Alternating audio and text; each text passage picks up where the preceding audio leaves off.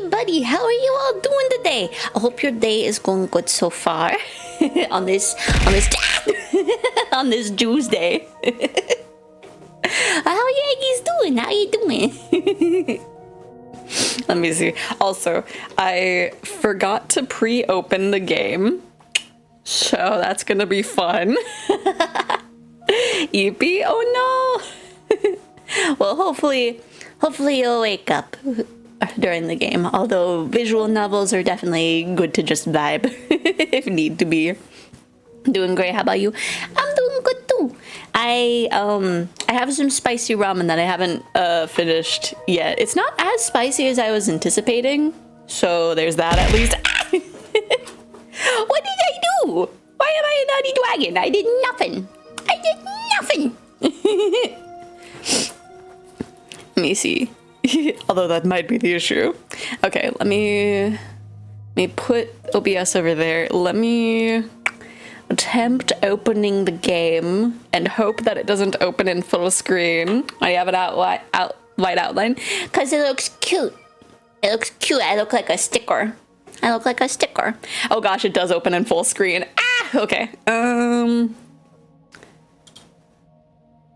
It's very quiet too. I don't know if I'm supposed to be hearing noises from it. Hopefully it sends me to the main menu. Cause right now I can't see you, Eggies. Oh gosh, it has a cool starting screen. There we go, options. Let me be in windowed mode so I can see you guys. Oh gosh. There we go, windowed. This game does not need to be this huge. Let me see. Can I just squanch it? Yes, I can just squanch it. Witness me. Well, now I can witness you. Let's see. We'll put it... That seems like a good aspect ratio. Let's see. Okay. So let's make sure. It does the thing where it mutes if I get out of the window. That's gonna be something to combat. Let's see. What would you like to be a window capture game? Cool. I feel like it's been a while since one of the games actually wanted to be a window capture, so that is good. Okay. Okay, so let us go on over. Yeah, we can go ahead and just transition over there. But yeah, look, I look like a cute sticker, especially in the corner. It looks so cute. At least I think I do. It has a cute little bit of pop. A little pop of stuff. Also, I need to unmute the desktop audio. That would also be a good thing to do. Hopefully it's at a good volume. Also, I messed with my mic settings a little bit. Just so that way, because there was like a little bit of a buzz in the background of just general noise, and so I was like, you know what? Maybe this will be the day that I actually like mess with some of the filters. So if my voice is cutting out a little bit early, let me know so I can fix that. But I think it should be good. I don't know. I can only see visually. I have no idea how it sounds. So that's why I can hear your neighbors. No. I would be concerned if you could hear my neighbors. They do like to party a little bit, but usually that's on the weekend. Okay. So let us read. Pekori. Oh, is there voice acting in here?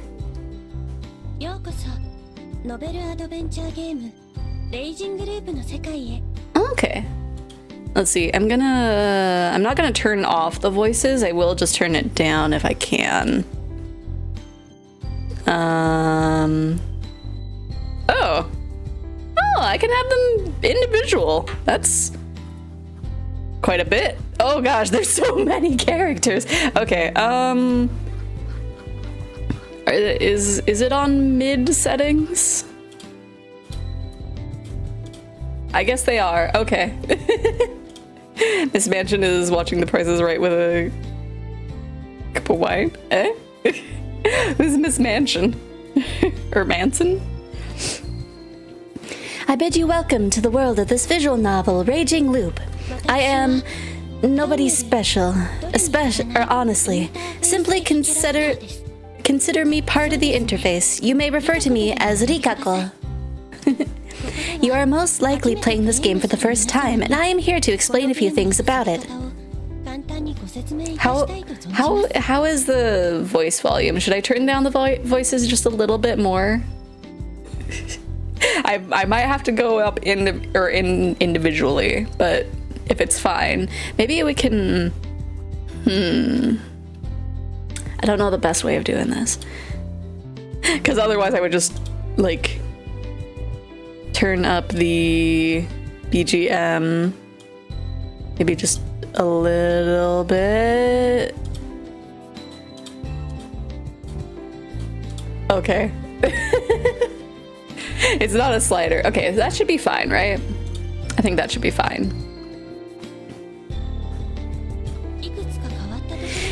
This work is quite strange, you see. It's recommended that the uninitiated take the time to read everything here. Those uploading their gameplay should at least read the 4 videos and sharing section. Ah. Where is that? That is very... That is very related to me. I did not read it. Is it a thing that I have to stop at a certain section? Where is this? Is she gonna just like, is she gonna tell me, or was it on the Steam page? I don't see it on the Steam page. Rikako, where is this information? If you read until the end, you'll find a sexy CG of me doesn't exist. We truly live in this society, a harsh society. How sad. Now, where should I begin? Wait, where is this information? Where is this information? I kind of need it. I don't want to break rules. Ma'am, where is this? Right? Where is the...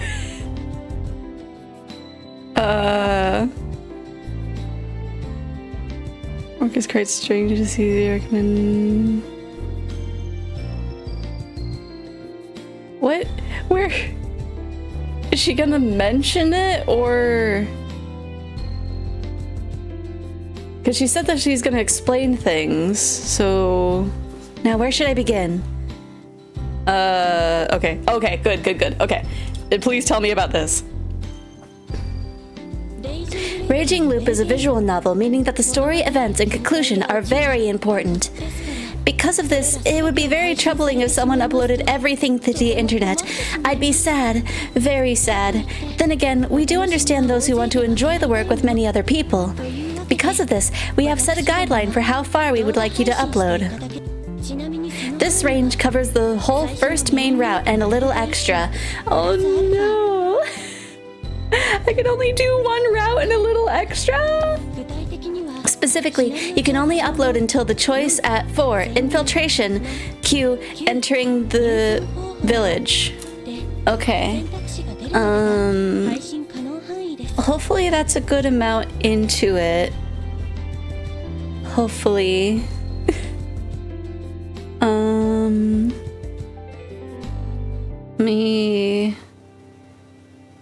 There we go. Man, I wish I knew that this was something that I could only play up to a point, but oh well. Well, hopefully this isn't, it's not like too soon. That's a lot, just so you know. I'm sure you'll have enough content for your uploads. Okay. Hopefully. I actually think it's a bit too much. Uploaders who read everything aloud might get a sore throat. Please don't overdo yourselves, alright? Oh, don't worry. I read the entirety of Higurashi and Umineko. You don't gotta worry about me. You don't gotta worry about me, Rikako. Also, if you intend to upload, please remember, or please use the reminder function. The reminder function? If you have it set it on, when you reach the time to stop making a video, a strange sheep hops into the screen and says, "End of the line." Oh, okay. We would be grateful if you stop recording when you see him and try theorizing and arguing instead. This function is currently set to off. Ooh, I need to turn it on. Turn it on. That way we don't forget. Very well, I've set it to on. If you wish to change it, please go to 0, introduction, and come here again. Okay. Let's look at the other stuff, I suppose.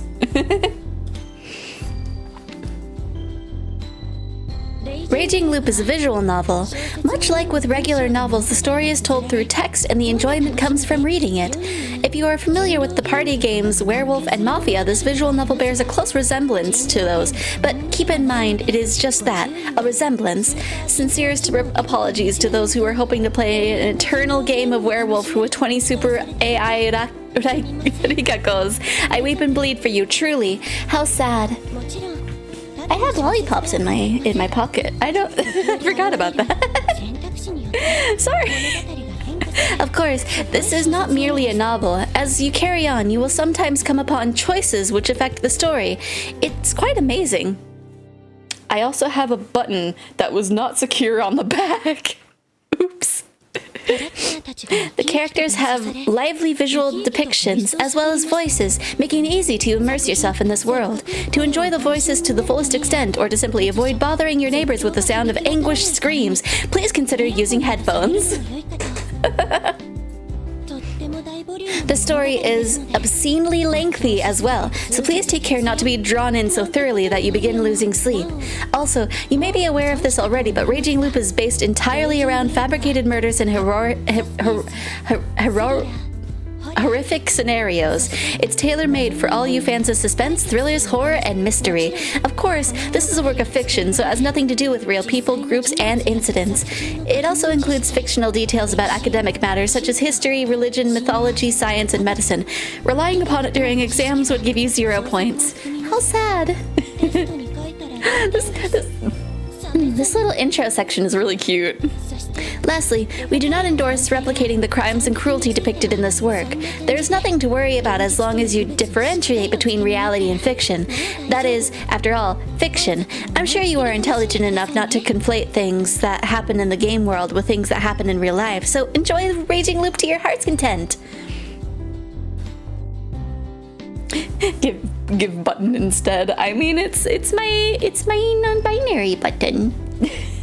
It's a smaller one though. I have a bigger one. I don't know where it is, but it's like big and drippy and holographic. It's really cool looking. But this one's just tiny. It's a secret one. It's the one that I used to wear at work, and people would still ma'am me. Special functions. Allow me to tell you about Raging Loop's special functions. Raging Loop's story branches out in ways so complicated it might be hard to follow. But there's no need to worry, for we have included a handy function called the scenario chart. You can access it at any time simply by opening the menu, giving you an overview of the scenario. And that's not all. Using the chart allows you to move to any chapter you've already been to, anytime, anywhere.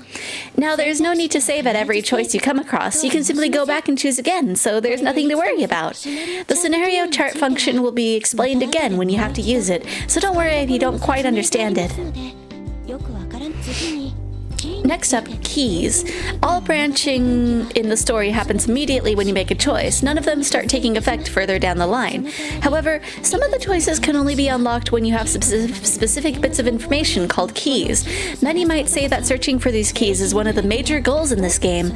Don't worry if you don't understand how to search for them. It will be explained when you have one. Additionally, keep in mind that all routes unlocked by acquisition of a key will be open even if you haven't saved after the fact. This also means that you can't load back to a state when you didn't have the key. This doesn't make any scene inaccessible, so it's not much of a problem, but it's something to keep in mind. For those commendable individuals who would like to play without any keys again, please refer to the data reset option. Use it wisely. Interesting. As a murder mystery, authorities will be grading the novel on the kills. Fair enough. Okay. Standard functions. In addition to the special functions, Raging Loop has the basic functions you'd expect any visual novel to have. You can hide at the text window, see the backlog, load, save, skip, read text, skip to the next choice, and so on. Saving and loading work as they normally do. There's an autosave function as well, but it only saves each time you enter a new chapter, so don't rely on it too much. Please save manually whenever it feels appropriate, whether you've read to a part that calls for it or you're about to use the scenario chart. I'm so hungry, but the food items won't be here till 2. Oh no! Hang in there, Mal. Maybe, do you have any snacks or something? Like a little munch? Next are the options. The options allow you to change the volume, text display speed, as well as a few other things. However, explaining it all would make you all very sleepy, so please either read the other instructions or listen to a certain someone's extra explanations. I'm counting on you, certain someone. That's the sheep that we have to keep an eye out for. Very interesting. Munch on some popcorn. Popcorn's, yeah, that works. Hopefully that'll hold you over until 2. Okay, I think, yeah, we've read everything. Yeah, that sure took a while. Thank you kindly for reading this far. Anyway, let's begin the story. Don't munch me, I'm not a snack. I'm not a snack for you to munch. Beyond the pockets of mist and hazes of blood, at the end of the ever-repeating despair and grief, please come and witness the truth of the werewolf village with your own 2 eyes. Pecori.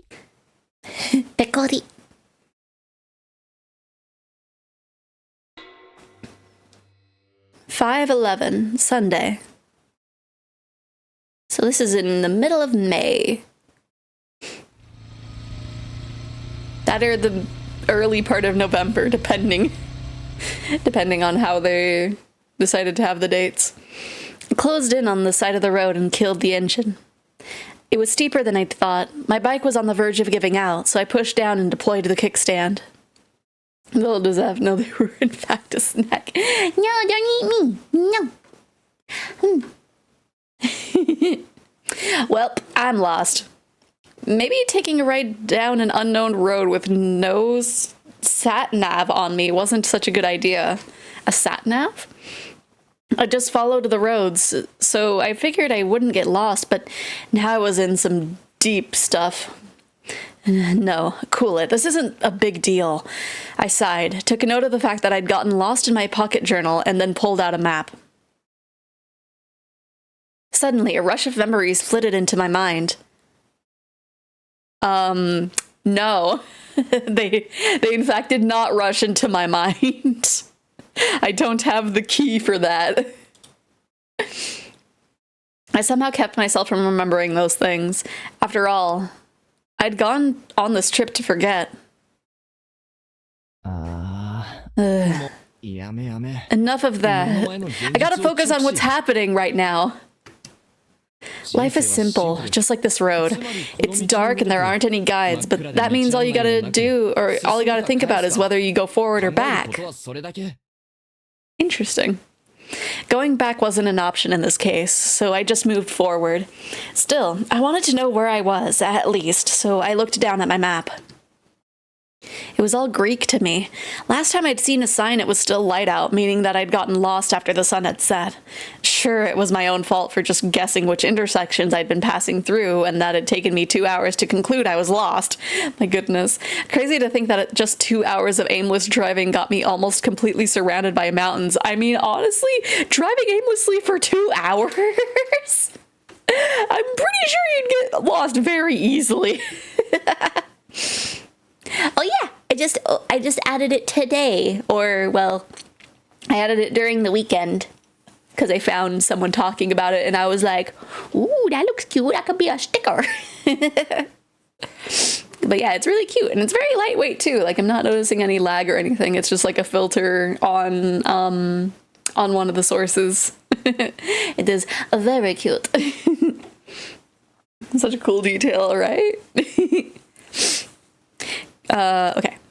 They extended as far as the eye could see. If you flipped the scenery upside down and shook it, it's unlikely even a shred of civilization would tumble out. Besides the asphalt below, my sweet ride, and the lamppost above, the first one in a while, mind you, there's nothing man-made here. The pocket map I had wasn't detailed enough for me to figure out where I was. I guess I'll just keep driving. I'd go as far as I could. Worst comes to worst, I could just camp at the side of the road. I do feel like I need to like turn down the voices just a little bit, but I'm not 100% sure. 2 hours later, I deeply regretted ever thinking that. Basically, camping wasn't an option. This mountain road had no side to camp on. A dump truck I'd passed barely even fit on it. I'd almost had my first close encounters with the wild forest animals. I'd already seen 2 boars and 3 deer in these 2 hours alone. One of the deer had run parallel to my bike while intently staring at me, and I had no idea what to think of that. I felt like it could smell my fear, and did it to just make it worse. How dare the thing do that to a human? We're the kings of this planet, damn it. I'd have to remember to eat some venison once I get back to civilization. What the heck, dude? Anyway, camping out here was a bad idea. I'd end up as either roadkill or animal food. And yet, I didn't back out. Why? Because I'm a pretty warped sort of guy, and I won't pretend otherwise. I'm a little edgy. I'm a little bit of an edgy man. That was actually the reason why my once comfortable relationship had gone awry, and why I'd gone on this stupid trip. Still, despite acknowledging that, I'd choose to keep moving forward. It wasn't like I'd find a place to stay if I went back. I was actually starting to think that this experience might make a good conversation piece sometime down the road. It was really getting late at this point. Where would these roads take me anyway? It'd probably be disappointing. Soon enough, the road became flat. I was out of the mountain pass. The forest remained abundant, though, so I still didn't see much. Even so, the streetlights and signs were enough to make me feel like I was again nearing civilization. Was streetlights the right expression for lights in a forest? I'd have to look that up. As the road grew less rugged, I realized just how exhausted I was. All this bike handling had left my hands really sore, too. I really had to rest. Suddenly, I saw something unexpected. Powerful, colorful, artificial lights. A convenience store? Fresh market. They have tobacco. Yeah, that's exactly what it was. It was next to an intersection between the road I was on and another, even thinner road that could possibly support any single car. Actually, wait, is tobacco... Since it's in hiragana, is it a word that we took from Japan? Interesting. I don't know what the kanji on the left is, but that does say tobacco. So, I forgot if I read this already. It was next to an intersection between the road I was on and another, even thinner road that can possibly support only a single car. The sea of trees ended, giving room to the majestic child of our communalistic society. Yeah, that was an exaggeration. Apparently, even a damn store was a big deal for someone who just stepped out of the wild. It was called Fresh Market. I'd seen several of them a few times during the day. It was probably a local franchise. The building didn't look at all that old. At least, the parking lot looked a lot smoother compared to the roads. This was a pretty weird place to build something like that, though. Was I close to a settlement? Or did they actually make a profit off of lost travelers? They probably do. I mean, there's like so many... There's so many convenience stores that are on like the side of freeways that are just like in the middle of nowhere. So, you know, those people are just betting on travelers being like, yeah, I need a little snack or something to drink or just somewhere to use the bathroom, you know. I just asked that or something. A local shopkeeper was bound to know what was around these parts, not to mention I was thirsty. I was welcomed by a weird chime sound. That almost sounds like the Family Mart tune. It looked like a normal convenience store. There were goods on the shelves, a counter on the left, and Whoa. The worker at the counter was so mean looking it was scary. She was so imposing that I wouldn't have doubted if someone told me she was in charge of some ladies' army corps. Hey. Was that supposed to be a greeting?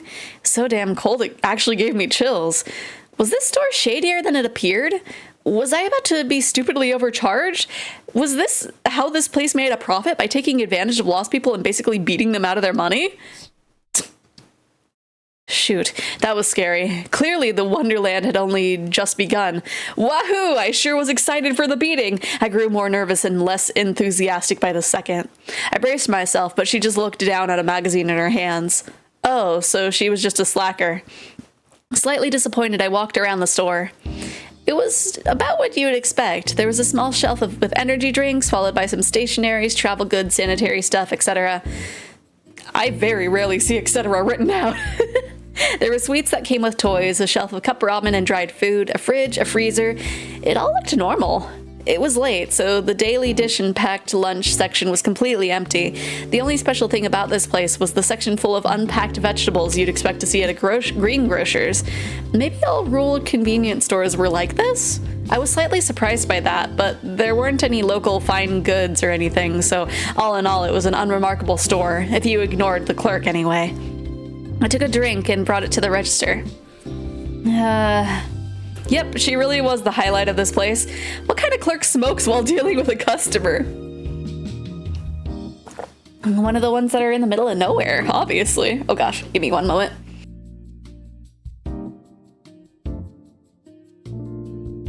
There's a little bit of spice in my throat. My apologies. You're actually buying? Yes, I was actually buying. She was the clerk and I'd be her god, the customer. 126 yen. Whoops. I thought space one maybe. Okay. Ah! I keep pressing the wrong buttons. She didn't even scan it. This exchange was at the mercy of the clerk. God is dead. Maybe I had to get mad at her? Can I ask something? Huh? I'm kind of lost right now. I quickly turned meek. Where can I find the nearest town? There. Don't you have a map or something? We don't.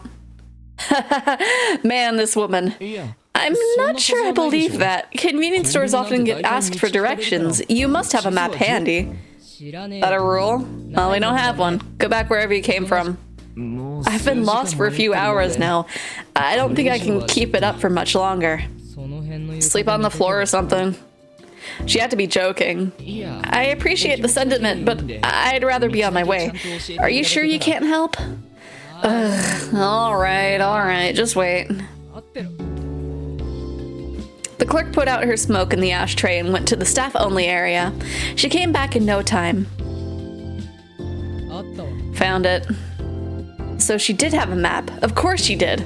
Even more ill-tempered than usual, the clerk started giving an explanation. This here's the store. Go to the north of the south of the go north of the crossroads. You'll find an overpass soon enough. Cross it. When you come to a fork next to the giant boulder, turn right and head straight. Huh? On this road? What of it? There's nothing there. There's a settlement. It's just not on the map. Do you know of any other places? There's Fujiyoshi, but it's 2 hours through a mountain pass. This one's about 30 minutes away.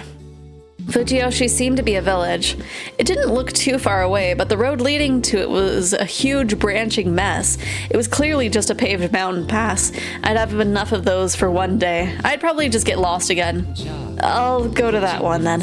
Thank you. Money? Excuse me? You didn't pay for the tea. Here's 500 yen. Ding, rustle, jingle. Why did you put the change in the collection box without asking me? Having too many coins is a pain, ain't it? That was a hell of a line. I casually thanked her, grabbed the plastic bottle of tea — she didn't give me a bag, by the way — and left the store. I drank the tea in the parking lot and looked up at the moon, obscured by clouds, but still bright enough to outshine the light in the convenience store. Welcome back, Rocket.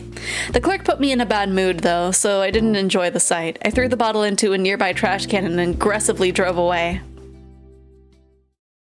Following the directions, I crossed the overpass and arrived at the first fork in the road. Is anyone dead yet? Nope, we just got a sassy store clerk. The byway she told me about was really narrow. I probably wouldn't have noticed it if it were not for the tall boulder standing there like a roadside shrine for some traveler deity. Turning carefully, I got on the road. A minute later, I found myself in an even worse wilderness than before. A veil of dead leaves covered the ground, tall grass sided the path, and the sky above was blocked by overgrown shrubs, making it feel like I was passing a wooden tunnel.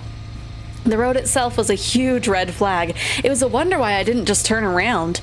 The exchange from before might have pissed me off more than I thought. It's like I gotta go there to prove a point. Still, I really didn't expect the road to just end. Oh, it happened about 15 minutes in. The view ahead suddenly turned strangely dark, and a split second later, the bike tipped forward. Oh, are we dying now? I reflexively hit the brakes, but it was too late. I started going down a cliff. Is this our heartbeat? My bike tilted downwards, and its suspension was put to the greatest test yet as we basically tumbled down to the bottom. The headlights suddenly shone on some dirt and grass. I knew then that I'd be flung out of my seat. Stifling a scream, I tried to work some steering and brake magic to slow down without collapsing, but that was too big a task for a simple road bike. At the bottom of the cliff, it jumped higher than ever before. The suspension couldn't handle the impact, and I was launched into the air. A moment later, I heard a crash and felt an impact, after which came an unpleasant pain. Damn it. An accident where I was flung out like that was the first for me. The launch was really something, too. I did a 360 in the air and fell on my back. My breathing stopped for a moment, and the pain was so bad I thought all my bones shattered. A 360 in the air? So, how did you land on your back? Just, My face and limbs seemed pretty fine, at least, though I wasn't sure if that counted as a silver lining. There was grass under my hands. I felt it even through my gloves. That and the smell of green made it pretty clear what I landed on. I pushed down and my hands sunk. This grass growth was pretty hefty. It was probably the reason why I came out relatively okay. Sure, my joints creaked when I stood up, but aside from that, I was fine. It was really dark, so I couldn't really confirm it, but I was pretty sure I wasn't even bleeding. Fun fact, that's how I shattered a bike helmet, oh gosh. At least you're okay, Rocket. That's what helmets are for. My bike, however, wasn't nearly as lucky. Oh boy. It was lying on its side a short distance ahead. The engine was still on, the back wheel kept on turning, making an unpleasant frictive noise. Yep, it was busted. I walked up, killed the engine, and took out the key. With the headlights off, I was surrounded by absolute darkness, so I just stood and waited until my eyes adjusted. I still couldn't see very clearly, but it looked like this actually wasn't a cliff. I was still on a road. It just wasn't paved beyond this point. Obviously, a road bike stood no chance against an unpaved road. That woman actually tried to kill me. Zigzagging through the trees, I followed the narrow footpath deeper into the forest. I tried getting my bike up and running again, but instantly gave up. It was partially stuck in mud, so there was a risk of it slipping and getting me into another accident. Maybe I had to turn around? The moment I considered that, I thought I saw a faint light up ahead. If that woman wasn't lying, this road led to a settlement. Was I close? I reached into my jacket's pocket, took out my phone, and opened it up. Thank God I was young, but it's hard to tell what mental quirks are from genetics or what's brain damage. Oh no. As you'd expect, I was out of range. I ran the light app and shone a light to see better. Though weak, it was better than nothing. At the very least, it helped me watch where I was going. I had no idea how long I'd been walking for, but sure enough, I could see a light beyond the shrubs. It was weaker than expected. A flashlight, perhaps?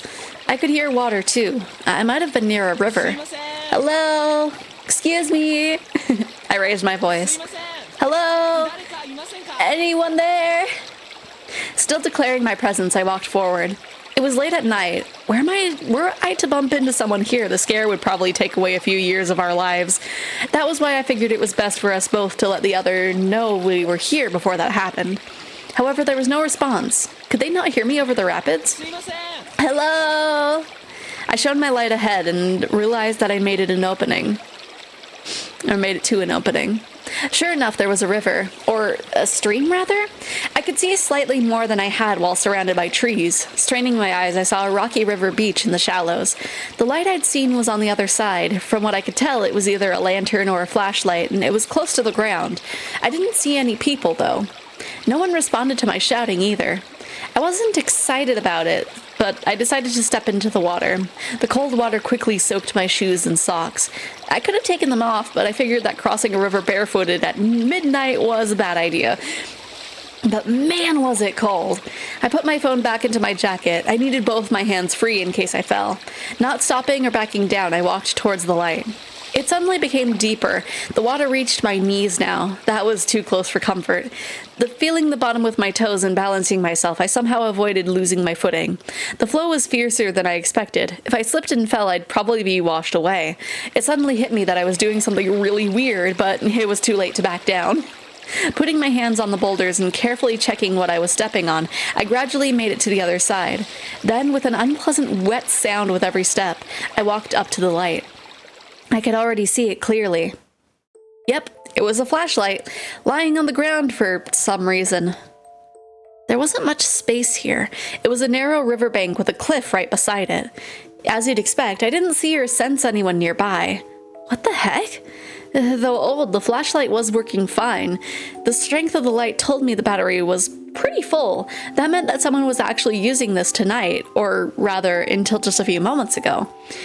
That was the most logical conclusion. It obviously wasn't left here yesterday afternoon or evening, and yet the user was nowhere in sight, and I was near a river. Did something bad happen? Did the flashlight's owner step into the stream and get swept away? That was the most likely and worst possible scenario. However, the flashlight was left there practically buried in the pebbles. It didn't seem like someone placed it there to light things up. It was the dead of night. There's no way you wouldn't notice dropping your flashlight when it was so dark. Right. The fact that a light source was left in a place like this was strange by itself. I regret rewatching Violet Evergarden. Oh no! You gonna be okay, Rocket? With that considered, what was going on here?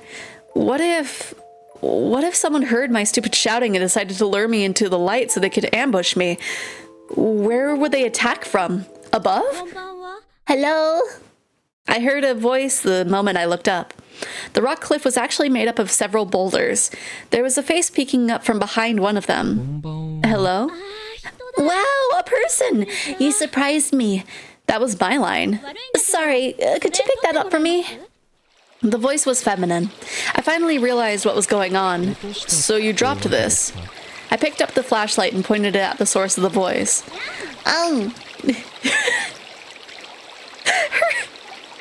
The text said, but she just went, yeah! High-pitched voice, slender hands shielding the light. Sure enough, it was a young woman. It's so bright. Sorry. This is me, by the way. That's creepy. Don't shine it up from below like that. I'm actually a bit lost. I think a bit is something of an understatement then. Yeah, I thought as much. Is this a settlement? That's a difficult question. Can you help me out at least? Help? I just need a place to hide from the rain and wild animals, that's all. Standing on a boulder, the young woman made a pensive face. Want to come to my place? And that was the conclusion she'd arrived at. Her face told me that she was 100% serious. Place. My place. By that, she surely meant a house, a settlement. Can I? I know I asked for help and all that, but I'm actually desperate enough to not hold myself back. What are you saying? We just meet this woman and it's just like, are you sure you want me to go to your house? I think I'll do something we'll both regret. It's just like, what? What the dude? What the heck?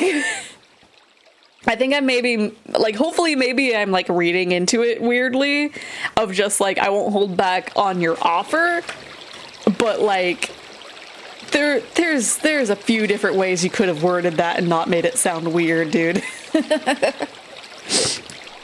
Huh? As a man? Yes. I mean, no. As a living being. I spent the last few hours aimlessly driving around only to fall off my bike. I'm dead tired and at my wit's end here. Oh dear. Then what kind of living living being would I be if I just abandoned you? Okay. So in the offer, not in the other way. Even she was like, in that way? Wow, somebody didn't start the what?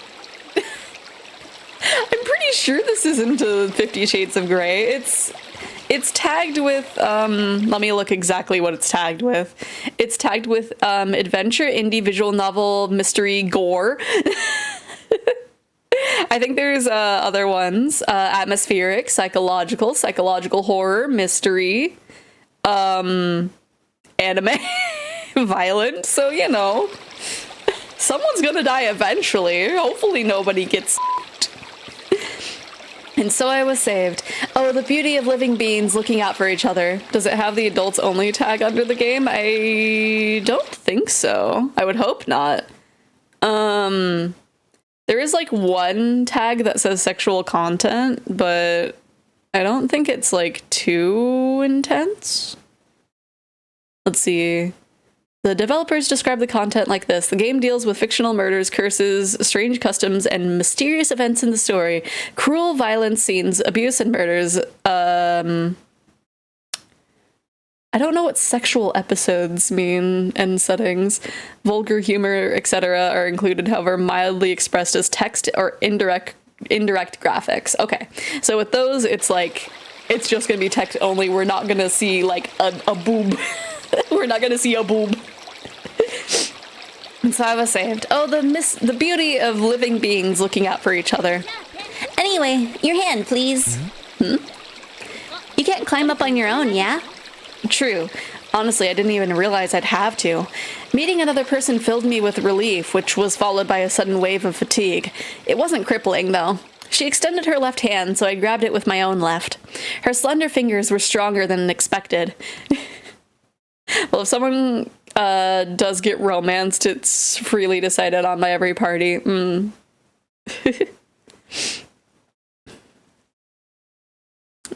Wait, what does that mean? The girl's name was Hinamizawa. I asked if she was related to the Shinsengumi guy, but she said that her family just adopted the name at some point in the Meiji period. She was a 21-year-old who went to a college far away from here. This was her hometown, and she was spending her post-exams vacation here. We chatted about stuff like that once she'd led me out of the rocky ravine. There was actually a proper path, so the rock climbing was pretty pointless, but I was too focused on my footing to comment. She told me about herself as soon as we reached solid ground. I love an anime when the Japanese speak in English, right? And what about you? I'm Haruaki Fusaishi.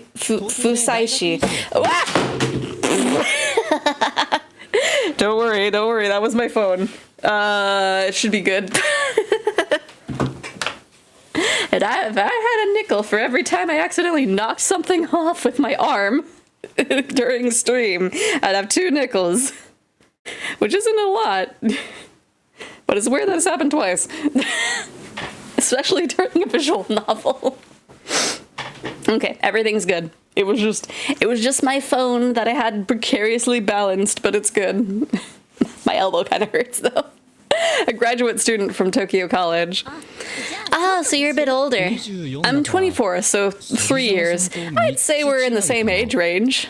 Yeah, so don't you dare be formal with me.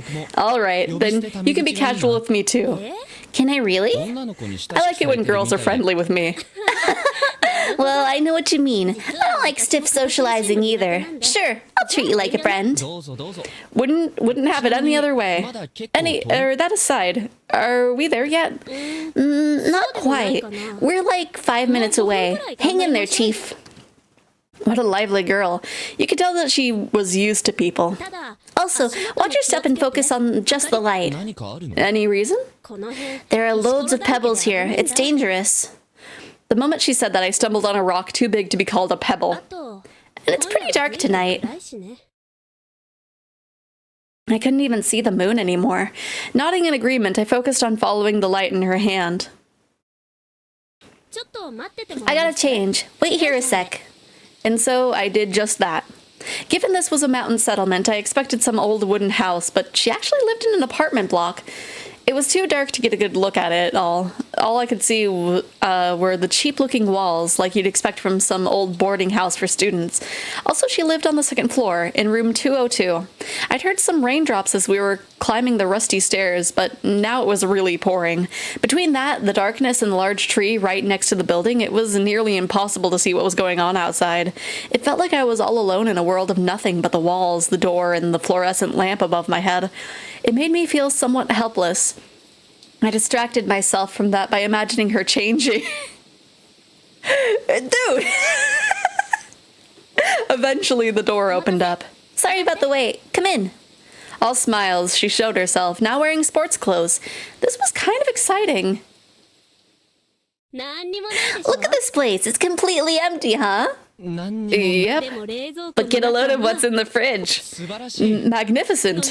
Let's drink. Hell yeah. Oh gosh. There's only 2 brands. I guess each character gets both.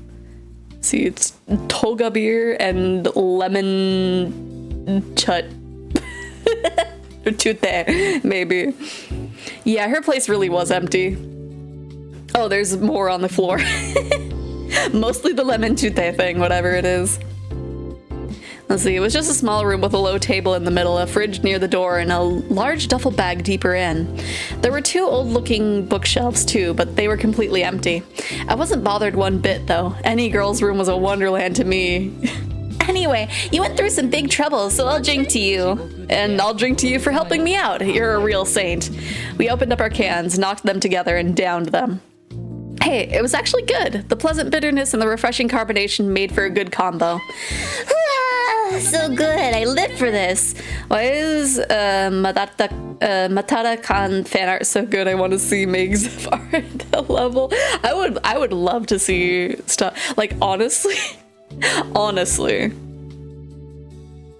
I think it would be really interesting to see me in the art style of Matada-kan's model mama, but I don't know how often they don't draw booba.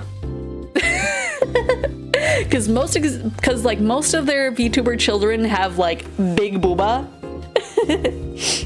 So unless I like, I don't know,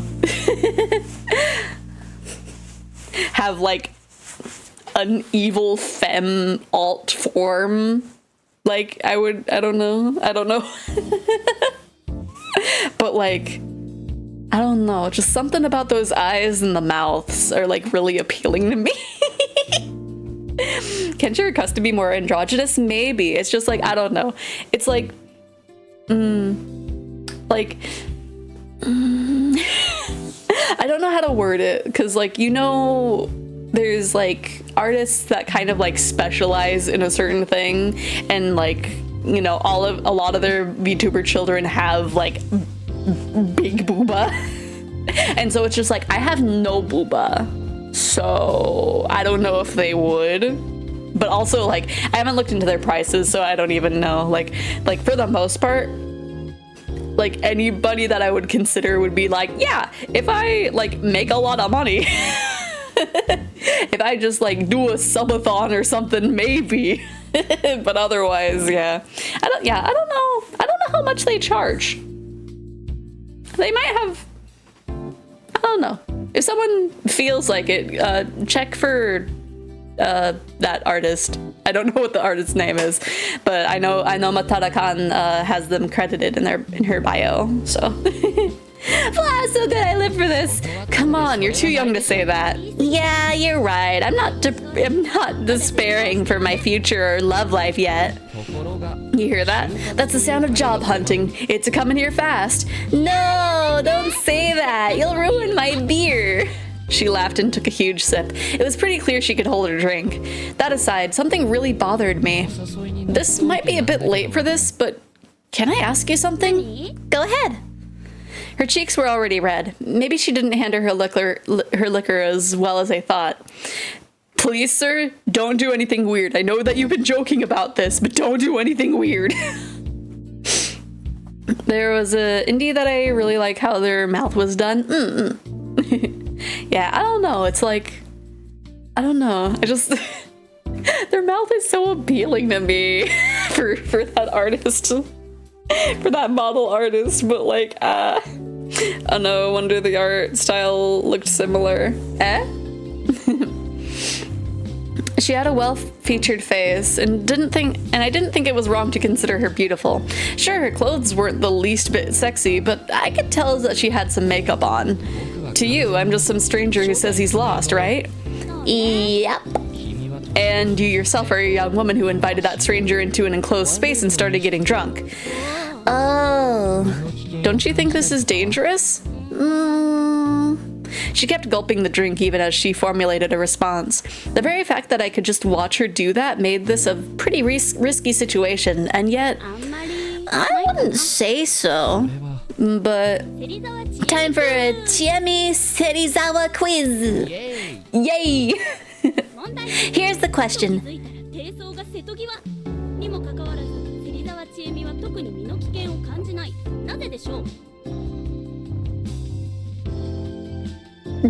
Sorry. I was just like, wow, we're really just going into this, aren't we? Here's the question. My virginity is threatened, yet I don't feel like I'm in danger. Why? What a fun girl. This only made me like her more, increasing the danger even further. Guys! Guys! From the looks of it, Matada's concept artist also made yeah. When I heard that during her debut, I was like, oh, that would be really fun. Because I think she also said that she was the first VTuber design that artist got to do, which is really fun. Am I allowed to ask questions? Sure. Can I just assume that it's not because I look like a good guy? Well, I don't think you look like a bad guy, but no, I doubt you're good either. You look experienced with women, for one. That unintentional compliment showed that she actually did see me as a potential danger. There are two types of answers to this. Either you expect nothing bad to happen, or wouldn't be bothered if it did, or you actually want something to happen. I can think of several situations for the former. For example, you're actually on the edge and don't care about what happens. Oh, no. Or maybe you're just confident you can defend yourself. Maybe you know martial arts and can easily kick my butt. Whoa, so logical. Let me guess, you're a scientist. Well, I guess you could say that. Now for the latter. If you intend for something to happen, then I'm a thirsty perv or something. Wow, talk about not mincing words. I blame the booze. So, what else is there? Indeed. What other reason could a woman have to bring a stranger to her home? It would surely be something non-standard, like, you want to use me somehow. For example, setting me up as an alibi. I could be useful to you by attesting that you were here. Whoa, that's so shrewd. Or maybe you're a serial killer who brought me here just to get me drunk and kill me. Whoa, so I'm some evil mountain witch now. Sounds great. I'll kill you real good. Spoosh, spoosh. What kind of sound effect was that? By the way, you forgot another case. I did? Yep. I could just be a really good person who simply wants to help you. Was it time for me to be ashamed of my filthy mind? But wait, is that really important enough to risk being assaulted? Oh, so you're thinking of assaulting me? I'm just saying in general, you know, the cliche scenario. She stopped talking and turned red. It was so cute I thought she was actually doing it on purpose. Man, was she drunk. And we were just on our second cans. Then how about this? If I don't let you stay here, something even worse will happen and I'd feel real bad. Care to elaborate? There's some scary wild animals around here. You might have gotten torn up and eaten. That have left a bad taste in my mouth, so I figured I'd just let you stay instead. I see. So you're balancing risk and goodwill. I didn't expect that. Not seeing a commission page, but if you want an evil model, I have some good new, that particular art style is one that I'm emulating with my model. Yeah, that is really interesting that there's not a commission page for them, because they've done like at least 3 models at this point, right? Now I'm now I'm just like, I will need to see. Matara-kan. That's the easiest way of finding. Oh yeah, they have a skeb at the very least, which I think I do have bookmarked. Oh, their skebs aren't even open. It's like I just want to know like the general price range, but they might not. They might not actually be open right now. Which is always sad when they're not like quite open, and so I just kind of have to like, or when they're not open and they don't have like general prices open. What I said didn't make sense, did it? I see. So you're balancing risk and goodwill. Didn't expect that. Really now? You've got any idea how much of a bad guy you seem now? Oh, I did find a price list. Oh gosh, I gotta translate the page, but I don't know if it'll actually show up right. Really now? You got any idea how much of a bad guy you seem now? Huh? I do? I mean, you assumed I was a thirsty perv, a serial killer, or needed an alibi before considering I was just a nice person. Sorry, I'm like... I got really distracted now. It's like, how much is this?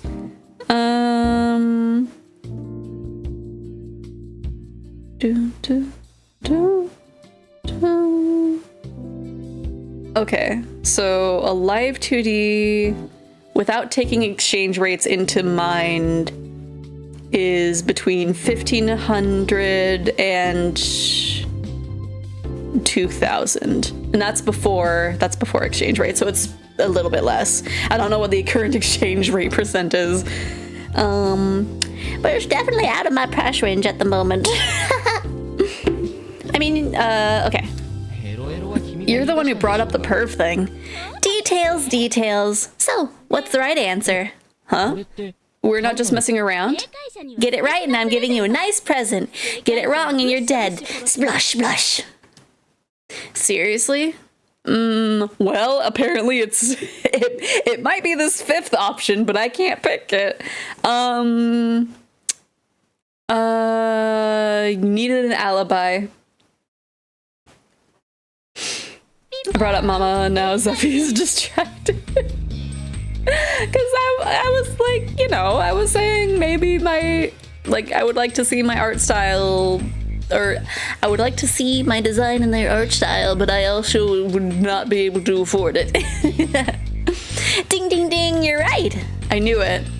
Seriously, what did you think I was doing there so late? Weren't you suspicious?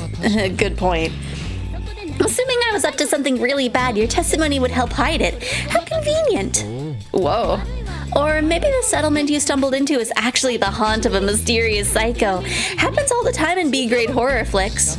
And by saying you'd kill me if I got the answer wrong, you just spoiled the whole plot. It was you all along. Oh no, I'm such an airhead. How embarrassing. Now I gotta kill you to make sure no one finds out. Winners get death too? Huh? Want me as a prize instead? Nope. Oh no. Anyway, this girl was actually pretty sharp. She really had a way with words and knew how to capitalize on it. It almost felt like she was implying that I couldn't let my guard down just because I was a guy. I admitted she was pretty damn attractive, but I felt like I'd have even more fun just talking about lewd stuff than acting on it. Interesting. What is that? Oh, okay. Okay, so it is month day. Okay.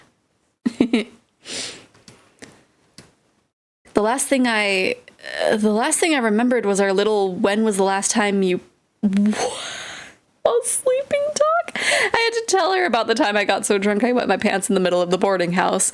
She'd laughed so hard she started frothing at the mouth and passed out. What the heck? That doesn't seem good. I woke up with a splitting headache. Are we gonna wake up and she's gonna be dead? Right? What the heck is this interaction? I don't know. Oh man, morning already? Light poured in through the frosted window. I pulled out my phone and checked the time, 7 in the morning. I'd gone to sleep somewhere between 2 and 3, which probably wasn't quite enough sleep. At least I didn't wake up to some horror movie scene. The building wasn't in ruins and the girl wasn't actually a skeleton. Okay, so she's fine. Though in a way, this might have been worse. She was spread out on the floor on the other side of the mini table. Her breathing was mixed with some weird gurgling sounds. I hesitantly looked at her. The saint that saved me from the hell that I was in last night had puked in the middle of her sleep. Ew! What was I supposed to do here? As a guest, I couldn't really be too harsh on her.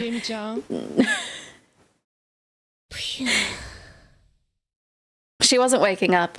Well, I'd just do what little I could. It'd be funny if you woke up with some third dude who was taped to a wall.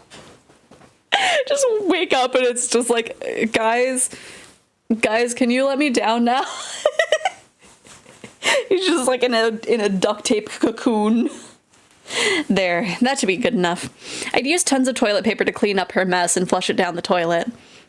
It left a stain on the floor, but it was dirty to begin with, so whatever. I'd even wet a towel and cleaned her face. Even then, she showed no signs of waking up.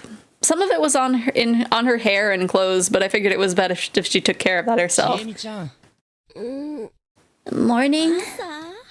The first hint of consciousness so far today. I'll be leaving for a bit. Without waiting for a response, I walked to the entrance. She'd have to take a shower and change and all that, so I'd kill time outside. It might be alcohol poisoning. Maybe. I don't know. I don't partake in that kind of stuff, so I don't know, like, what to assume. I stepped into my still damp shoes with my bare feet. My socks were in the washing machine with the towel she gave me to wipe my legs, and reached for the doorknob. Ew, you're going in without socks in your shoes? Ew, ew, ew, ew. And he said it's still wet. Ew! He's just imagining it as making my... Yeah. I opened the door and was greeted by a gust of wind. How is that you? Because they're soggy shoes and you're going in there barefoot, and so you just have like the moist shoe against your toes. Ew. The raindrops gathered on the leaves of the tree next to the building flew right into my face, making me grimace. The rain from last night was already over. The sky was pretty clear, but despite that, I noticed the visibility of my surroundings was poor. The building was surrounded by leaves. That's his only pair of shoes. Well, still... The old structure was basically buried in a forest of trees that was as tall as itself. There were branches poking into the exposed hallway. It almost felt like they'd reached out and grabbed me if I wasn't careful. I kind of felt like I was in an overgrown ruin. I turned around and saw the room and Chiemi just as I left them. Yep, it was all real. I closed the door. There were other rooms in this building, which made me wonder if they were occupied. Heck, I wondered the same thing about the area in general. I pushed the branches aside to see if there were any other buildings nearby. Suddenly, something entered my vision. Oh, it didn't feel right. Something that shouldn't have been there. The leaves I moved revealed a woman clad in curious clothes. The moment I recognized her as such, she opened her closed eyes. Did our eyes meet? Are we now destined lovers? Another strong wind. I shielded my face from the spray of raindrops. When I looked outside again, the woman was nowhere in sight. Was that an illusion? If not, then what? What kind of place was this? It could have been a real Hicksville, a marginal village, a bunch of actual ruins, or an illegal settlement. I had some theories, but I set them aside for now. It seemed like a place worth exploring regardless. I went down the stairs and found no sign of the woman, or anyone else for that matter. A short distance away from the building, I turned around and sure enough, it was pretty much covered in trees. I went to the place where I saw the woman. There were footprints in the grass here. Maybe I'd find her if I followed them? I grew up in areas with hazards in the grass. What would you rather happen if you step on a go-ahead? And patch and wear wet shoes? I guess it's just like just the texture of like a soggy shoe. But I don't know. They led me to an open area. It was unused, but it looked like someone was trying to do something with it. Was it supposed to be a construction site? Even if it was clearly abandoned. There were large rocks and lots of sediment near the prefab. From what I could tell, there had been a giant landslide which forced them to stop construction. The fact that plant growth was still minimal meant that it happened fairly recently. The footprints seemed to be going down the hill next to the site. Following them, I finally saw something that could be called civilization. There was a set of paddy fields with houses nearby, so this actually was a settlement. What a relief. I decided to keep following the footprints and approach the settlement. I came across another unpaved path that was clearly used by people in cars. It was lined with weeds and bushes reaching up to my waist. It was home to caterpillars and grasshoppers, among other things. Spiders were no exception. There was no shortage of insects there, so it was a good place for a nest. I wasn't particularly scared of spiders, but I didn't like them either. At least they were just harmless orb weavers. Regardless, I avoided those bushes, just in case, and followed the path like the good city boy I was. So, wait, you're saying... It was like, I'm glad spiders aren't like, you know... I don't like spiders, but I'm not scared of them because they're harmless, and it's just like, do you not know about black widows? I'm pretty sure there are other, like, poisonous spiders, but do you not know about black widows, son?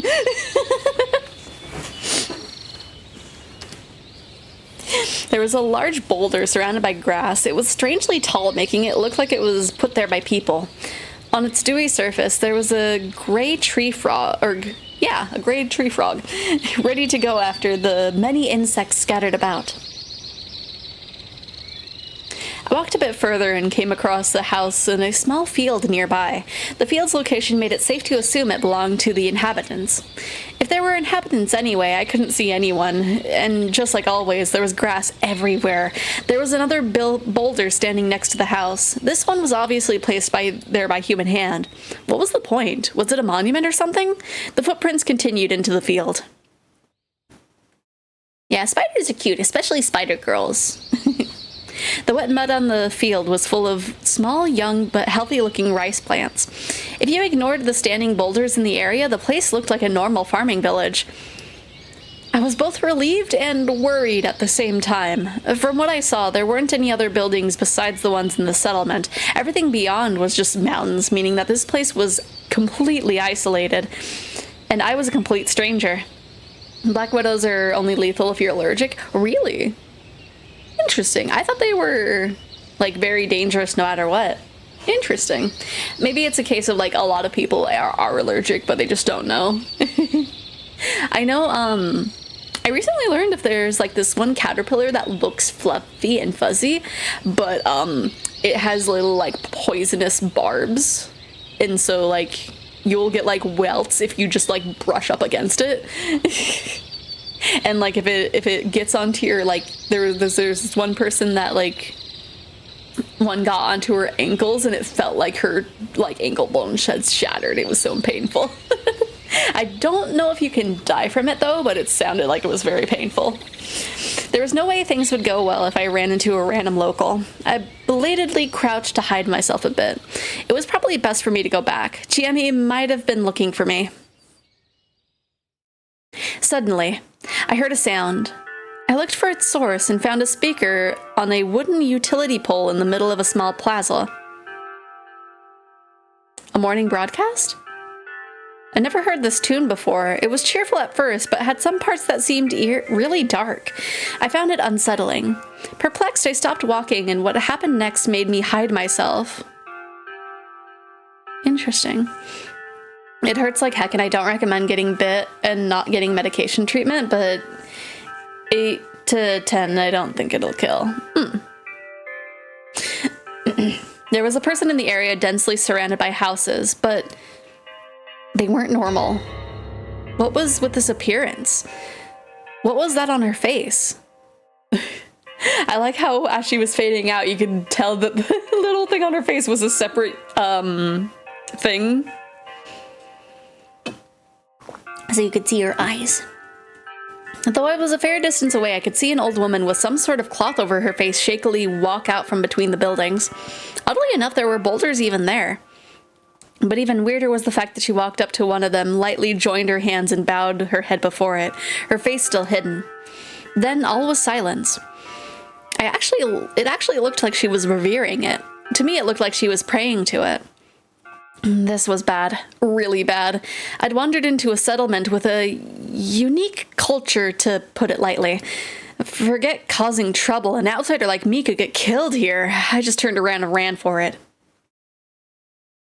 I dashed up the hill, past the house, through the construction site, until I arrived back at the apartment building.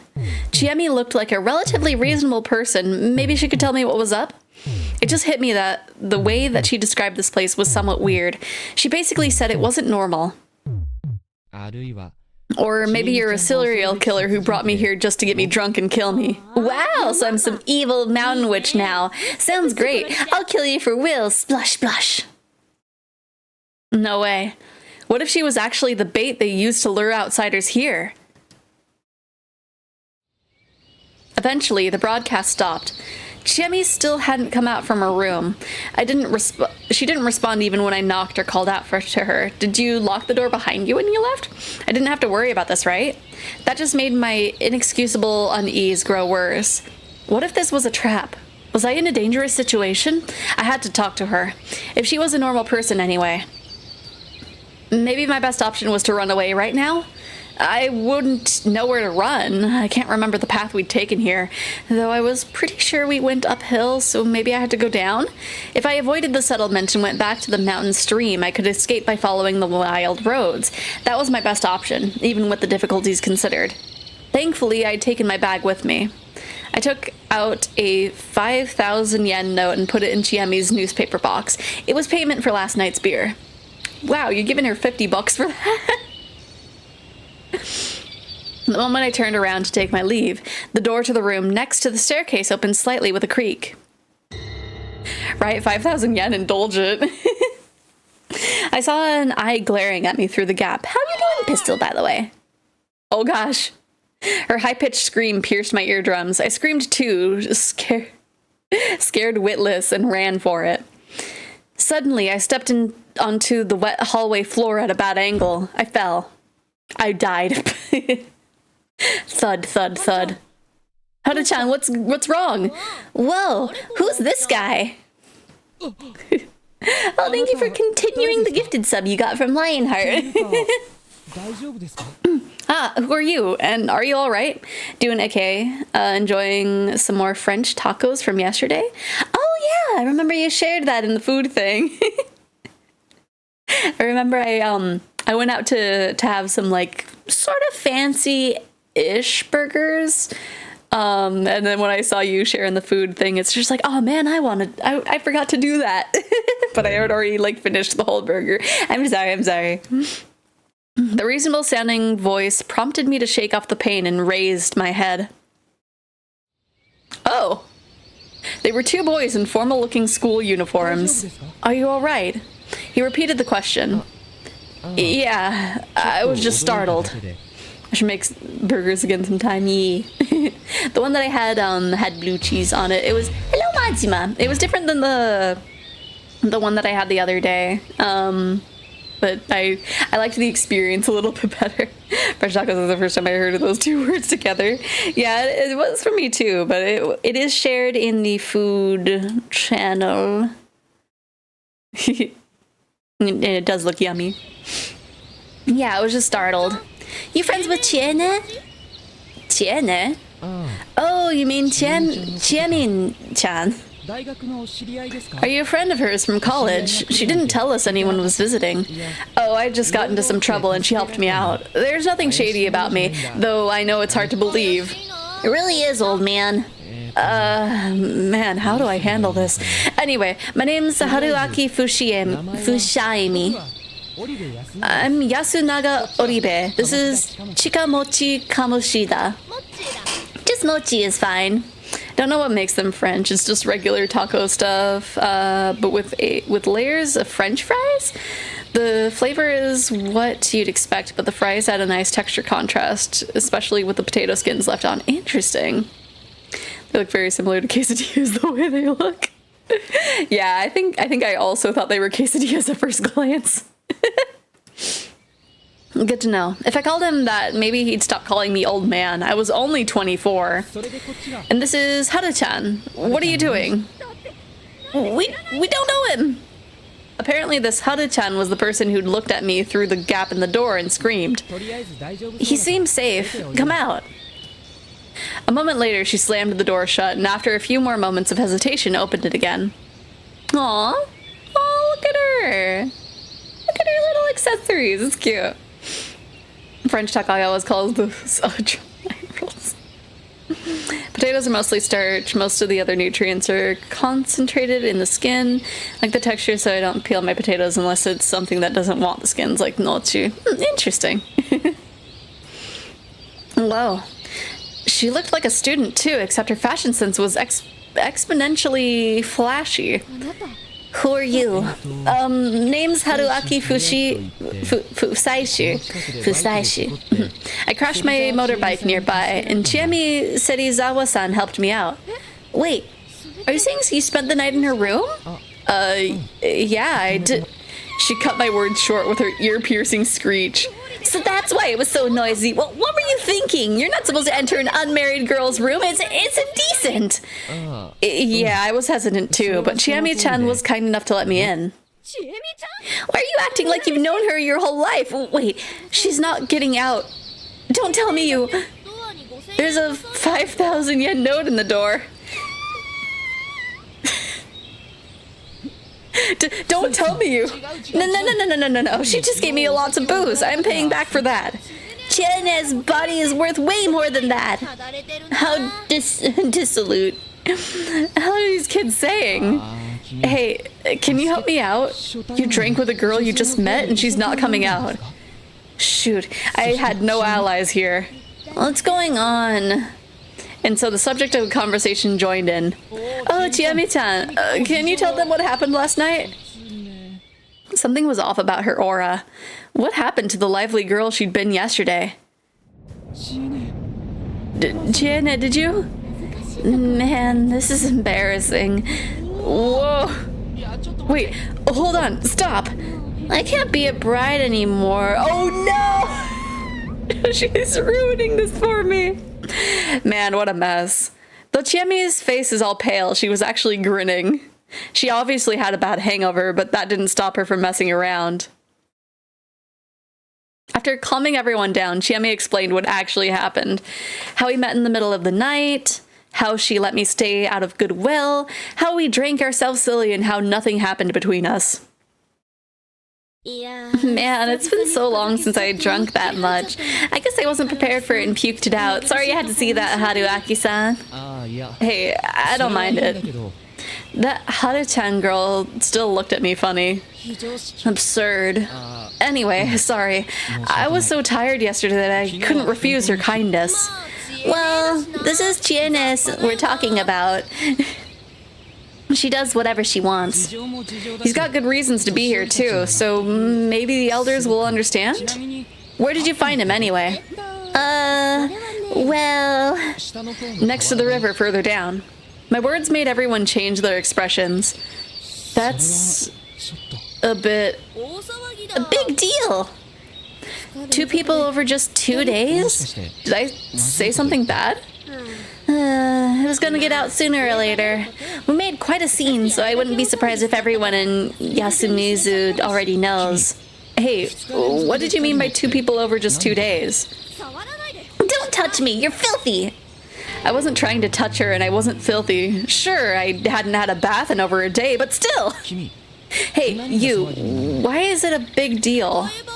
Taiba gonna go eee! Well, that sure sounded bad.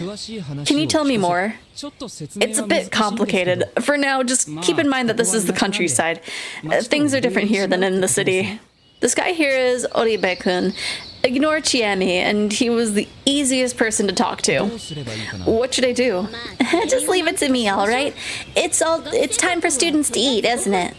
Huh? But I want to see where this bus goes. No, you don't. Just go already. We'll catch up. Well, I guess it's best to go separately. There's probably going to be some disagreements. Yeah, I knew you'd understand, Yasukun. Take care of them for me, alright? Sure. Stop treating me like a child. Yeah, I swear I'll poop on you. What? Let's just get going, you two. And so the students walked off towards the stairs. It was kind of easy to tell what sort of relationship they had.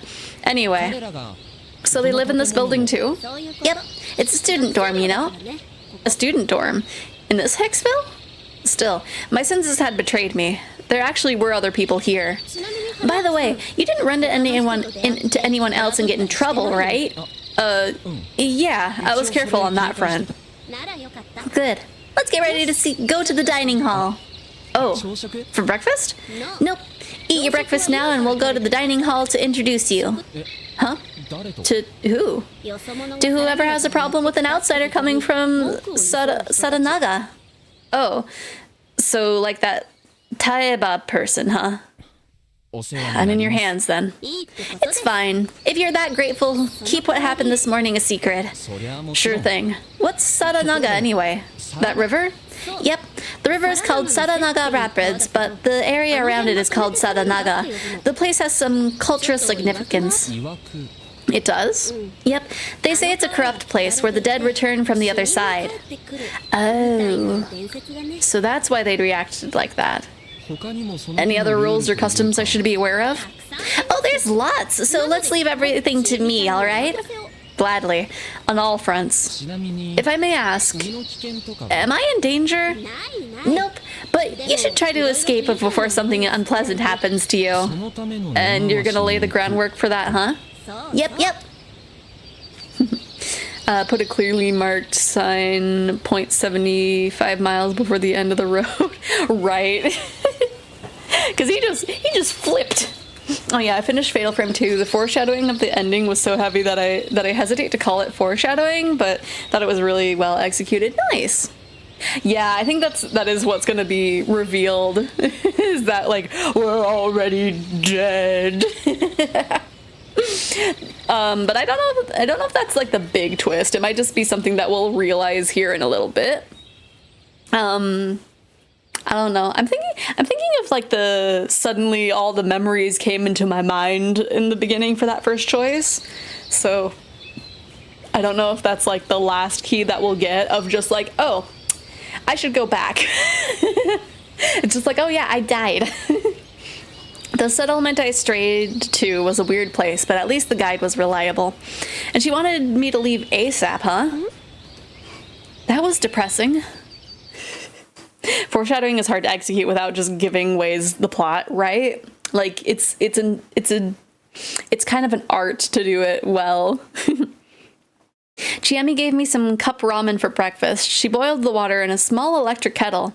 The girl herself was too hungover to eat anything. I did take the opportunity to pay her back for last night's drinks in person, though. Then we made our way to the dining hall. What are these boulders? They're like charms, I guess. I've never seen anything like them anywhere else. Oh yeah, I guess they're kind of unique to this area. She led me along a narrower path where I'd followed earlier. It didn't seem like any cars used this one. It was very farmy, I guess. This area was also littered with those boulders. Some were cracked, broken, or half buried in the fields. They were clearly religious symbols, but it didn't look like they were that important these days. Or were they? I think Overlord Volumes 12, 13 did a good job with the foreshadowing. It's one of those cases where a reread is really revolutionary. Makes sense. In my opinion, the best foreshadowing was the first Boss Baby.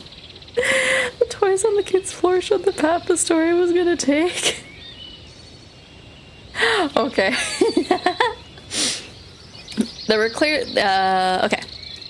Now that I knew I was safe, I once again became curious about this place. Not revolutionary,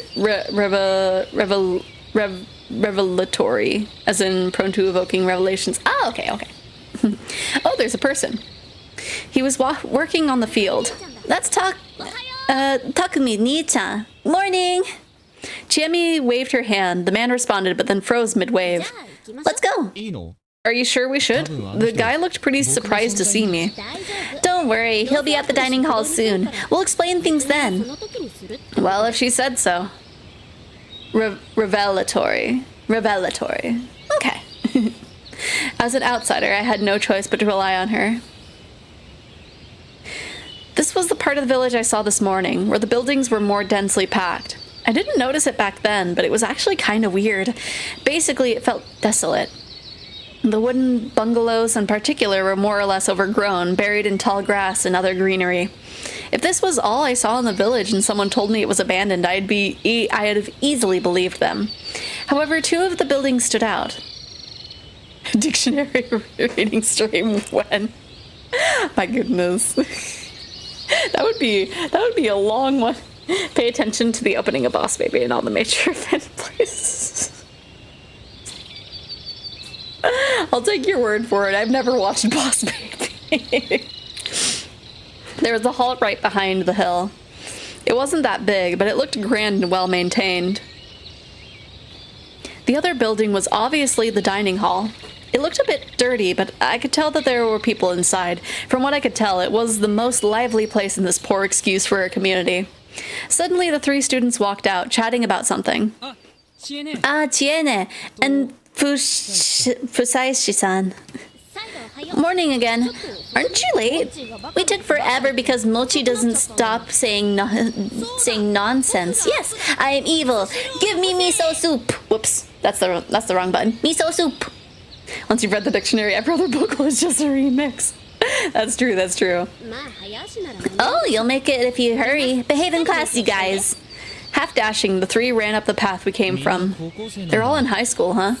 Yep, there's a branch school all the way up the mountain. I was going there myself 3 years ago. Sounds like a hassle. It's not all that bad. At least we get to live in that dorm. Chiemi was entirely straight-faced. There wasn't even a hint of a smile. Alright, let's get psyched. Yeah. I'm not convinced. We laughed a little and passed the curtain. Welcome. Oh, Ara. The inside was so aged, or was as aged as the outside, but it looked well maintained. Right? Where is Psyche? Maybe he's a smeep. Is he a visitor? Chiemi-chan? The hostess-looking lady asked. Though somewhat aged and fatigued, she was definitely beautiful. There were two others beside her. One was a lady in her 70s or 80s. She was probably the one I saw this morning. The silhouette matched. The other was a man who seemed a bit younger than her, probably in his late 60s. Though they were just sitting there, there was a menacing aura about them. Food came happy dance, yay! It came in like a half an hour earlier than you expected. Yippee! What'd you get? Oh no, I'm gonna drop all my bits and get the first place bit badge. Oh no! I mean, you already kind of have the... you already have the top for this period of it showing. I'll introduce him. This is Haruaki Fusaishi. Eventually I'll get it. I found him in Saranaga last night and took him into my care. The reactions were powerful. The lady gasped while the two elders rose to their feet with alarm. The tension that was already there the moment I walked in reached its peak. I know you're concerned, but this is just a coincidence. Unlike that little girl, he knows exactly where he came from. He went on an old path with his bike and crashed. It's actually really sad. That's why I think we should help him leave. What do you think? After saying all that, Chiemi fell silent. The ball was in their court now. Oh no, Psyche, I'm going to get the bit. Oh no! Oh no, Psyche, you better wake up and show up! Oh geez, oh man! Mom ordered some stuff from Fry's microwavable White Castle and some sushi. Ooh! Oh, okay, so Fry's microwavable white. Okay. Okay, so from a... What is Fry's? Fry's is a convenience store, right? I think I vaguely heard of it while visiting you guys last time. I need to get some good sushi. Yeah, grocery store. Okay. So some grocery store White Castle and sushi. Nice. Man, when did... I guess I haven't had sushi that too long ago. Had it for my Alpha and I's anniversary, so it's been slightly less than a month. But this next week, I'm probably gonna have some more sushi. Saying all that, Chiemi fell silent. The ball was in their court now. Now that is troubling. The lady voiced a harmless opinion, careful not to upset the old people. It was pretty clear who was in charge. They were elders in more ways than one. Sushi time, let's go, right? I'm so excited. I'm excited to have sushi and go to the one store. I don't know if I should say the name because it's the only one that exists. But I'm excited. I'm excited to do a bunch of stuff with you guys. Chi-chan, why did you even go to Satanaga at night? I had a hunch, I guess. I know what happened, or you know what happened. I couldn't fall asleep. Then there's gotta be a Yomibito. Shut it, Taiba. From the conversation, it was pretty clear that something had happened before I arrived here. It was probably similar to what happened with me. She'd mentioned some little girl. Perhaps there was a child who wandered in here like I did? According to Chiemi, the Sadanaga Rapids were a place of significance around here. It was a place from which dead people came to life or whatever. Oh gosh. But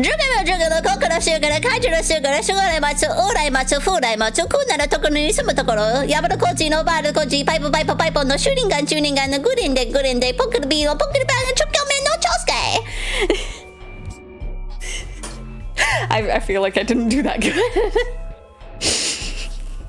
No, I'm excited for everything with the trip. I just want to take you all to another store that Peach and I already went to that we thought you would all like. Ooh, what kind of store is it? I'm excited. That or I guess you two were keeping it a surprise. Oh, so this Tai must be the E lady that Boyd mentioned earlier, and the Yomibito must have been a term for the dead who came from there. Apparently, the primary goal here was convincing these elders to approve helping me. That... Is my chat broken? I saw my bot say something, but I don't see it in the chat. Okay, I'll keep this down here as just a backup. Where are you from? The old man's voice put my derailed mind back on track. I'm from Tokyo. How old are you? 24. Older than she, eh? He chuckled. I immediately realized he was taking a jab at me for hiding behind a younger girl. Nice to meet you. I'm Haruaki Fusaishi. Like she said, I wandered into town after my bike crashed. I seem to be a total outsider here, so I didn't want to speak out of turn. That's why I asked her to talk on my behalf, but I think I should say something at least. I won't trouble you any longer than I have to, so I would be grateful if you pardoned my brief stay. And please don't blame her for helping me. Hey, Haruaki-san! I think she went against this village's customs by helping me out. The students also seem surprised. My. I'm an adult. I'm willing to take responsibility for any trouble I've caused, as best I can. So please, put up with me. Onegaishimasu. I bowed my head. He seems alright to me, Taiba. I don't know about that. Look at his hair, all colored brown. He's a delinquent. Shoot. I forgot I didn't look very presentable to more traditionalist people. Outsiders are all like that. Just help him get out of here, I says. Do what you want. I guess I got their half-hearted approval? Haruaki, Haru, like my granddaughter. What a mess. Oh, so that means you're... Yep, he's Haru-chan's grandpa, Kanzo Makishima. A pleasure. I didn't know what else to say. Haru-chan and I weren't on the best of terms so far. Anyway, it seemed like we were past the difficult part. Drove into Sadanaga, eh? Yeah. No, actually. I asked for directions at a convenience store, went down a side road, and ended up losing control on an unpaved section. And then you went in Sadanaga. Why didn't you turn around? He wasn't impressed by my choice of actions. It just hit me that I had no idea how much time passed between the crash and my meeting with Chiemi. Takumi and I'll go see it. Takumi's working in the field. It's to get him to leave. Let the boy help. It's a Japanese store that's actually originated from Japan. Ooh! I'm already interested in the sounds of that. You never change, Kan-chan. What's going on here? We're joined by a new inhabitant. Chiemi, who is that guy? Oh, Takumi-ni-chan. Oh, so he was the one who we saw in the field. Wow, he sure looked big from up close. All that field work was good for his muscles, clearly, and from what I can tell, he was in his 30s. As Chiemi introduced me and told him of his situation, I found out his name, Takumi Muro. Man, that must have been hard. So, old man Kanzo, we'll pick it up. Thought so. Taiba-ba-chan. Wait a bit while I help the guy. I already spread the stuff on the field, so I'll mow the grass at noon. What a good boy. It ain't a big deal. I'll be so quick you'll think nothing happened. Good to hear. Nothing, eh? Boy. Me? Oh, what is it? You're in Yashimishu. It ain't a good place. It was the place that wasn't good? Not my presence here? We don't like outsiders here, and outsiders should let sleeping dogs lie. So you should hurry and leave. That's the plan. So it's settled. Yep. Thanks, Takumi-ni-chan. I was beginning to understand how things worked here. Although Kanzo Makishima's voice was the most powerful here, it was also important to get Tae-san's approval. Kanzo-san was probably in charge of tackling the settlement's practical problems, while Tae-san provided spiritual and moral direction. And when it was time to be civilized, Takumi-san came and convinced Tae-san, acting as an intermediary. It looked like Takumi-san himself understood such subtleties, and Chiemi seemed to rely on this side of him. Here you go. The lady brought some tea to the old folk. Perfect timing. Oh, Kaori-san. Looking forward to getting some food. So that was her name. Sure, I'll make a lot. It'll be a reward for waking up early and working hard. Hey, I'm doing it for Yasumizu-ba-chan and you. It's nothing, really. Oh my. These two sure seem to get along. They looked about the same age, too. Do they? Would you like something to eat too? Oh, no thank you. I already ate. Then here's some tea. I can also get you a light snack if you'd like. What would you say to some onigiri? Oh, that would be... Sorry, can we borrow the phone? We need it quick. Oh? Sure, but why not have some tea first? Thanks, but it's urgent. Let's go, Haruaki-san. Sure. It didn't look like I could say no. Oh man. Wait, maybe she's saving us from being poisoned by her. We went up the nearby stairs to what seemed like a living space. At the end of the creaky hallway, there was a black rotary phone, a rarity in this day and age. This is the only phone in all of Yasumizu, by the way. Seriously? Oh, and not a single mobile service provider works in this area. Really? Wait, who do you want me to call anyway? Road service, insurance, stuff like that, and family if you have to. Oh, that made sense. Heck, I should have been the one to say that. Like I said, it'd be best if you left as soon as possible, so you should use everything you have. Because outsiders aren't welcome here? Yep. And I shouldn't pry any further, huh? Haruaki-san, I see you catch on quickly. That's good. But you also seem really curious. It shows, huh? Of course it does. Honestly, though, you should avoid sticking your nose into things. Well, or because we'll part ways soon anyway. Exactly. That's kind of sad. Oh, you want my contact info? If you're willing to give. Yay! It makes you guy 50, number 53 in the list. Damn, if that ain't a letdown. We still went on to exchange our info. I could only hope that being number 53 wasn't a big problem as it sounded. Anyway, I'd still like to know the reason why me being here is such a big deal. I don't recommend it. But why? Because it'd make me upset. You don't like it here? Yeah, I actually hate it. You seem to get along with the people, though.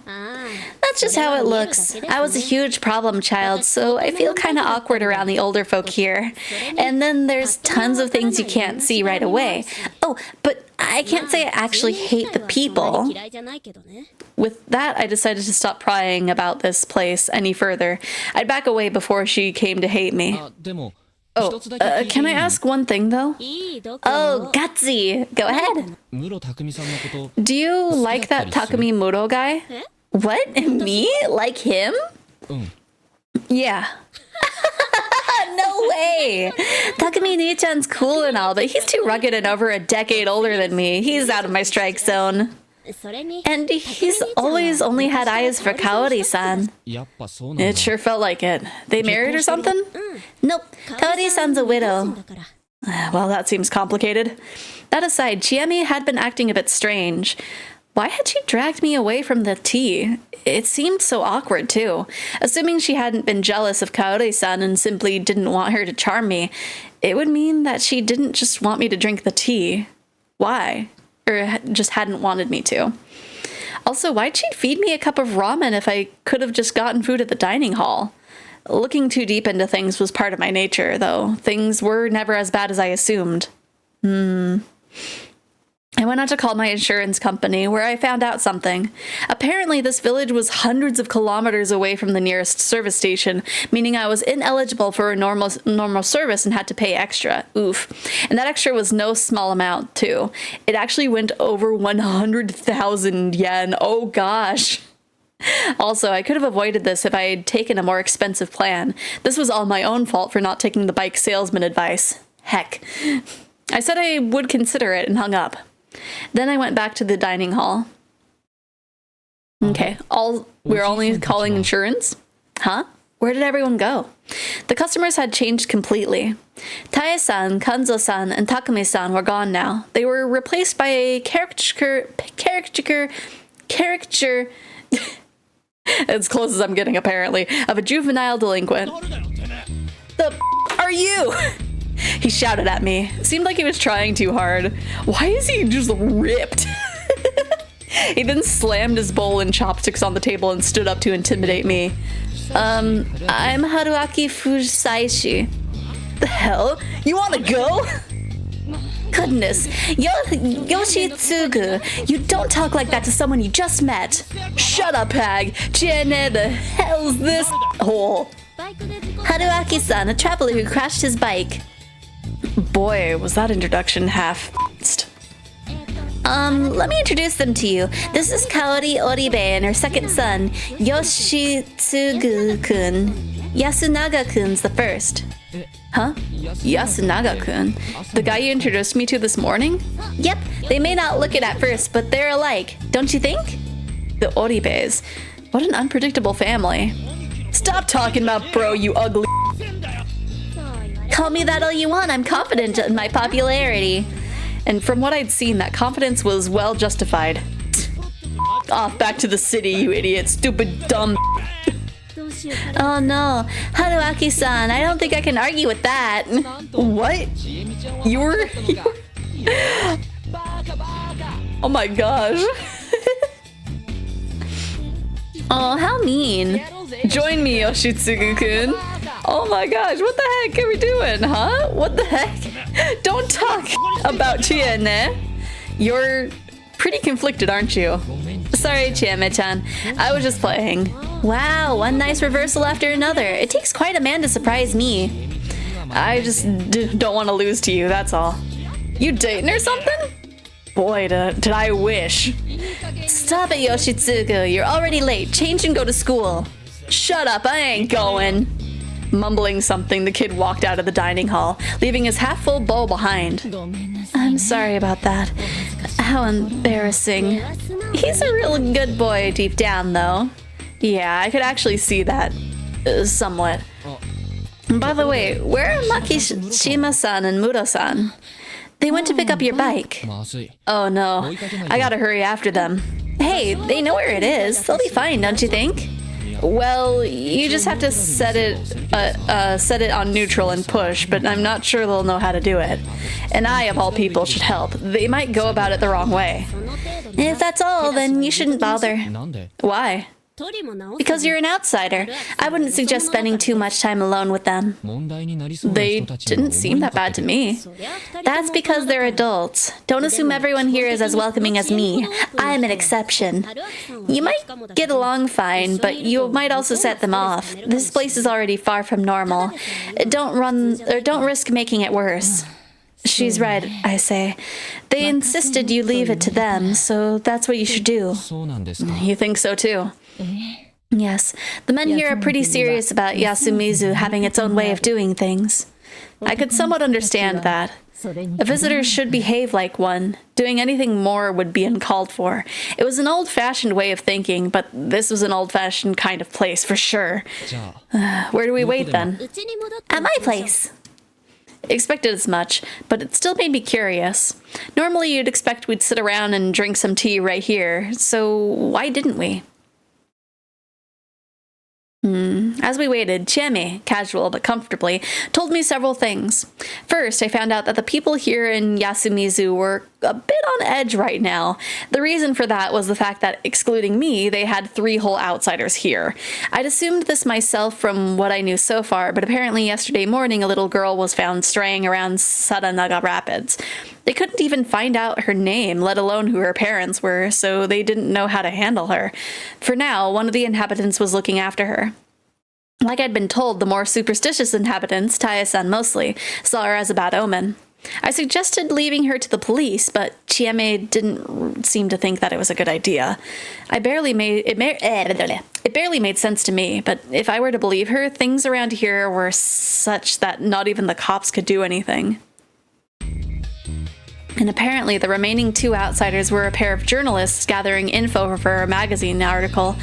Unlike the little girl and I, they'd come here via the normal route through Kamifujiyoshi, and therefore weren't considered a bad omen or whatever. Still, even normal outsiders put the people here on edge. Through this talk, I also got some details about the area itself. Yasumizu was a settlement part of the autonomous region called Fujiyoshi Village, or simply Fujiyoshi. It'd also been on the map I'd seen shown at the store. Fujiyoshi was split into 2 areas, Yasumizu and Kamifujiyoshi. They were separated by a mountain. Coming from Kamifujiyoshi took about an hour by foot or 20 minutes by car on the winding but paved road. Side note, the school the students went to was in Kamifujiyoshi. There were 2 settlements that had ties so strong they shared customs and culture. Chiemi said the local seasonal events that were Chiemi said the local seasonal events were quite unconventional. I asked her to elaborate, but all she would say was that Yasumizu had special meaning to Fujiyoshi. I wonder what the little symbol above the name Yasumizu is. I'm unsure. She was making me more suspicious than I wanted to be. This conversation wasn't nearly as exciting as the one we had last night. Well, at least I found out that she didn't have a boyfriend yet. Very intriguing. Very, very intriguing. It was nearly noon when Takumi-san came back, ending my waiting game. Side note, the door was fully open the entire time we waited. It was probably Chiemi's way of saying that nothing bad was happening here. Just leaving the door open to be like, hey, don't worry everyone, we're not in here. Man, bikes sure are heavy, eh? Ain't as heavy as the boar I caught last year. I really didn't expect them to just carry it here. Like, sure, there were 2 of them, but just how much mass did you have to haul a 200-kilogram piece of metal so easily? Pardon me. The unpaved road and the river made my sweet ride really damn muddy. How did you bring it up the cliff? There's a pulley. We bring stuff up from the bottom every now and then. Talk to me. Oh, yeah. Now's not the time for that. Hey, you think this thing's all right? Looks pretty damn wet. I'm not sure. I'll check. I'll leave the rest to you then. Old man, this took longer than I thought it would. It's fine if I do the sharpening tomorrow. I saw them off with a loud thank you. Now then, need help? I'll see what I can do by myself first. The worst part of the repairs was right at the beginning. I wanted to start by washing it, but that old lady, Yamawaki.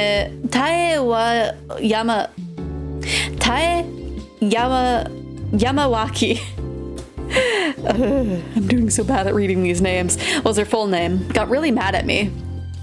She didn't want any Saranaga mud on the ground here because it was corrupt or something. But this plaza was the only place with easy access to a water supply tap, so I did my best and convinced her to let me wash it as close to the edge as possible. Once it was clean, I could start checking what was wrong with it. It actually looked pretty good. Bent in places, sure, but the wash got rid of the bad sound the wheels made. He's more flirtatious than I am. He's really bad. The only problem was that both tires were flat. And it was a pretty big one. You didn't bring tools? No. Aren't you supposed to whenever you go on a bike trip? I just thought I could call road service and they'd do all the work. So unprepared. I have no excuse. Honestly, I was having a moment when I went out. I didn't think things through. Oh, can I ask what happened? My girlfriend left me. That seems like a lie. It wasn't. In any case, somewhere to get tools to fix a flat tire. There might be some in the Nosato Mansion. Nosato Mansion. Yep, it's the biggest place in Yasumizu. If you can't find something there, you won't find it anywhere else in the village. I see. Then let's give it a shot. I don't really recommend meeting the guy, but I can't think of any other ideas. Someone important again? Yep, and he's kind of messed up too, to boot. And so we walked up the hill and arrived at the so-called Nosato Mansion. From what I could tell, it was located at the highest point in the settlement. And like Chiemi said, it was definitely a hell of a building. It had an elegant Western design, which would probably look even better if the place were better maintained. The yard was overgrown, and the building itself was pretty much buried in ivy small trees. If someone told me it was cursed, I'd instantly believe them. Did people actually live here? I wonder if the intercom works. She pressed a button next to the aged iron gate. Yasumizu was a quiet place, so I could easily hear the bell ring inside. Should we try again? Let's not. We'll piss him off. Moody guy, huh? Moody? Yeah, that's pretty accurate. I wasn't sure what she meant, but I opted to just wait rather than ask more questions. Soon enough, the person in question walked out of the mansion. What is it? Who are you? Who do you work for? He wasn't young, but he didn't look middle-aged either. He certainly looked high-strung, that much was for sure. Oh, hello, Nosato-san. It's Serizawa. I know you, Chiemi Serizawa. I'm asking the young man with you. Haruaki-san, this is Kiyonosuke Nosato-san. Kiyonosuke-san, this is Haruaki Fusaishi. He got into an accident. That introduction was the briefest one yet. Huh? What? I explained the situation again. He furrowed his brow when I mentioned the Saranaga, in addition to the reason we were here. So, I need to prepare tools so I can get out of here as soon as possible. Are the tires tubeless? Huh? I have patches, but I think fixing tubeless tires would be a bit too much for an amateur, though there's no problem if you aren't. Oh, but if the tube bursts, you have no choice but to change it. I don't have any spares here, obviously, and I wouldn't give them if I did. Sorry, but I'm not too knowledgeable about that. What a waste of time. I recommend spending however many thousands you need to have repairmen come and pick you up. I have no retort for that. Oh, but Nosato-san, I don't think we can have any more outsiders come here right now. Huh? Haven't you been to a proper city? Don't tell me you still believe that nonsense. I'd be fine with it, but I doubt the elders would be. We've had too many visitors these past few days. I don't care what you Yasumizu peasants think. What do you expect me to do anyway? Fix the tires myself and get oil all over me? Disgusting. Hello, Dragon Ball. Cover up that white outline I'm just now noticing isn't going to keep you warm in this weather. It's fine, but thank you for giving me back my capelet. Also, how are you doing? But yeah, the white outline is new. I found something that makes me look like a sticker. It's cute. I don't care what, okay. Oh, I'd never suggest that. I just think that a Fujiyoshi village head should help a troubled visitor. How about, instead of relying on me only when it's convenient, you just give him a traditional Yasumizu welcome, you know, throw him off the cliff. Whoa, what the hell? Come on, you can't just say that. Chiami's tone was slightly off. I could feel a bit of irritation behind her words. No, ice dragons can't get cold. No. I know it might be a bother, but can you at least lend me the tools? What? I'll just borrow them. You won't hear or see me work. I can even pay.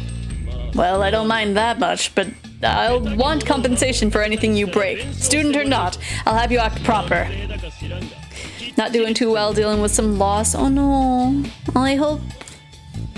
I'm sorry to hear that. Hopefully it's... My brain doesn't work, but my condolences. When he pointed to me in the garage and walked back out of the back to the mansion, man, I thought we were screwed there. What the heck's a burst tube? Wow, that's so lame. What, you think every biker can fix a bike just by bashing it with a wrench or something? I don't know, but are there a lot of girls who are into guys good with cars and stuff? Oh, so you're into no Satoshi? Nope, he's just acting like he's smart. He's probably never repaired a thing in his life. The guy's not nearly as experienced as he'd have you think. Huh? Then why does he have bike repair stuff? The Nosato mansion is basically the Yasumizu branch of the Nosato family. Their main mansion is in Kamifujiyoshi. Whatever they don't need there, they just send over here. I heard Kiyonosuke was given a car 5 or 6 years ago, but he couldn't drive it at all, so it's been gathering dust ever since. Damn, that was the countryside for you. Can't hide your shame if your life depended on it. Anyway, I now knew that the man was the condescending, pretentious type. He still helped me out though, and it was true that I didn't know much about bike repairs, so I couldn't really get mad. Anyway, let's just take everything take everything that looks like it could be useful. Like bandits, huh? I'm in! Sure I'm not bothering you? I'd feel down without anyone to talk to. Just keep chatting with me. It helps. The instructions that came with the repair kit told me that my bike's tires were a rather difficult type to repair. Apparently I had to remove the tires, but where did I even start with that? Well, as long as I didn't break it, nothing I did could be worse than having to call road service down here, so I just tried taking it apart. But as I removed whatever nuts I could, I made the situation even worse than it was. Yeah, this really wasn't a job for an amateur. You seem to be having a rough time. You can eat this too, Chiami's-chan. Wow, thank you! Well, this looks serious. Man, machines are just no good. Hey, the benefits of culture... Here, let me... Since she has her mouth full, let me also... Hey, the benefits of culture are great as long as they don't break.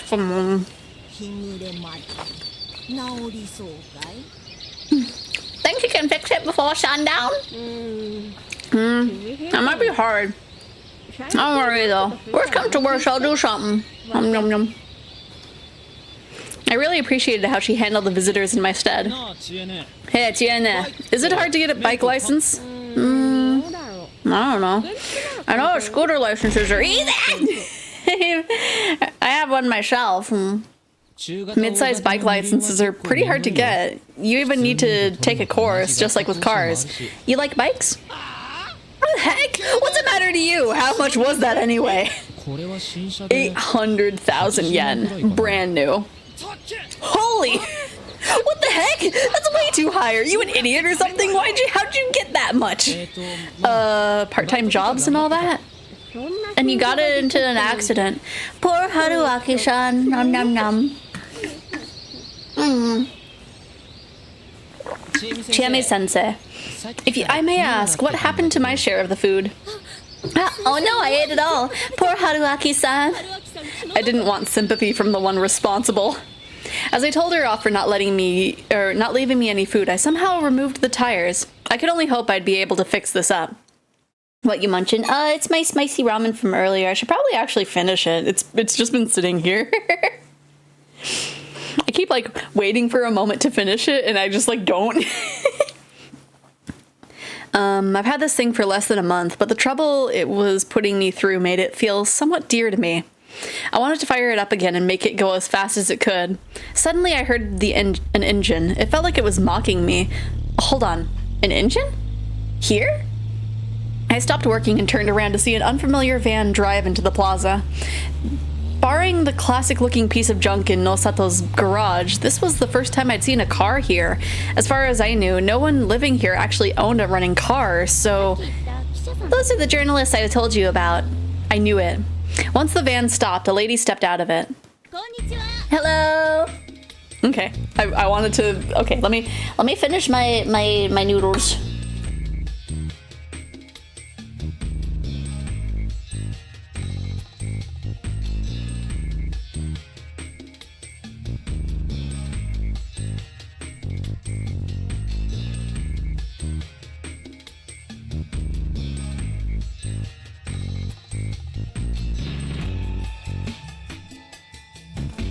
Oh, she's pretty.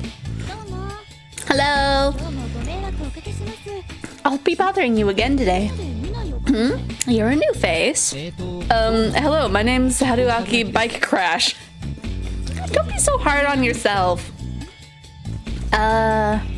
Shoot, that was no time for an inside joke. I quickly introduced myself properly. I crashed not too far away, so I'm stuck here for the time being. I see. So you're a student. Sorry about the trouble you're going through. Oh, and this is me. The woman gave me her business card. Oh, so professional. Hisako Mamiya, a freelance writer. Her pen name was Kyuko Hosei. Have you ever read Kyuko Hosei's articles? Sorry.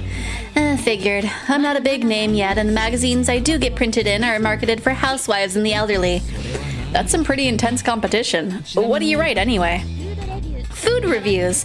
I specialize in unusual dishes. Like the foulest smelling canned food in the world or something? Yep. Well, your usual brand of weirdness doesn't attract much attention these days, so I'm looking for minor culinary oddities local to Japan. Anyway, if you know any weird dishes from your hometown, do tell me. I'd travel the length of Japan to give it a try. A student from the lab I frequented once made a pork miso soup with a mushroom he found on campus. We had mass hallucinations and... No flashes of brilliance or poisons, please. Oh, thank you for the hydrate. That reminds me I didn't grab my water, so we're gonna hydrate with some... some gamer subs. Man, I meant to grab that and I forgot completely. And this dish, this dish that tastes a lot like Updog. Oh no! As we chatted, I became curious. By the way, weren't there two of you? Yes, I'm here with a partner. He just needs some time to... Oh, there he is. I looked at the van and became completely awestruck. It felt like the van had shed its skin or something. That made no sense, but seriously... How did this fit in there? That is a large man's. Pardon me. Hydrate to keep the throat from hurting from all that voice acting. True. He was gargantuan. Takumi-san was something, but this man was on the level of a foreign heavyweight wrestler. Right, an absolute unit. Also, by the way, hello Snowy. How are you doing today? Though unlike Takumi-san, this man was primarily fat rather than muscle. As he walked out of the driver's seat, the van shook wildly. Yudai Hashimoto-san, the photographer. He's way more famous than me. He works in all sorts of fields. I imagine you've seen some of his photos without even knowing it. Wiggling, yeah. I didn't know much about photography, but I was definitely convinced.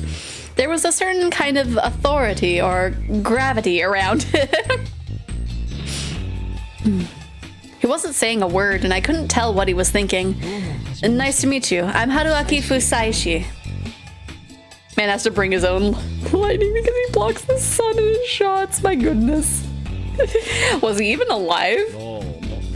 Hello. After a strange pause, he slowly bowed like a moving mountain he was and greeted me in a voice like a titan. Right, very rotund. He seemed somewhat difficult to interact with. This is your last day here, isn't it? Yes, Orebe-san said he'd let me try her prized shishinare. You know, I have a feeling these two are probably gonna die tonight. I don't know how this game works, but I know there's death in it. And I feel like these are the two first victims. I feel like it. I don't know if an outsider can handle it. I have my stomach medicine. I'm sure I'll be fine. And so Mamiyashi and Hashimoto-shi walked off to the dining hall. Who would have thought that such a beauty was a delicacy hunter? I had to admit, that gap was kind of charming. Sorry I can't stay long, a centipede I like started sooner than usual. Oh no! How dare you abandon me for a centipede? As intrigued as I was, I couldn't waste any time. I had to fix my bike already. Whoa! Sorry, if man's died, they're gonna have to use a piano dolly as a burial. Oh no. A lot of things have surprised me here in Yasumizu, but nothing as much as this. Hello? No reaction. At first glance, he looked like a poor man too senile to think and perceive properly. You need something from me? I made sure to speak as clearly as possible. It didn't look like he understood. I figured it was best to just ignore him and resume the repairs, but... Coming. I looked at him again. He was still just standing there like his soul and brain had left his body. A vacant stare, yellowed eyes, half-open mouth covered in saliva. Coming. He spoke again. What's coming? What? His voice was too hoarse to make out. Come again. Man's right? Oh gosh, he really does like look like a kappa. I placed my hand against my ear. He finally understood what I wanted and prepared to whisper something. I brought my ear closer and... The wolf is coming! The sudden shout caught me completely off guard and made me fall to the ground. He looked down at me laughing. He clapped and opened his half-toothless mouth into a wide smile. The wolf is coming! The wolf is coming!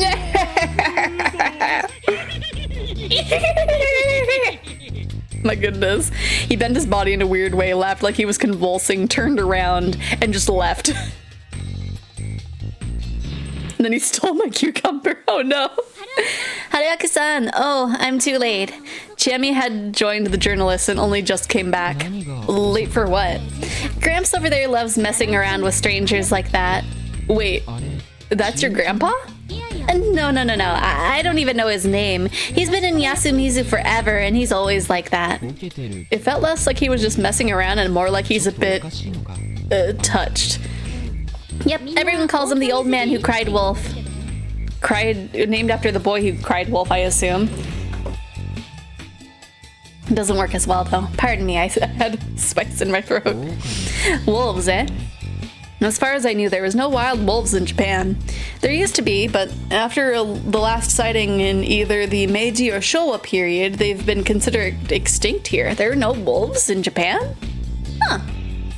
Makes sense, actually. Modern Japan's image of wolves come from Western fairy tales and the like. It wasn't linked to anything in our culture or life. Even the boy who cried wolf was a Western tale. Did his brand of insanity make him repeat the tale or something? Thought they had a wolf island.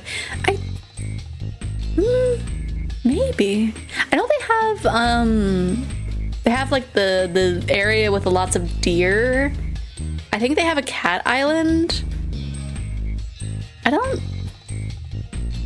Do they? Maybe? Well, I don't know what time period this game takes place in, so it might be a thing of like they were like next to extinct, but maybe they got repopulated? I don't know. Wolves in Japan. They have deer, cat, red panda.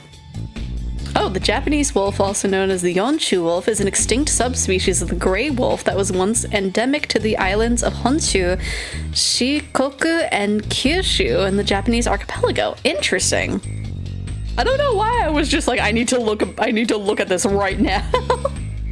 But wolves have been officially extinct in Japan since 1905, but there are grassroots efforts underway to reintroduce them. Huh. Interesting.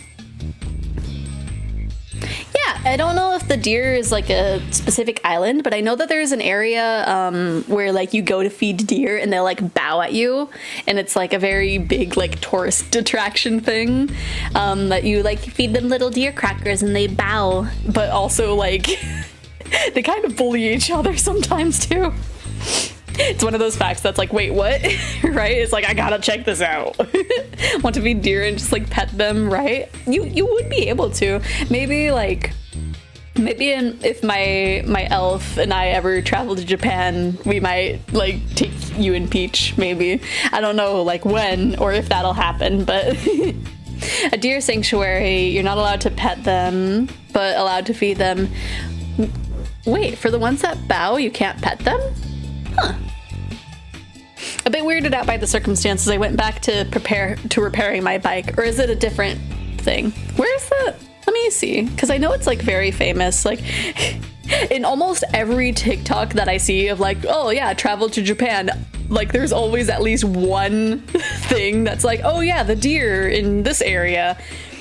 Japan Deer... Nara Park, I think. That sounds familiar. I think so, anyway. And like it's been around for a while. I think the first time I saw it was... I think it was mentioned in Lucky Star? So it's been around. Can you pet?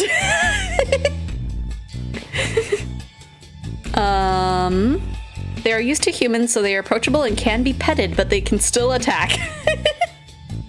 So you can pet them, just be careful.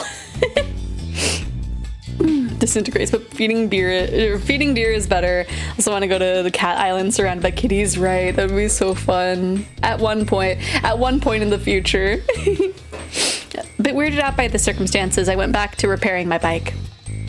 Did you wait, the fox one you can't pet? You can't pet the foxes? Oh no. I guess there would be more danger of getting bit by a fox than by a deer. It'd probably still hurt to be bit by a deer, but... After a bit more time, I somehow took off the rubber from the tires and removed the tubes. Both tires were pierced by really rusty nails. This kind of stuff only happens at the worst of times.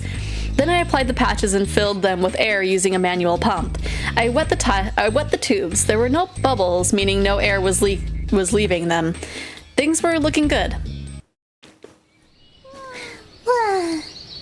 After the high schoolers came back from school and passed by, no one else stopped to talk. Chiemi was looking a bit bored now. I think I got it. Seriously? But it all seemed so hopeless. Well, sorry. Though I still need to rebuild this. That's gonna be a lot of work. And you'll be able to leave then? Yeah, believe me, I know I shouldn't stay here long. I can take a hint. That's great. She didn't seem to care that much. And I guess I had no chance with her, huh? You've been at this for hours. How are you holding up? Need a break? Well, it'd be better if a certain someone didn't take away my lunch break. Hey, I gave you some crackers, didn't I? Like that was enough to say to a guy in his mid-20s. I gave you a little snack. I gave you girl dinner. You should be thankful. Miyagi is Zao Fox Village, and yes, because might get bit, but also you could get bit by deer, so why not let me pet the foxes and sign a waiver, right? Well, I'm thinking it's like it'd probably be more dangerous to be bit by the fox than the deer, even though they would still both bite. I don't know how sharp deer teeth are, but like fox teeth. Fox teeth are more than likely sharp. Still, I'm pretty fine. I'll push forward a bit more. You can go if you want. I've been introduced to just about everyone here. There's 2 people you haven't met yet. Really? Well, there was no real need to, right? I'll stay around a bit longer. I came back here because I was bored, and it's not like I'm busy. Couldn't you play around with your 52 guy friends? I take it back. I came back because I wanted to be bored. Living in the city is so annoying and tiring, especially with 52 guys texting you all the time.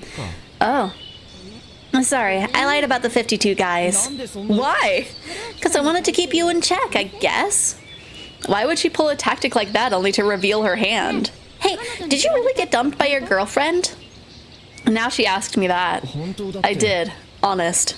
A cracker, a grape, and a shot of Jello, right? That's some girl dinner right there. I see. Well, after that relentless assault, it wouldn't be fair unless I played my own card. Want to come with? Huh? It's a 2-seater? Yeah, there's even an extra helmet. It's not dry yet, though. I'm obviously leaving soon, so unless you have something planned, you can join me. You can even go on a bike tour. If we had enough time, I can take you anywhere. Flexible, opening to fine-tuning, wild and charming. This was a good date invitation, if I said so myself. That sounds great, and I have no plans. Oh?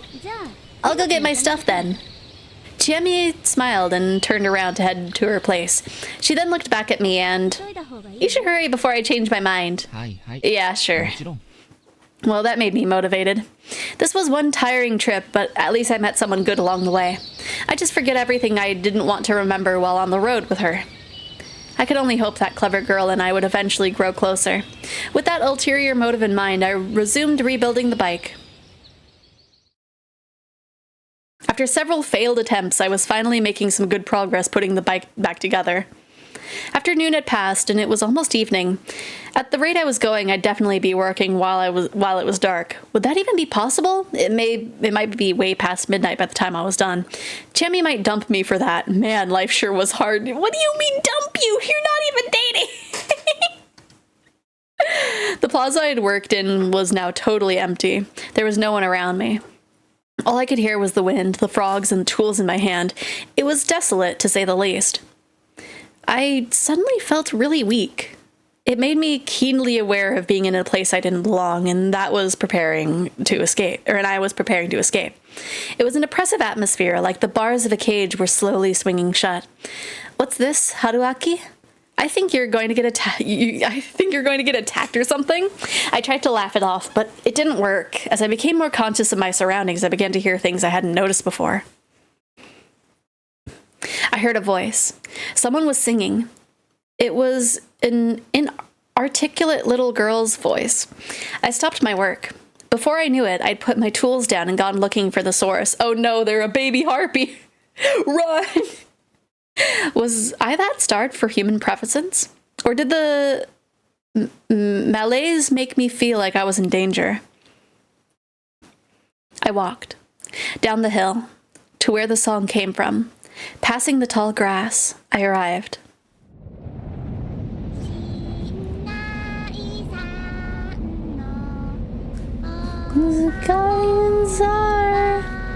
It was a strange sight. The field was covered in tall grass. There were countless rocks peeking out of it. Unlike the boulders all over Yasumizu, these were only up to my waist. They looked like gravestones. 6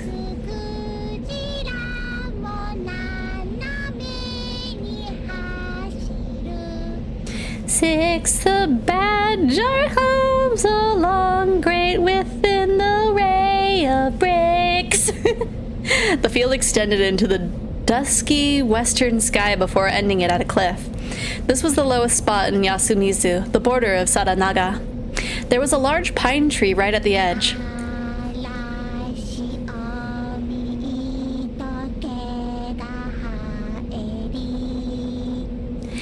Ate the donut, bologna, rice nose on the mountain. What?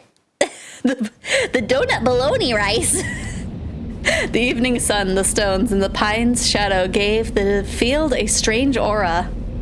A little girl was running through it. Her steps were awkward, At this moment, the space was alien. I felt like I was looking at a Giorgio de Chirico painting. The place felt like it didn't belong in this world. Suddenly, I came to understand what this place was, or that this place was special. It was a sacred, mystical ground where no outsiders were welcome. The girl fell. Are you okay? I ran to, with no hesitation, the little girl. What is this formatting?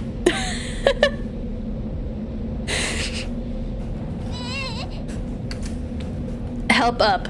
Half-crying little girl, muddy clothes, new grays on Band-Aid covered kneecap.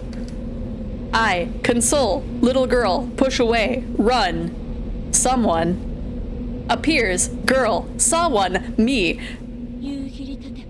Prepare for the feast when the evening mists arrive. Girl, weave, incomprehensible phrase. Hide behind, little girl, fear, honesty, eyes. I'm so confused. Why is our brain like this all of a sudden? Girl, weave, incomprehensible phrase. Hide behind, little girl, fear and hostility, eyes. Run. Girl, hug, little girl, warn. Me? You probably won't make it, but run. Me, girl, behind. Me, girl, behind. Mist. Mist. Me, girl, behind. Mist. What is going on? Mist. Mist. Me, girl, behind. Mist. Me. Turn around. Run. Where? In a daze, I came back to the plaza. Suddenly, Chiemi shook me, bringing me back to my senses. Where were you? I don't know. I was in a place with a tree and some rocks, and then my brain started doing, like, formatting stuff, I guess? I don't really know even how to explain it, Chiemi. Sorry, I'll finish the job now. It's too late, you idiot. You won't make it in time. You've got to hide. I couldn't understand what she was getting at. What are you doing? Go to your room right now. But Haruaki-san's... Forget the outsider. Old man Kanzo and I'll check the other places. Stop wasting time and go back to yours. I couldn't understand. What were these two doing? What scared them so much? It didn't take long for me to find out. Mist. I looked down the hill. From Sadanaga, beyond the field I'd just been in, came a rising haze. It was so dense you could easily call it mist. It moved strangely, like a living creature, as it flowed into the plaza. Haruka-san, over here! Chiemi pulled me by the hand. Oh, what's going on? Ugh, my head feels like it weighs a ton. Deal with it! You've got to find a place you can lock the doors. You'll die if you don't. What do you mean? Tell me. Please, don't ask questions. Just do as I say, just this once. Albeit hesitantly, I did as she said. We ran up the hill and crossed a rice field patch until we made it to a simple outhouse. This should be fine. Seriously, what's going on? And sure, that was a hell of a mist, but this won't protect me, right? Listen, there's no time to explain. Please, just do what I say, and only that. Get in there, lock yourself in, stay inside the whole night, and don't make a sound. My mind was pretty clear by this point, so much so that I began to wonder why it was clouded until now. Because of that, I could easily understand exactly what Chiemi said, despite how weird it was. I could also see that she was really desperate. Wow. We need 4 keys to choose the other thing. Okay, we'll hide in the outhouse. It's stinky, but we'll hide. Now that's a hell of an order. Just so you know, pulling that off is pretty hard. When I do, I'd like a good reward and an explanation. Sure, I'll tell you everything. So please, survive the night. The words, the teary smile, none of it looked fake.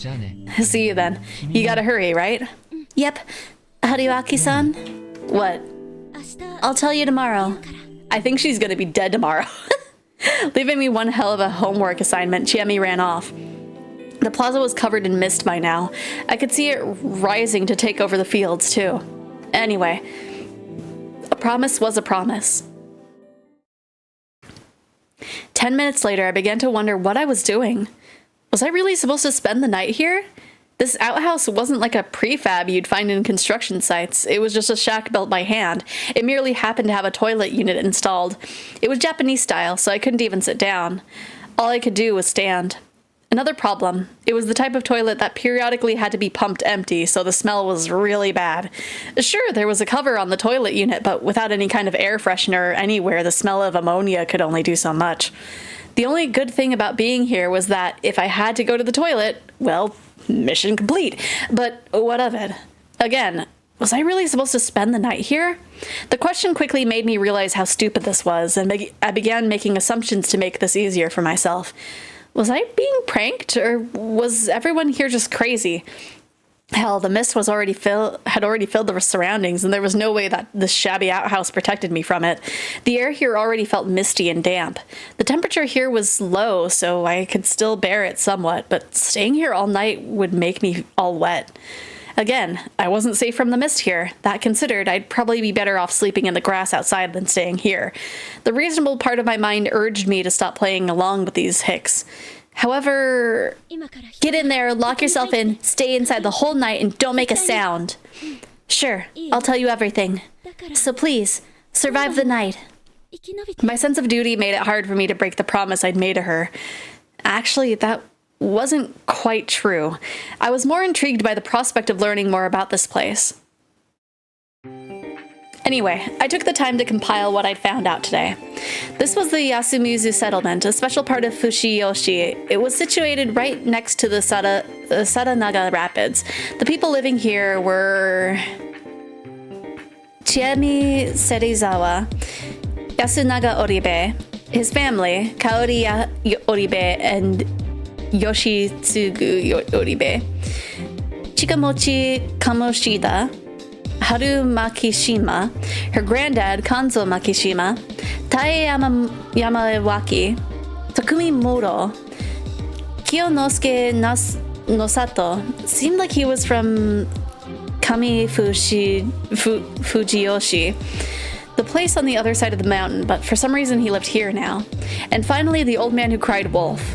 Those were the 11 people I'd met, and Chiemi said I had 2 more left. That could only mean that the 2 I'd met by the pine were the ones.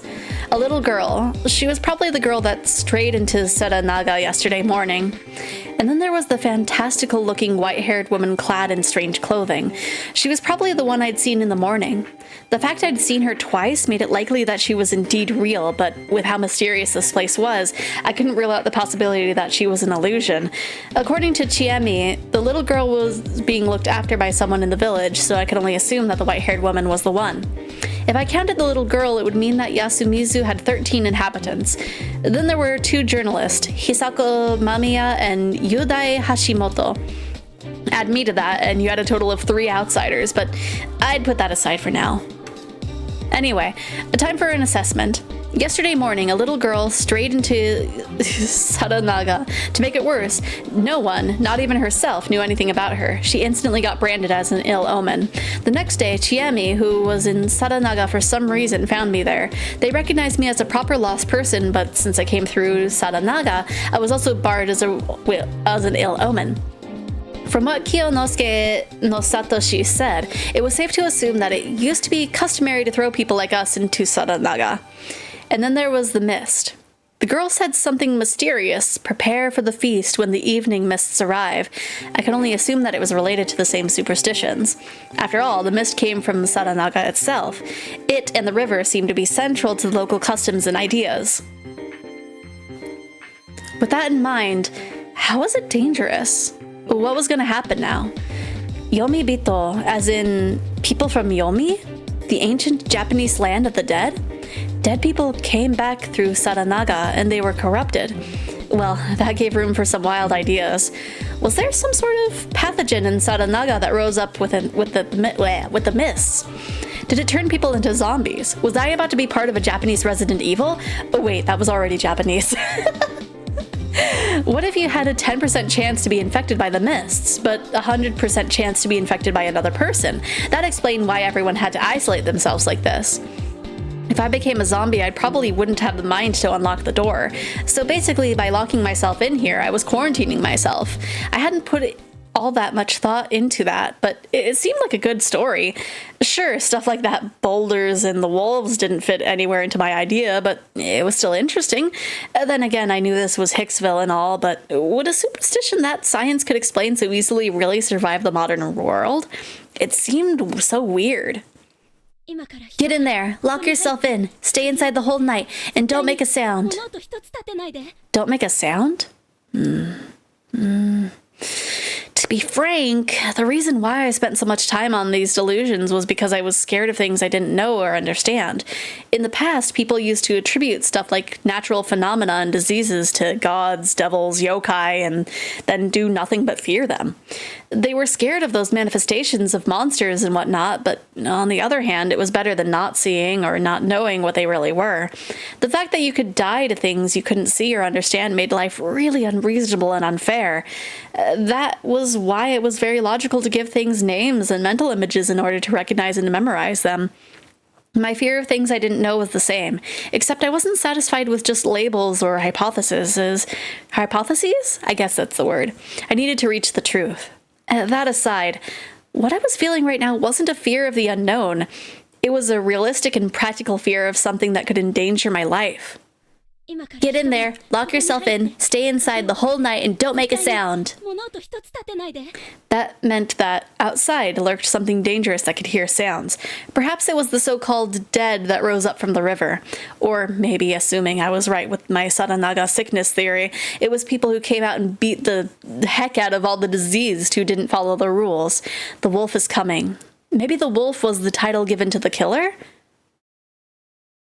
Suddenly, oh my gosh, I heard a scream from the distance. Well, we can't stay, so I guess we're gonna go and look. Wow, that was some timing.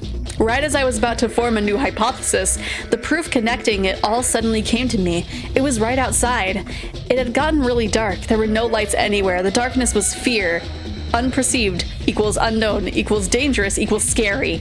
Leaving this place was dangerous. Dangerous equals scary equals scary equals scary equals scary. Scary things were scary no matter how much logic you applied. But I couldn't discard my desire to get to know the fear and conquer it. Ooh, this song's a bop. I opened the door and stopped in place. Night wasn't absolute darkness. No matter how dark or cloudy it was, the sky always gave some bit of light to us. However, I came to understand that it could be hard to see even if there was light. Everything I saw was covered by a dense mist.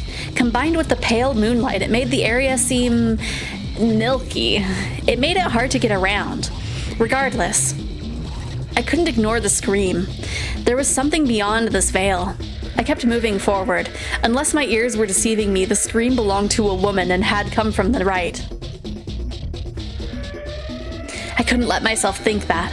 Or rather, I didn't want to think that. The unknown was scary. Personally, I found that principle made my life really easy. I had more than enough fear from those which were directly threatening my life.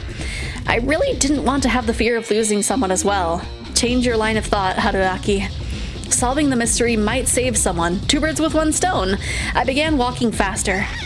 Oh gosh, another scream. It was close. I realized I had to find a way to protect myself. I was unarmed, so I looked around for anything I could use as a weapon. I felt around to see if there were any branches or anything. Sadly, all I felt was grass.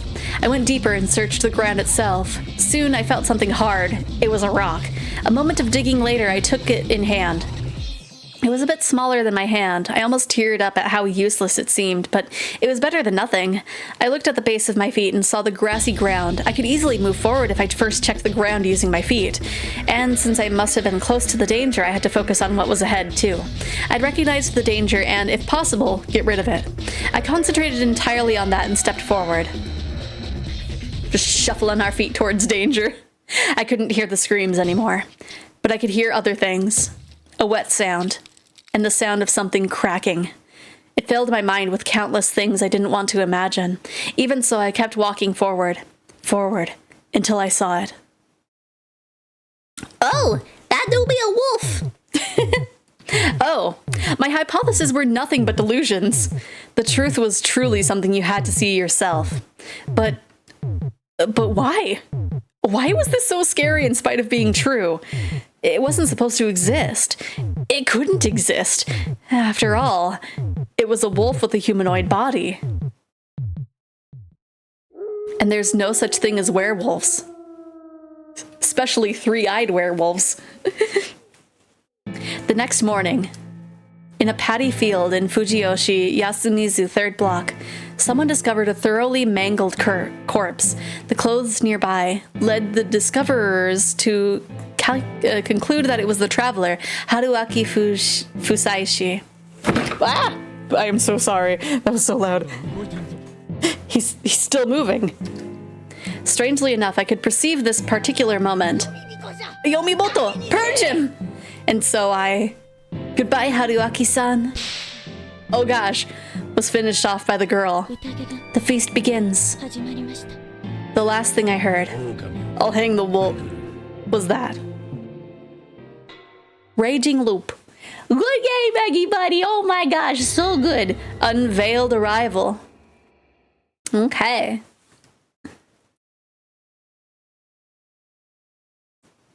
Obtained key number 2, Werewolf and Resurrection. You can view it in the keys list. The route unlocked by this key is represented by the same number of this on the scenario chart. Oh, okay. That's us. Okay, so we get to decide to actually stay in the heckin' outhouse. Game over. Bad ending number 2. Watch hint corner? I mean, I don't know what's in the hint corner, but we know what to do. I guess we'll just see what it has in the hint corner. Oh! Hey there, you done it now, eh, Chief? Hmm? Me? Ah, don't mind me. I'm just an insignificant interface character. You can call me Sheep. This is a space between dreams that... Whoops. That Haruaki Fushiashi couldn't see it, so feel free to kick back and relax. That said, you can't stay too long. I'm busy, so let's get down to business. As you expected of a hint corner, I'm here to give some helpful advice in your times of need.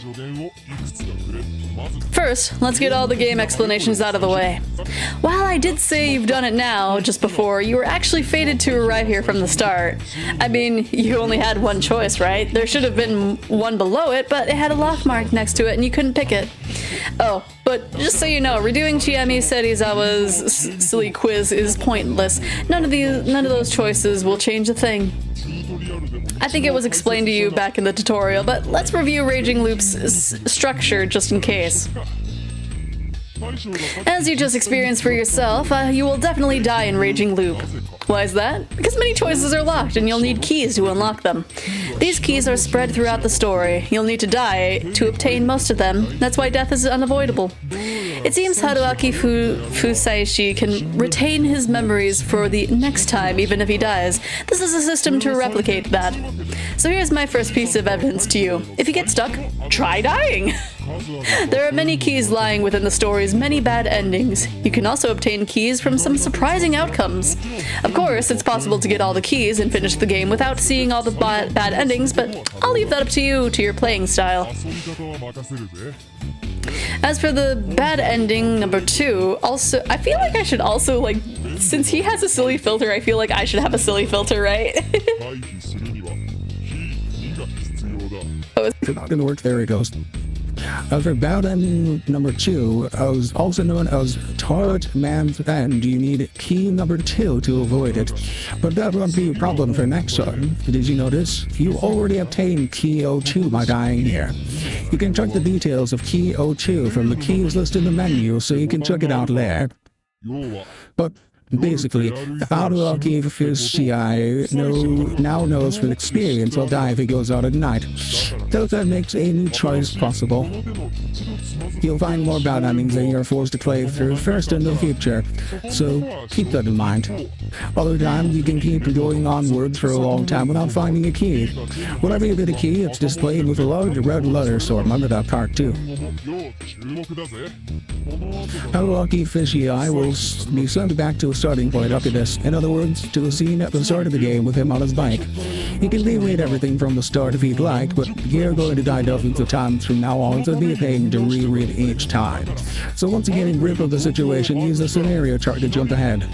You can jump to any scene you've read before, whenever and wherever you want. It's pretty handy.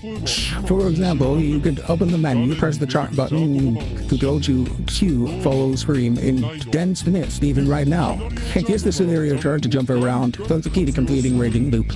Incidentally, this marks the end of 2 dense mist. The so-called prologue is over. If you pick the choice that was unlocked this time, the game's first remaining route, 3 Yomi, will begin. Good luck. Next time you come across a locked choice, look to the right side. You should see the number of key you need to unlock it. The number appears on the scenario chart too. Makes it clear what's locked and what number of keys you need. Handy system, huh? By the way, here's a little tip. You won't be getting key 1 for a long time. You didn't miss anything, so relax and just keep playing to your heart's content. Yeah, it's a long while and I'm busy. Well, that's enough for this time. Dino, howdy down next time. Okay, back to Doorbell. What? Guess it was just a dream, right? Do better next time. 1 sheep, 2 sheep. Just a dream wanderer. Ooh. Very interesting. Okay. So we gotta go back to, or we gotta go to the chart. And I guess here? No, we went a little bit too far forward. Okay. So okay. I needed to scroll just a little bit up. Okay. I like how it has a little skull for it. It's like, hey, you've already died here.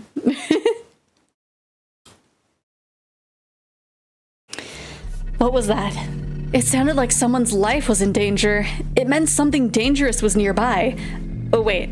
I couldn't be rash. The world didn't have many things that logic couldn't explain, like the existence of murderers. But until I saw the source of the scream myself, it was nothing but a source of fear. Get in there, lock yourself in, stay inside the whole night, and just don't make a sound.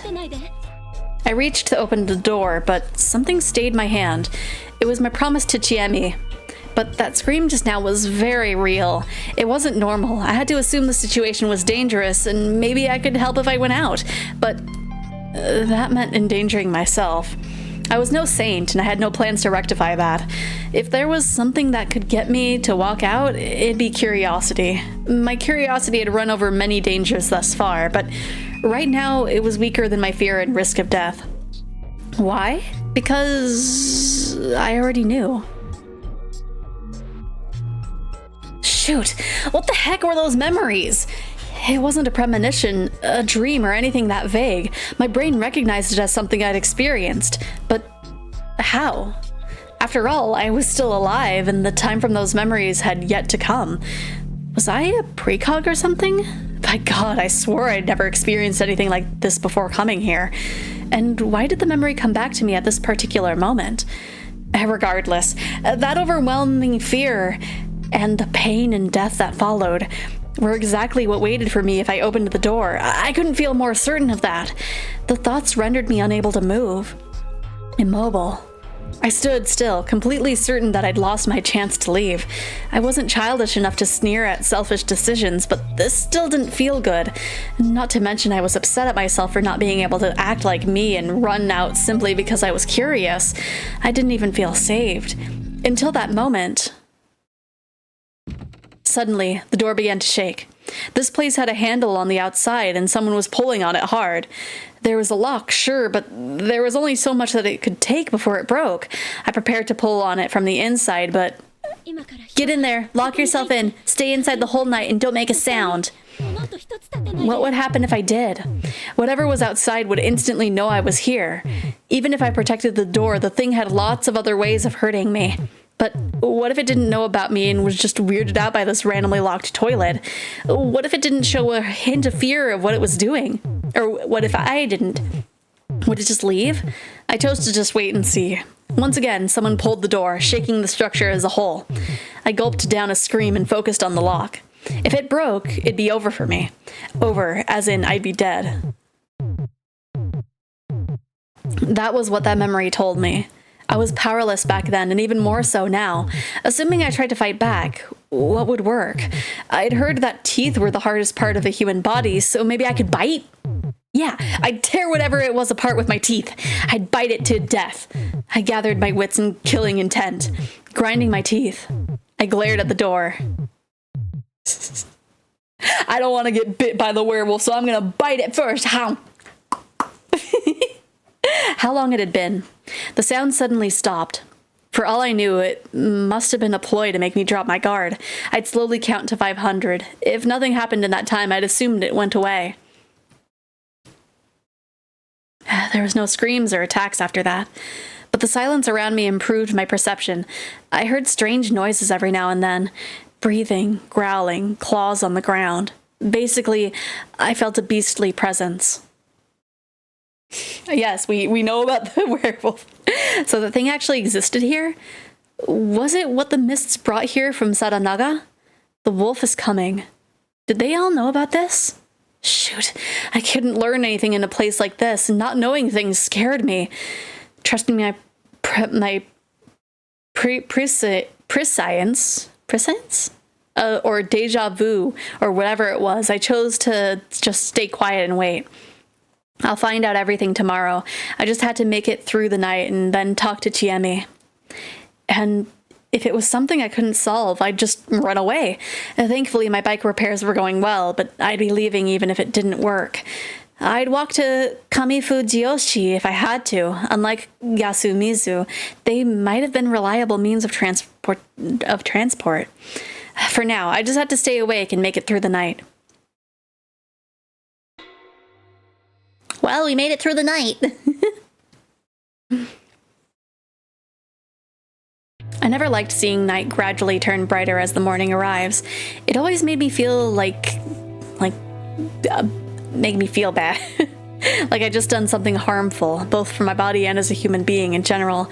I found it natural to spend the night asleep and welcome the morning well rested with a smile. Wow, couldn't be me. I never expected to feel so much gratitude for the morning light leaking through the door of an outhouse. It felt like the beasts had been out and about the whole night. Naturally, the high humidity here had made my clothes all wet and sticky. It was unpleasant, but even trying to move them or make it more comfortable for myself felt like a matter of life or death. Maybe it was a good thing I couldn't relax, but heck, it was exhausting in more ways than one. When I heard Chiemi shout, "Haruaki-san," in the distance, I was so overcome with relief I almost fell to my knees. If this turned out to be a trick and I opened the door to see some wolf with a chewed collar in its mouth lunging for my throat, I'd just give up and let it have me at this point. With that in mind, I opened the door. I expected to see the same picturesque village I had seen yesterday, so what I actually shocked me pretty hard. What did we see? What the heck is up with this thick mist? I couldn't see anything. It was like the entire area was consumed by it. Did someone line every inch of this place with dry ice or something? I could hear Chiemi, but not see her. I'm right here! What a relief! Ah! I heard a wet sound and finally saw a silhouette within the mist. Are you okay? I'm stuck in the field! I walked up and saw exactly what I expected. A girl struggling to free one of her legs stuck deep in the paddy field. I see. Well, good luck. Hey, help me out! Oh, you can't do it by yourself? Take my hand and out you go! I tugged her hand and braced my legs. That was enough to help her, but she lost her balance and... Whoa, safe! Headlock! This is a wrestling move. You're actually pulling it off! Despite how close we are now, this wasn't the least bit romantic. Anyway, I'm glad you're okay. I definitely remembered a time where I was far from all right, though. Yeah, I guess I am. I had no idea what that was about, so I didn't see any reason to mention it. I did feel like there was some beast outside. Chiami's expression immediately darkened. She clearly knew that what I was referring to. I have lots of questions, but right now I'm more interested in the scream I heard than anything else. That was... Huh? You know what I mean? She fell silent, clearly uncomfortable. It was pretty ominous. This way. No point delaying the inevitable. Chiemi gave me her hand. I took it, but didn't feel the least bit excited about this. Or I didn't, rather. She led me down the path to the school dorm. Oh! You're okay. Congrats on surviving, Toilet Man. Thanks. Full warm futon then. You're okay too. Wait, where's Haru-chan? Did she? Oh, she's fine. She suffered quite a shock, so she's taking a while to get dressed. I see. So the rest of you have already gotten a move on. How did you even handle being in there anyway? Were you asleep? As if I could. I had no idea when I could get out, so I just waited until I heard Chiami-chan's voice. Huh? You were awake? Yasunaga-kun made it sound like that was weird. You try sleeping in there, guy. You couldn't even sit, much less lie down. No, that's not what I see. I really hate it when people just trail off like that. It makes me way too curious. Why are you here anyway? Waiting for Haru-chan and keeping a lookout. A lookout? We're not letting anyone near the scene until the situation is clear.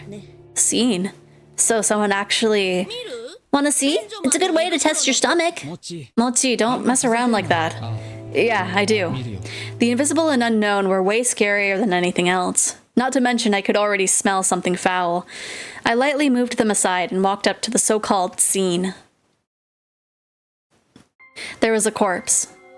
It was in such a horrible state that it was hard to recognize it as human. I imagined this is what you would have gotten if you overturned a butcher's cart. That was how thoroughly the victim was disassembled. Ooh. Also, the butcher would have had to deal with entrails. Enough of that comparison. Straining my eyes to look through the thick mist, I could actually make out some human parts within the vast sea of blood, or mountain of death. Hands, torn clothing, hair, and a shoulder bag.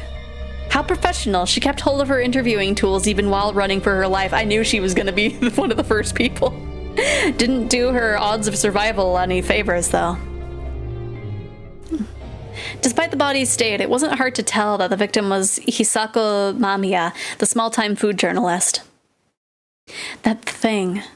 Did it come to me once it was done murdering her? This is awful. Are you alright? Feel nauseous or anything? Chiemi was standing a short distance away, looking at nothing in particular. I got nothing to puke, and, well, I'm used to this. Is that what you were studying in college? Well, I guess you could say that. Huh? Seriously? So can you do autopsies and stuff? When I asked if they study medicine, I guess you can say that is what students from similar departments say to make themselves look good, but I did see a few pathology analyses.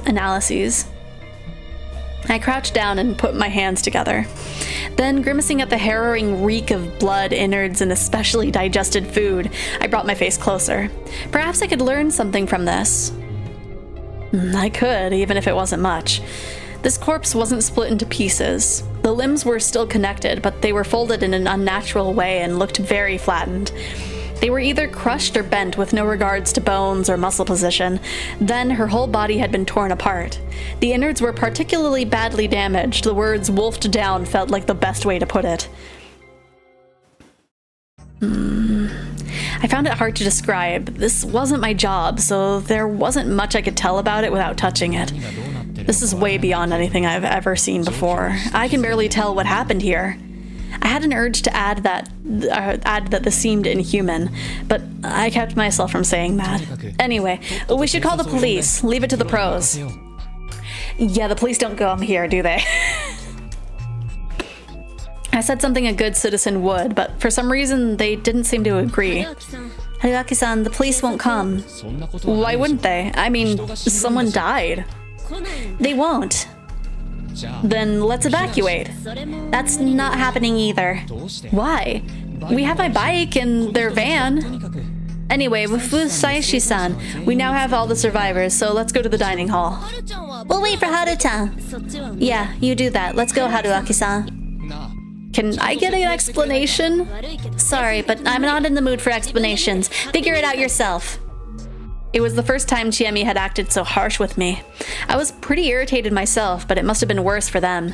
They had actually all the info on what was happening here. Thank you for the look, Apple Boy. Hope your day's going well. Sorry, that was insensitive of me. Chiemi said nothing more and just silently walked off. I followed after her.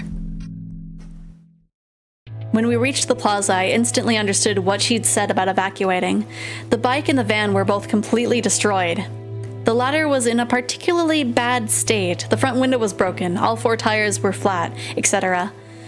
My bike was on its side. Its front fork was broken. Well, it was basically scrap metal now. There was a rock right next to it. Guess we had our weapon. And there were more remains inside the van. It looked like an enormous mountain of flesh and bone. Yeah, more than likely that guy. If I didn't know about Yudai Hashimotoshi, I'd assumed there were 2 or 3 corpses here. Hashimoto-san. Chiemi slowly nodded. I now knew we'd lost not only 2 lives, but any means of transportation as well. Look there. She pointed at a wooden electrical pole. The line was dangling, torn apart with no hope of repair. The other power lines are fine, but the dining halls was destroyed along with the telephone line. We can't contact the outside. Oh no! I took out my own phone. It worked, but the battery was almost dead, and like before, it was out of range. The situation had become even harsher than before. Look here, too. Chiemi walked a few steps away. I followed after. There was a large boulder. It was tall enough to reach an average roof, and there were drawings on it. A crimson symbol of some sort. Oh, that's the symbol that we're seeing on the dates. What did it represent? At first, it looked like an incoherent mess of lines. However, I soon realized that there was a pattern. It felt like the calling card for some street gang. From what I could tell, the basis was a warped diamond shape with a spiral inside. There were 2 of them. They seemed to be drawn in blood, but that wasn't nearly as disturbing as the bizarre shape. 2 wolves have snuck into the village. We have to fight. There were 2 of them? Chiemi made a quiet declaration. Apparently, this settlement had been invaded by something malicious, and it was intelligent enough to rid it all of means of escape and contacting help. I could understand that much, but it didn't make sense to me. This wasn't some isolated island. There was the cliff, sure, but you could still go down to Saranaga and go to Kami Fujiyoshi. I'd ask about that the next time I had the chance. Sorry. Sorry I got mad. It must be hard for you, too. Don't worry about it. I'm just an outsider. Don't say that. Oh, poor choice of words on my part. I mean, I'm an outsider who doesn't know the rules, so I'll just silently watch for the time being. I'm tired, but I think I'm less shaken up about this than most people, so I figured it's best for me to stay cool. I imagine even the elders here are more bothered by this. Haruaki-san, are you really just some university graduate? What else could I be? I don't know. You seem way too calm about this, like you're used to situations like this. My nerves are pretty messed up, I guess. Yeah. Sometimes when you're, like, that sleep-deprived since you stayed awake the whole night, like, sometimes you're just vibing. The small dining hall was jam-packed with people. He survived. Good morning, though I guess it's not very good, considering what's going on. I'm sorry, I didn't prepare enough tea. Oh, it's okay. They expected us to die. You did it, didn't you? The younger Oribe boy menaced me. No, I didn't. Why would you think that? Shut it! Where the hell do you get off strutting in like that? Stop it, Yoshibo. You're the one who needs to shut it. The hell? You're the one who said this shady. Man, I hadn't expected to be treated this badly. I'm saying that this ain't a matter for a brat like you, and you're bothering Kaori-san, right? Takumi-san, please calm down. Let's keep it peaceful. It's fine. We'll talk it out. Thus I offer homage to Shinai the Almighty, so peace may come to pass. Thus I pay homage to Shinai the Almighty, so peace may come to pass. Stop, Taiba. It's a bad omen. Where's the key to the meeting hall? I gave it to Uematsu-sama, too, maybe 3 days ago. Said she'd fix the podium. Well, Missy, I'll go and get it. that was the woman. So she wasn't just an illusion. Uematsu-sama was her name, huh? I thought our eyes met for a second, but she just walked by me. Ah, wait! Meiko-chan, wait here for a moment. That girl was here too. Deeper in there was Kiyonosuke no Satoshi, clearly irritated by something. Ah! And not too far away, there was the old man who cried wolf. Just like yesterday, it was hard to tell what he was looking at, let alone thinking. They were the only ones sitting, by the way. The others were all just idly standing around. Mom, everyone, we're back. Come in, Haru-chan. Okay. The 3 students were here. With them, the settlement's entire population had gathered. As for the outsiders, the journalists were dead, and while I and the mysterious girl had survived. I didn't know the circumstances, but they probably had their reasons to be suspicious of me. Suddenly, Chiemi did something unexpected. Rikako-san, can you wait a moment? She stopped the girl who was about to go out to get some key. Each villager seemed to call her differently, so I didn't know what to call her myself. This is Haruaki Fushiashi-san. He crashed his bike and met at Sadanaga. Oh, hello. An introduction? Now? Why? This is Rikako Uematsu-san. Uematsu is made of the kanji for spin and end. Pretty rare, right? Well, she's the current head of the Uematsu household, one of the chief families of Kami Fujiyoshi. I'm Rikako Uematsu. Pleased to make your acquaintance. Oh, so she was like a local celebrity, huh? Like Kiyonosuke, she's Nato's family? And this is Maiko-chan. We only call her that because we don't know her real name. Wait, is she making sheep noises? Because she's going meh, but the subtitles are going ba, so she's just straight up walking around going like, eh. Hello there, nice to meet you. The girl they called Meiko tumbled a bit and, oh my, whoa, sprinted through the crowd to hide behind Rikako Uematsu. So, what do you say? What do you want to say, Chiemi? I suggest not inviting Haruaki Fushiashi-san to the feast. I felt a wave of perplexion go through the room. Gee, that ain't how it works. The feast is there to help us decide if he's shady or not, right? Their expressions were stern and their words harsh. No, I'm saying he doesn't even have the right to participate in the feast. The hell are you talking about? He's the shadiest of us all! Yoshi-kun, did you prepare for the feast? Huh? Yeah, I did. Who didn't? How was I supposed to react? No one else was raising their hands, but I had no idea what they were talking about. Me, probably. I don't even know what that entails. The other 2 who didn't prepare for the feast were taken by the corruption. However, Haruaki-san wasn't. I think Okami-sama ignored him. Okami-sama? As in Wolf-sama? Why the reverence? And what was she even talking about? He's from Sadanaga, sure, but he clearly just passed by. In fact, I think he'd get in the way of the feast. No, for all we know, forcing him into the feast would just make the Okami-sama mad. What do you think, Ba-chan? Did you really survive without preparation? What was I supposed to do? Purify, shelter, dream. Basically, cleanse your body, lock up in a single building all by yourself, and wait for dawn before or while asleep. I didn't then. I was in the outhouse by myself, but that's it. I didn't bathe and spent the night awake. The place got all noisy. They probably didn't expect that answer.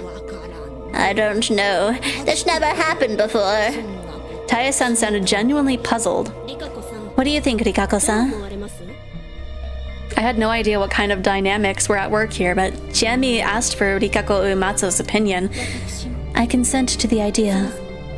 If our great lord Shinnai chose to spare him, he must be exempt from the rules of the mountain. Her words created even more commotion. So there. Chiemi, you know what you're doing, right? If we remove him, yeah, we won't have to waste our hanging for the day. Old man, what do you think? It was roundabout, but in the end, once again, the one to make the final call was Kanzo Makashimashi. He won't be in the feast. Old man. But, glaring directly at me, the old man walked through the gathering and approached me. Seeing him from up close, I realized just how big and burly he was. It was pretty typical of someone living in a place like this, but it felt out of place on someone his age. His expression displayed both an inner strength to match his physique and a profound rage. If the laws of the mountain don't work on you, it'll be the rules you follow. It'll be our rules you follow. If you don't, I'll shoot you dead. He spoke slowly, yet decisively. Man, this was uncomfortable. Hold on, if he can be excluded, I would like the same to happen to Rikako-san. And I. Huh? Why? We are from Kamifujioshi. We have no reason to play along with Saranaga's business. Nosato-sama, that won't do. If you're here on the day of the feast, it doesn't matter if you're Nosato, Uematsu, Migura, Ruma, or Higuchi. Uncle, that means Yasun and I could leave too. You are both disinherited. That's different. Why must people that are still part of the four families take part in this idiocracy? Listen here, Kyo. Don't call me that, Muro. Now let's go, Rikako-san. We have no reason to play with these peasants. No, Nosato-sama. Those in Fujiyoshi have the duty to remain present. All remains in the hand of the Shinai-sama, and we now gather upon the platter named Yasumizu. But if you got a problem, get out. Let the corruption take you. Kiyonosuke, she eventually fell silent, and Rikako left, to get the key, probably. She returned in no time, and everyone began leaving. You're not coming with us. All right. Where to, then? Takumi? Is the cage open? Huh? Well, yeah. All right, I'll take him. Are we gonna get caged? What the heck? Okay. Because there's not really good, like, scene transitions other than these like little minor ones. I think I will take this as an opportunity to take our break. So let me get that all ready. So everybody, this is a good time to get up and stretch, use the bathroom, maybe get a snack or whatever you need to do, and we'll be back in 10 minutes. So get yourself a snack, get up and stretch your leggies at least a little bit, maybe get some water. That could work too. We'll be back in 10 minutes and see about what's going on with this cage, okay? Okay. This was my island, right?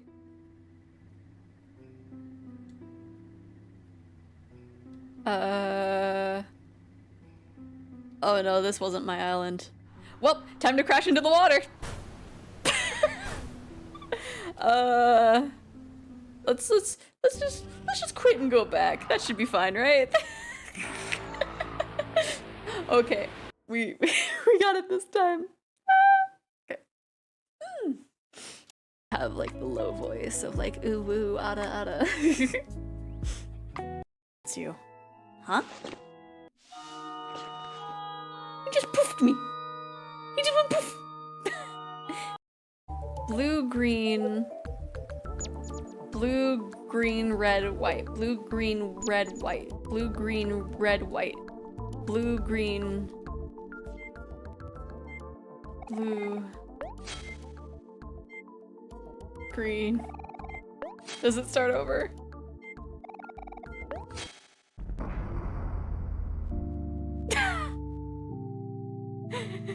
It's like I couldn't restart the thing. Come on, Sonic, you have to match my energy. Come on, Sonic, stop running into things. Yum. Oh yeah. What am I doing? Hello? Is that supposed to happen? Take that. Yes, very happy. I'm glad you're happy about this, nobody. Hello? Oh, okay. Is there a gem in the fridge? No? Hello? Okay, bye. Is there a man's in the oven? I wonder. Nope, just the fridge.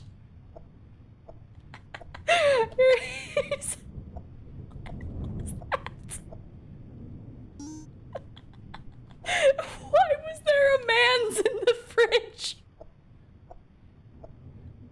Why was he in there? They ate my midnight snackies. Oh no. Wait, that's a sixth one. Where's the five? I wonder if he knows the man bear pig. But yes, I will see you guys on Friday. I promise. If you guys don't see me, bonk me. Beat me up.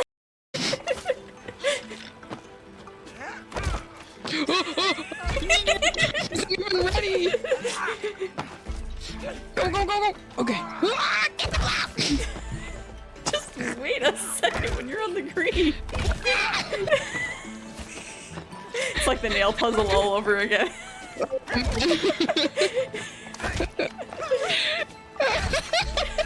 Fish you up, I fell off. Fish, please.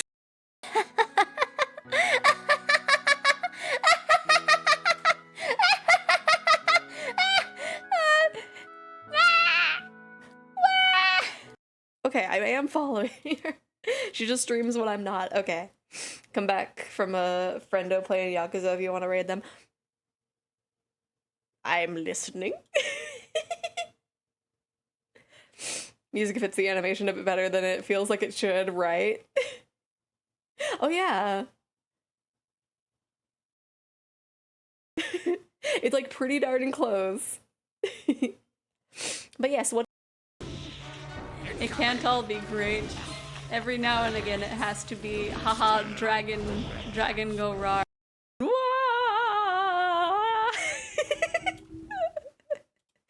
Just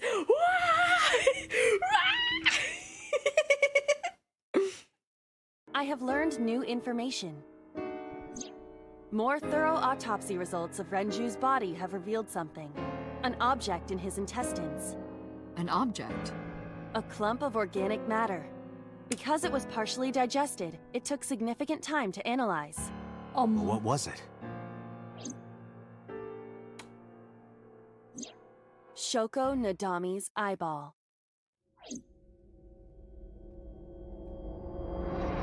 What? We're trying to get answers, please. We're trying to get answers. I don't want more questions. Yes. Wait a minute. That's right. You're not a politician anymore. Oh my god! Oh my god! Hello, Peach!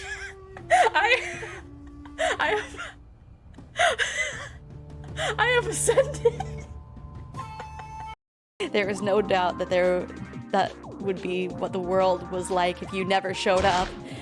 You were the obstacle, the mistake, the heresy in the world.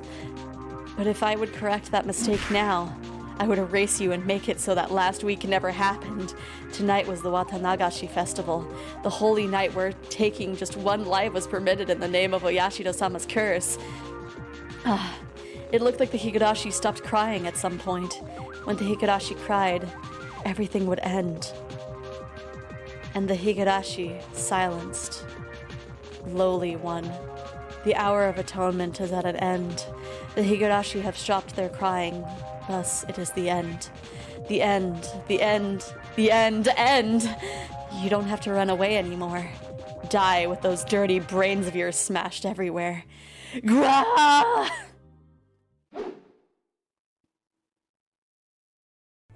I can imagine the answer to this one. Where'd you get the milk? From the goats? Oh, Yeah, that would have been easier. Hey, it brought us closer, Fran. What? What? You milked the bird? You milked the bird? I think birds don't milk. You used eggs you found here? Old eggs? No! Gross. I found some fresh ones. And you know, if you use enough syrup, you can't tell chicken from snake. Eggs is eggs. You have a perfectly good bird. Why did you get milk from the bird and eggs from a snake? Can I have a pancake? You can have any that fall on the floor. Thanks. Where'd you learn how to make pancakes? Present. Those high up crabs. Oh, look at all these crabs hiding in the doghouse. Yes, give me you. I got so excited that they all ran out towards me. No, I cannot lose a crab. Give me you. I lost a crab. Dakara.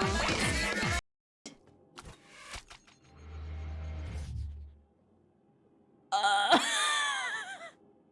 was so abrupt.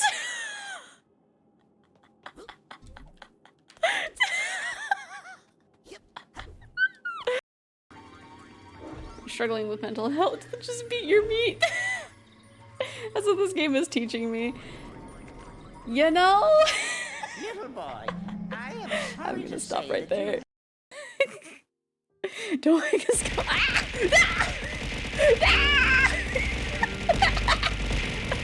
Oh no! I'm being. Ah! Oh!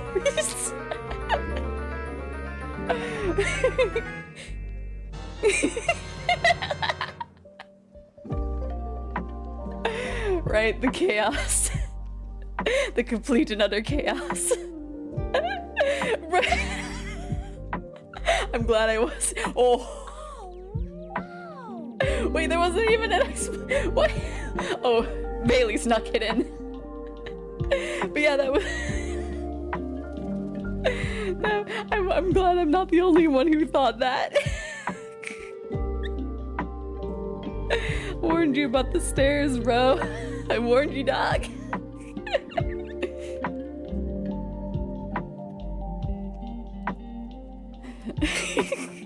Oh my god. Ooh. I'm beautiful. You good up there? Oh no! Oh no! We're being scanned! Ah! Oh no, my face. And nobody, if you missed it, this is linked in the Nintendo Direct if you want to watch along with us.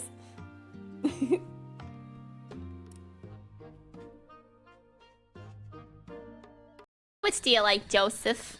Where did you go? He's still mumbling. I'm gonna give you a knuckle sandwich if you don't come out here. Did you die? Where are you? He called my bluff.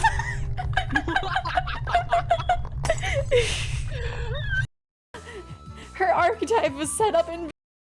And we are back. I have some rice. I don't know when I'm gonna get a moment to actually eat it, but we are back nonetheless. Hopefully everybody had a good break. And so let's go back and get put in a cage, I suppose. Come with me. Everyone went to some hall near the village plaza while Takumi led me elsewhere. We made our way through the tall grass between the buildings. At a dead end next to the wild trees and a rocky cliff, there was a large cave. It even had a roof and would have passed for a hut with a bit of work. This is where we keep the live game we capture. Sorry, but you'll have to wait here. I can't say no, can I? Don't take it the wrong way, okay? You'll be out once we're done with the feast. It won't take long. And I can't get any details, huh? Yeah, I do feel bad about this, but you should be thankful you don't need to take part in the feast. How was I supposed to feel that way if I didn't even know what the feast was? I'd have asked, but he looked pretty irritated, probably because he wanted to get it over with, so I kept my mouth shut. The floor of the cage was mostly gravel, with spaces of wheat and other things littered about. There was a vague but very clear scent of beasts. Can I lie down here? I figure I should sleep whenever I can. Man, you're brash. No, just a coward. I don't want to die is all. That was why I'd abandoned those people. After Takumi-san locked me in and left, I laid down and closed my eyes. We're so yeepy. The ground was hard and it reeked pretty bad, but it was still an improvement over the outhouse. I should have taken the time to think about what the villagers had said about my strange memories and about how I could get the heck out of here. That was what I wanted to do, but I knew that I'd just be swept away by an unproductive spiral of regret if I went down that rabbit hole. Had I always been this admirable of a person? Another thing. For some reason, I felt like I'd spent the entirety of this time just watching the battle, so I decided that I'd focus on resting in preparation for what was to come. Everyone sitting then? Let's begin the feast of the Yomi Purge. Uematsu-sama, if you may. This is sacred sake presented to us by Shin-nai-sama. Please drink it, starting from the youngest. Sake. You just put your mouth to it. No drinking for you kids. Not like it'd kill me. Stop it, Yoshitsugu. You say something too, Yasunaga. Yoshitsugu. It's just for tradition's sake. Shut it, I know how it is, Anaki. I don't want to drink this.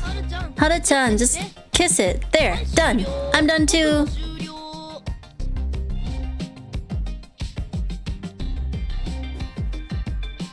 This kid is now in more femme clothes. They were in the boys' uniform earlier. There is Sweetie!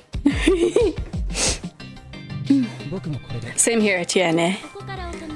Alright, adult time, here I go. This is enough for me. It's better than I expected, Muro. We're drinking sake during the day. This feast is something. Here, old man. Don't spill it, Taiba. I'll have it. Can you hold it, mister? Sake.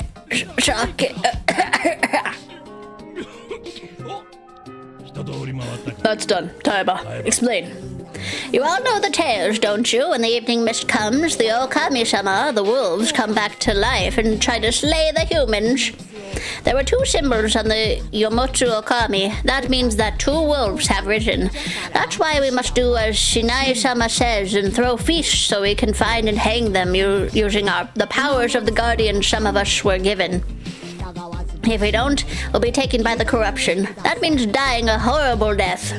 To avoid the corruption, we must have feasts to slay the wolves. That is our role as inhabitants of Yasumizu. Oneta, what does slay mean?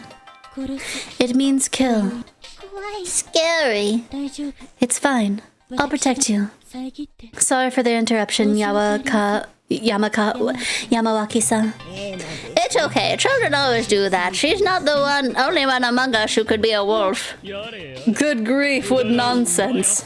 If that's what you think, then just off and let the corruption have ya. Yoshitsugu. Oribe-san, I'm concerned about your son's upbringing. I'm like this because I want to be. Don't drag the hag into this. Shut up, Yoshitsugu. I'll punch you. Huh? Takumi-ni? The hell are you acting tough for? If I say I'll punch you, I will. You too, Kyo. Just shut up and listen. You don't have the guts. Hear that? Adults don't let stuff like that get to them. Anyway, Batan, this doesn't seem right to me. I've been hearing about this ever since I was young, but it never made sense to me. We've been here for as long as we can remember. With the exception of Meiko, we all know each other. They've been replaced by wolves? Like heck, they're the same as always. Takumi, you're being naive. What? You're saying someone's shady among us? Everyone's shady. Oh, Jie-chan. You be careful too, Aru. Even beasts can trick people, and people trick better than any beast. There are things here acting like they're one of us. Why are you so confident? There's truth in what the ancestors said. Well, if you say so. That's just what Yasumizu numbskulls say, isn't it? Chikamochi. Again, you irreverent little... Mochi, stop that. I'm sorry. So, what do we do now? What do you mean? We talk and decide, right? Will that be enough? I mean, we're deciding who to kill here, aren't we? Everyone will say what they think, then we'll narrow down the most reasonable opinion. Tiana, what do you think? I think it's a mess. We already have people who think no one's shady and those who think everyone is. Yammering on and on about something that can't be reasonably decided is a waste of time. Besides, in the end, this is just going to be decided by whoever is most influential. What are you getting at? Don't worry too much, Chiemi. Most of us here are Yasumizu brothers and sisters. It'll work out in the end. I appreciate that you're being so considerate, but we're talking about killing someone here. Plus, it gets worse. If you don't want to pick someone close to you, you'll choose someone else. Someone you don't like, or a stranger. Personally, I think you shouldn't let that kind of thing affect your decision. It'd be a grave mistake. Hey, I'm trying to say that killing and all that stuff is insane and we should stop it. That won't do, Takumi. Bachan's saying the same thing. That's why we gotta talk it out, you know? I know what you're trying to say, but... can I... Haru-chan speaking. What's the likelihood of the guy Chiene brought being the one who killed the journalists?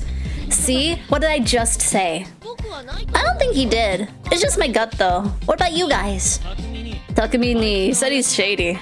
Yeah, I did. But like Chiemi said, we shouldn't make decisions based on that. Also, the guy's weird, but I don't think he's done something like that. I'm with you on that. This is our problem, so we should solve it by ourselves. Isn't that basically choosing someone based on who you like? So, how do you think we should choose, Kyonosuke-san? I believe majority rule is the most reliable method here. Yasunaga Oribe-kun? Hail democracy and all that. That's not very like you. I'm merely saying that there's no better way to get the common opinion of this many people. Also, talking it out and making the decision then is basically taking the conclusion most people agree with, no? That's the same as majority rule. Otherwise, like you mentioned, everything will be decided by whoever had the most influence. Who would that be here in Yasumizu?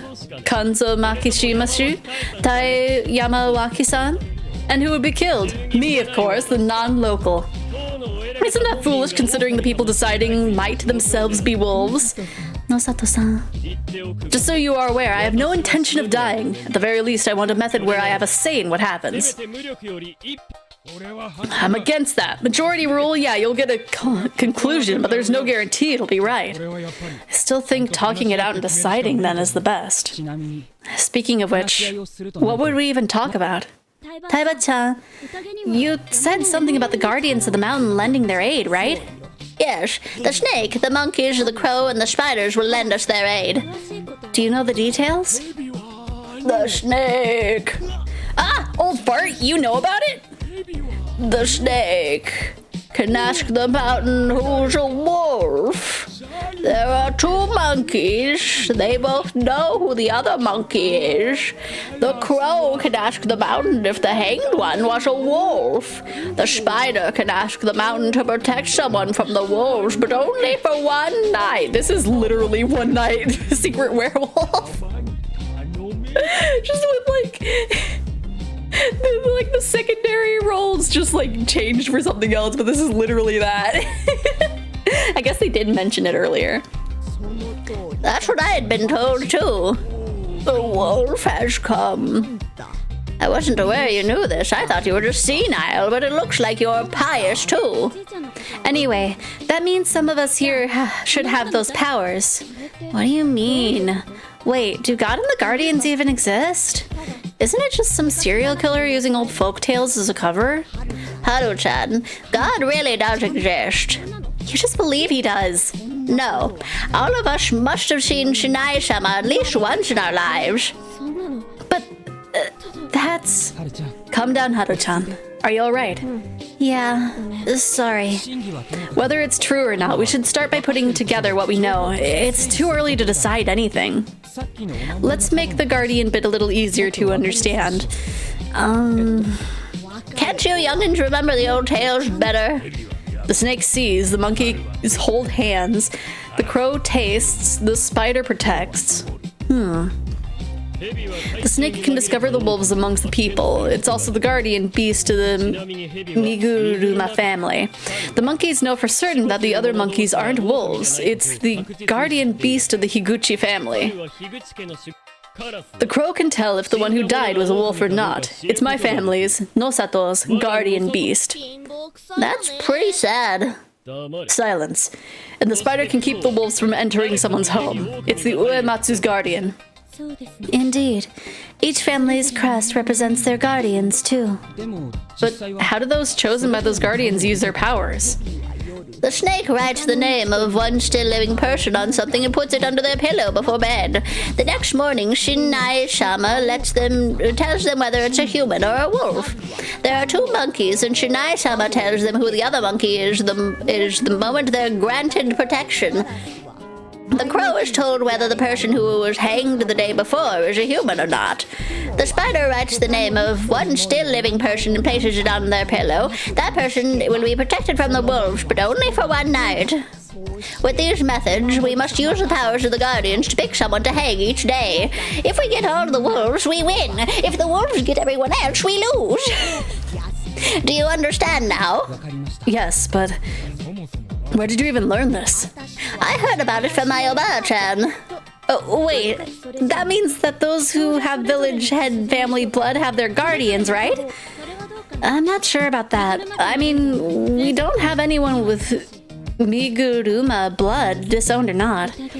I heard that the guardians are very fickle about who they lend their aid to. Then who are they?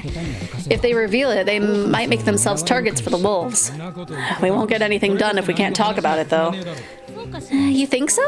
What if... screw this, we're wasting time here. Listen up, my guardian's the snake. What? What? Takamini, is that true? How do you even know that? I forgot to explain that. The guardians come when they're dreaming, or when we're dreaming, leave a mark for the chosen ones. If you wish to borrow their power, write it up and put it in your pillow. The mark will give you their answer. Yeah, I had a mark on me. I don't remember the dream, though. The snake sees. Does that mean Takumi-chan already knows who the wolves are? No. As I said, he has to write it up, and he can only choose one person per night. Huh. So we won't know anything until tomorrow morning? Yes. Can I ask something, Muro? What is it? Why did you reveal such important information for no reason? What do you mean, why? We have no other information to go on. Based on what's been said, the snake's power is very important. It makes you a very powerful asset in a fight against the wolves. So, revealing it like you did puts you in grave danger. I ain't scared at all. How can you say that? Did you see what those monsters did to those people? Oh, so you believe in monsters? It was a figure of speech. Anyway, this turn of events has cost us a valuable weapon. Don't just decide that. You don't know. Yes, I do. Listen to me, everyone. Anything you say here is free information for the wolves. We should talk things out without overplaying our hands, yeah? That's true. And it gave me an idea. I'm the one speaking now. Quiet, fool. Yasu, speak. To make the best use of Takamini's reveal, the spider should protect him. The spider among us, without revealing his or her identity, should write his name down, I suppose, and protect him. That would keep him safe. What do you think? Sounds good to me. Yasu, old man. Yasu. Oh, Yasu. You'll be safe today. Ask the snake to tell you about someone. Whatever he finds out will definitely be correct, right? Right. Takumi-chan, can you promise you won't lie no matter who you investigate and what result you get? Of course I won't. Isn't that good enough for today? I don't think we can hang anyone without any kind of proof. You sure that's okay? Why wouldn't it be? Just sitting around and waiting doesn't suit me, okay? I know that. Oh, by the way, I think Takumi should tell us who will investigate. Why? Well, if you investigate someone and don't like the result, you can't lie that you actually investigated someone else. What the? I wouldn't lie. That's reasonable. I'd say it's necessary for Mudo, considering how sympathetic he is to Yasumizu's inhabitants.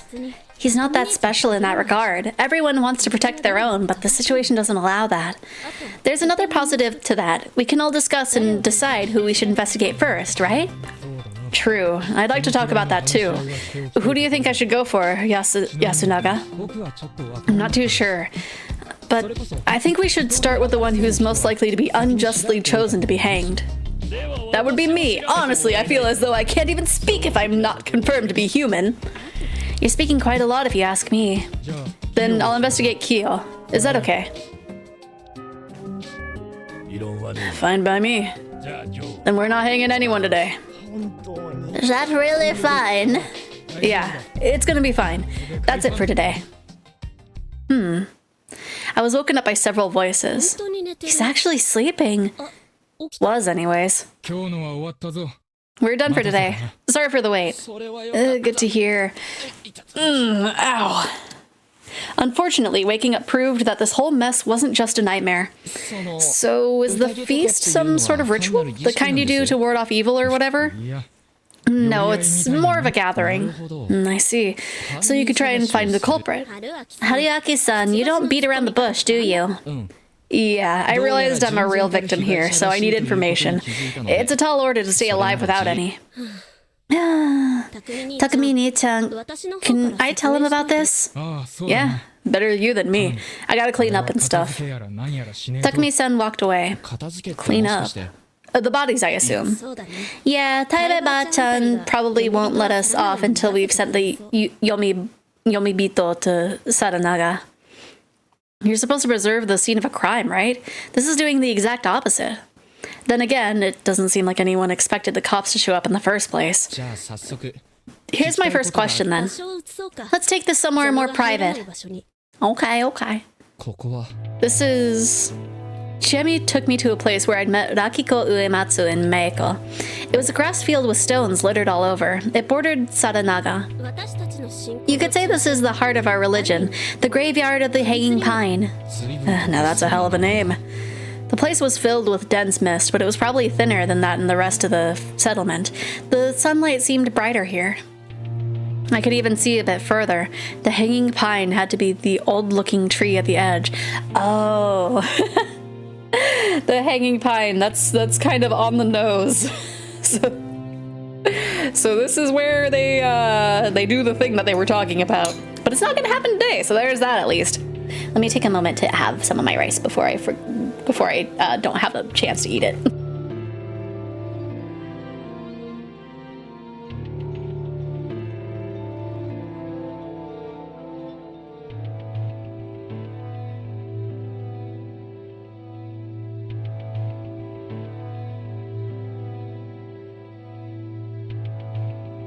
I think I didn't add enough water to it. It's so dry today. Oops.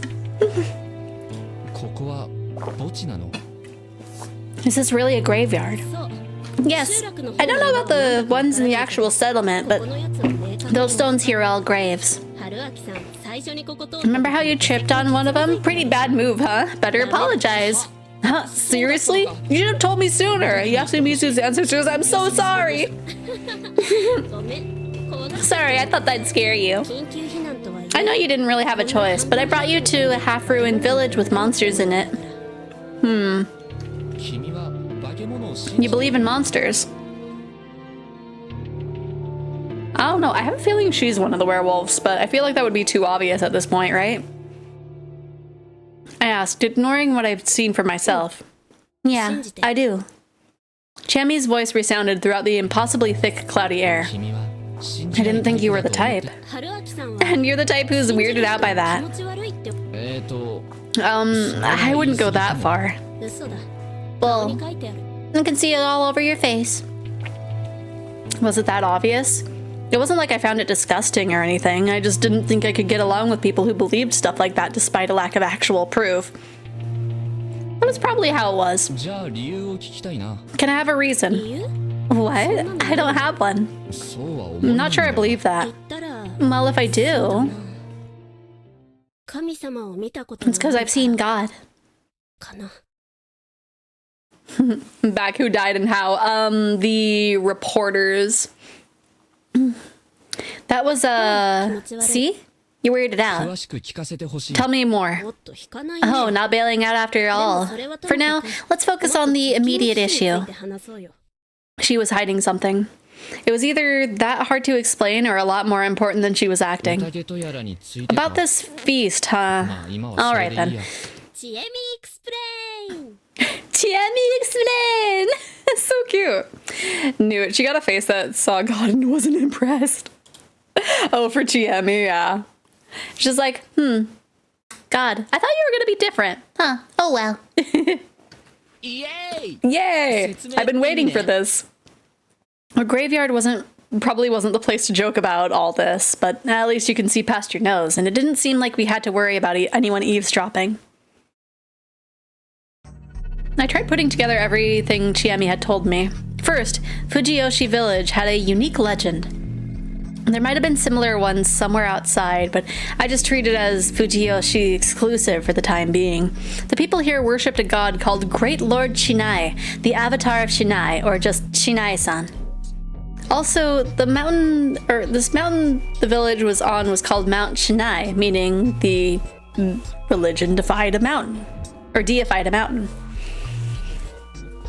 All these drawings are cute. Anyway, sometime in the past, not known when, Shinai-san had helped the people living here by sending 5 beasts called guardians. However, just like nature could really be harsh, he had a scary side too.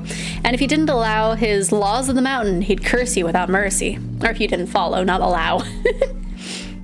The Okami-sama was the ultimate form of his cruelty. Though the Okami-sama watched over the hunt, the Okami-sama was also oppressed, tortured, and punished humans. The other guardians, though, were largely benevolent ones. The snake predicted the weather and harvest yields, bolstering the humans' prosperity. The monkeys defied the wolves, secretly teaching the people of fire, along with other important bits of knowledge. The crow pecked at and ate of the flesh of the Yomiboto, the enemies of the Shinai-san. The spider warded off the Yomiboto and ensured that the humans slept and dreamt soundly. The Yomibito did indeed mean people from Yomi, as in the land of the dead. But apparently, it wasn't very clear what they actually were. But just as I expected before, it was thought that they had something to do with the corruption, death, and land of the Yomi.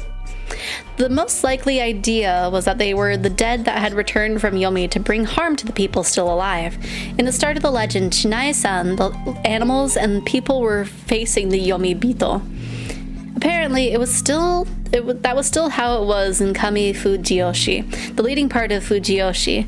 It was the basis of teachings of the Great Lord Shinai's religion. Thanks to that, the 5 beasts, including the Okami-sama and Shinai-san, were still worshipped here. In Yasumizu, however, things were a bit different. The legend here had a turning point when the humans, snake, monkeys, crow, and spider cooperated to kill Okami-sama. With the destruction of their cruel rule, the human village experienced great growth. That had been where the 4 head families, who were said to have the blood of the 4 guardians in their veins, were formed, and the snake was Miguruma, the monkeys were Higuchi, the crow was Nosato, and the spider was Uematsu.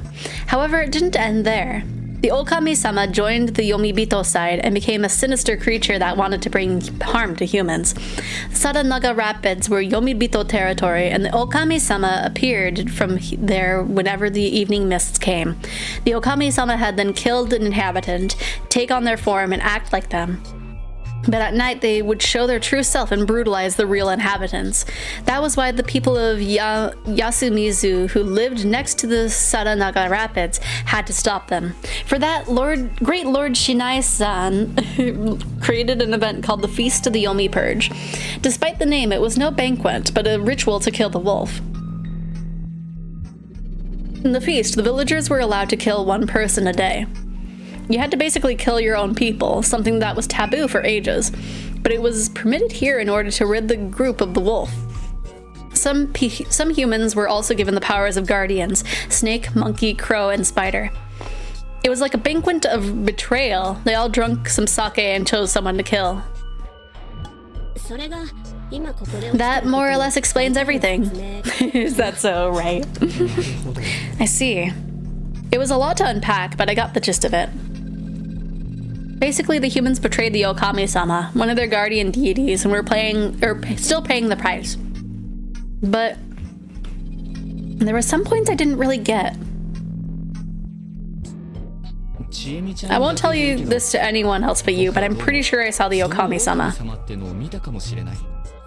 No way. Where? I just took a peek through the space in the outhouse door, so I didn't get a good look. I couldn't tell her that I had had a realistic dream where I was killed. I had a human body and a head of a wolf, I think. No way. Can I take that as he seriously saw it?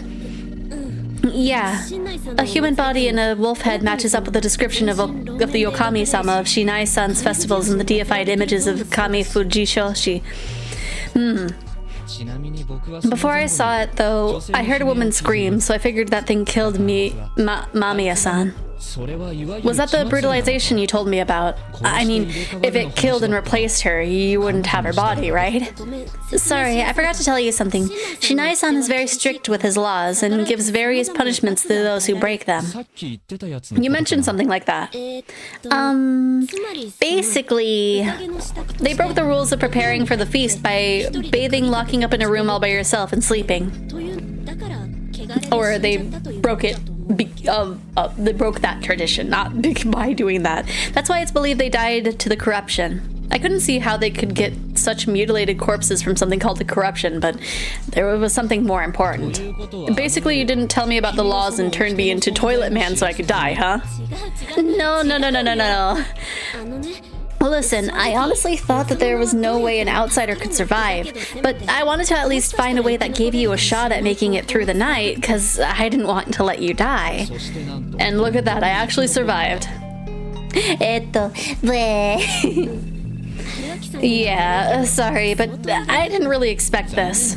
Shame I didn't get splashed, huh? Don't be like that. I'm actually really glad you didn't die. I wasn't sure how to feel about this, but hey, at least you tried, right? So that scream really was Mamiya-san's, huh? Or was it someone who got brutalized? No, I'm not really sure. From what you told me, it's possible that that was your scream and that Okami-sama already replaced you. Well, it's possible, but I know full well I'm no wolf, and that's what I'm gonna say. That's exactly what a wolf would say. Just like everyone else, huh? Fair point. Now that was a predicament. Or now this is one. Question 1. Ask away. Are those marks the only proof that there are 2 wolves? It's not letting clip. Oh no! Why is it not letting you clip? It should let you clip. I recalled the strange symbols on the large rock, the 2 warped diamonds with spirals inside. Yeah, that mark represents the Okami-sama returning from Yomi. So since there are 2 marks, it stands to reason that there are 2 wolves. So it's speculation. Not much reason to question it, though. We have these annual mountain festivals, and there's always a guardian costume parade. The number of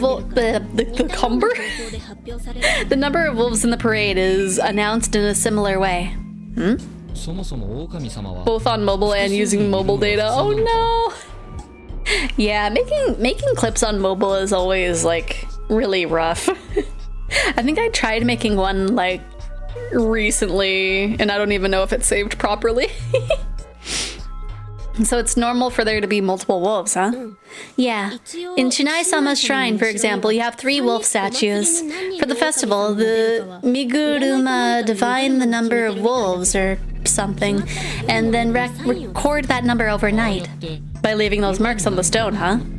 No, Kami Fujioshi doesn't have okiba. Those stones, I mean. So they apparently draw them on the shrine grounds. Apparently. The people of Yasumizu are taught to wait for the guardians of Yasumizu, so I never saw the marks myself. So one of those marks in Kami Fujioshi means 1 wolf in the parade? not exactly. The wolf sign in Kamifu Jioshi isn't as warped, for one. The mark with the spiral and the diamond is only the sign of the wolves that came back from Yomi. It's a Yasumizu thing, so they don't have it in Kamifu Jioshi. I see. But still, the number of wolves and marks match up. Yep, the Three Wolf Festival is considered good luck there. Chiemi herself doesn't look the least bit happy to talk about it. Anyway, all I had to take from this was that there was at least 3 Okami-sama, wolves. Nightmare situation, there's more than 20 wolves. There's more wolves that are in the village, my goodness. Let's see. I feel, let me turn down the desktop audio just a smidge. Because I don't know if my volume is like fighting with the background sound, but anyway, since I'm distracted, let me just eat more of my rice really quick.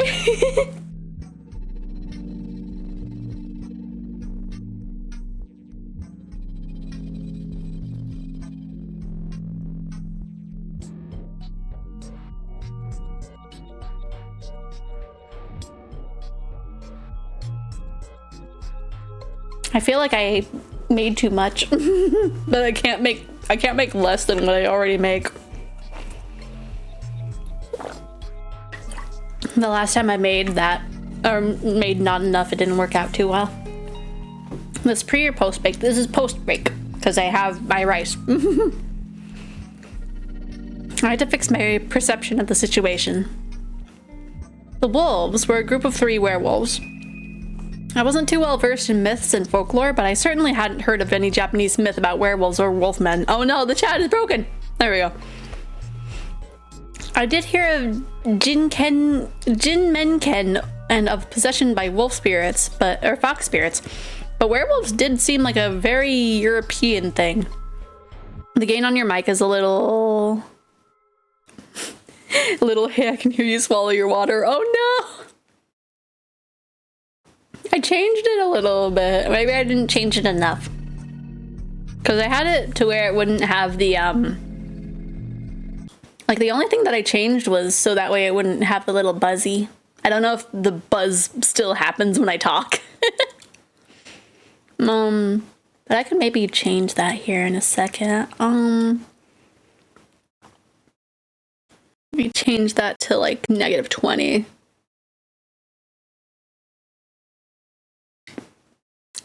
Okay, I think that should be good. I don't know sound stuff.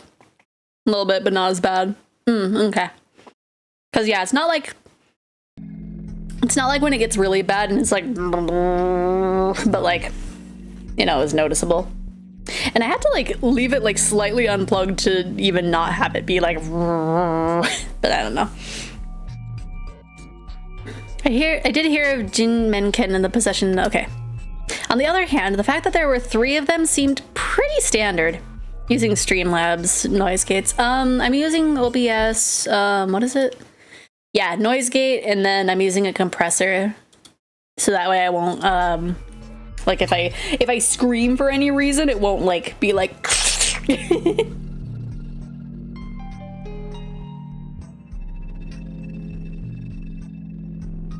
Sorry, took the moment to have another munch. On the other hand, the fact that there were 3 of them seemed pretty standard. I guess it was something to do with presentation, trinities and all that. Though the idea of 3 werewolves did seem a bit excessive in terms of content. Anyway, I now had a better grasp of the situation. That made it easier to understand what was going on here. What about the humans who got guardians? How many of them are there? There are 2 monkeys, but only one of the rest. I see. So there are 5 guardians and 2 wolves, and the rest are humans. It's pretty bad that there's 2 wolves. Because that makes them strong? That's one reason, but you can only kill 1 per day, right? If there's multiple, getting them all will take more time. Oh yeah, I just realized the crow would be kind of pointless if there was only 1 wolf. Why? The crow's ability lets them tell whether the corpse is a wolf or a human, right? That means that a wolf doesn't transform back into a wolf even when it dies. The corpse stays human. That makes the crow's powers useful. You wouldn't be able to tell if a wolf was dead otherwise. Yeah, that's true, but what does that have to do with the number of wolves? もし狼が Imagine if there was only one wolf. They killed him. What happens next? I got nothing. 答えは Exactly that. Nothing. Or rather, the wolves won't kill any more people. Game over. Humans win. Oh, I see. The compressor is what's causing the static? What does that mean? Wait, what? Well, let me... Because if I turn off the... Oh, the compressor? Really? Well, I can hear it when I have it, like, outside of OBS. Because, like, if I turn it off, I'm loud. I'm loud! But if I have it on, it's like it has a limit.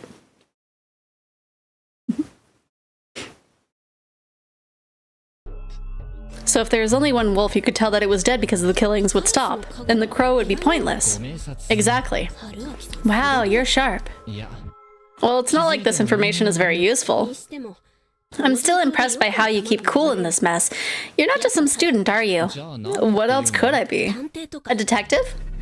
I like that. I'm a famous detective who came to solve a difficult case in the countryside. Seishi Yokomizu's world. And you normally investigate affairs and debts. Wow, that got real quick. Anyway, I got more questions. 狼は How many people can the wolves kill per day? It'd suck if everyone got killed overnight. That won't happen. Remember the snake? They need to ask the mountain who's what. そうだろうね True. The spider would get pretty useless if they just protected one person while everyone else, including them, died. いや This is also why I wondered if Mamiya-san and Hashimoto-san got brutalized. 二人殺せるの Killing even 2 people would make it pretty bad, but if it is just 1 per day, or... Well, that raises another question. Why do these supernatural monsters even need to follow rules like that? Is that weird? Of course it is. Imagine if there were 3. 1 corpse would barely serve as a snack. I don't think they're attacking people because they're hungry. Oh, so they're just out for revenge? Not really sure, but it doesn't seem like they're doing this because they want to. I feel they have their own laws that they have to obey. This is what bothered me so much. The Feast of the Yomi Purge had rules, and breaking them would mean being taken by the corruption, some sort of supernatural punishment from Shinai-san. If this was really just divine retribution, surely he would want the Yomibito done away with immediately. However, instead the humans retained the aid of their guardians, and only 1 kill was permitted each day. Even the wolves couldn't break that rule. Were the laws of the mountain equally binding to both man and wolf? In Christian theology, both humans and Satan were God's creations, equal before him and all acting based on the master plan. Was the god of the mountain similarly inclined? The compressor works both ways. It makes loud stuff quiet and quiet stuff loud. Adjusting the volume makes stuff staticky over them being loud. When you had it off, you didn't have the static. Really? Really? How was, oh gosh. What do I don't know these settings.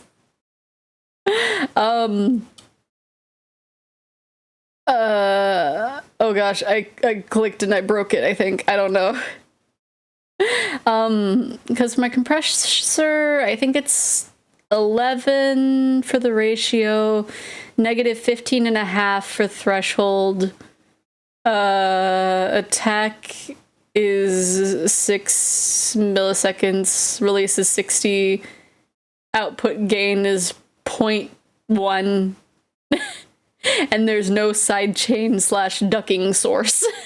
If you have a gain, or if you have a mic with a gain setting, I suggest having that turned down. Having that turned down? On the, what? If you have a mic with a gain setting? Okay, sorry everybody, I'm... okay. Just in case, you gotta reset it. Oop. Okay, the gain is all the way down. Is that okay? Is that okay? How's my sound? How's my sound? We'll click onto the game so that way there's sound. And then while I wait for an answer.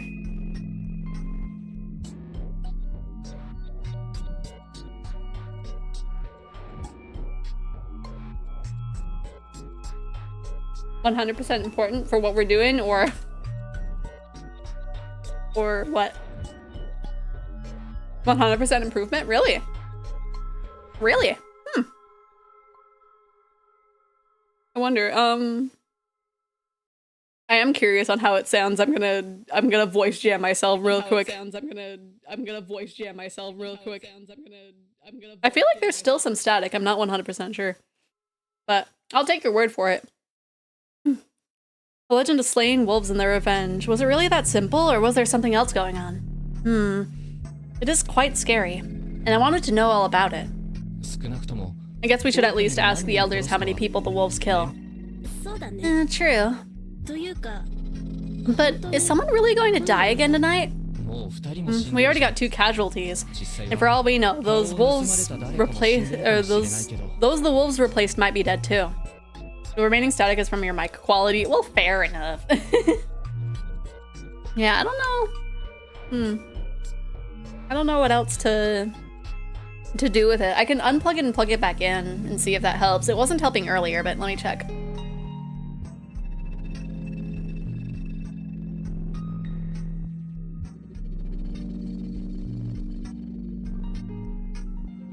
That won't help? Oh gosh, it got worse. Give me, I don't know how to have this.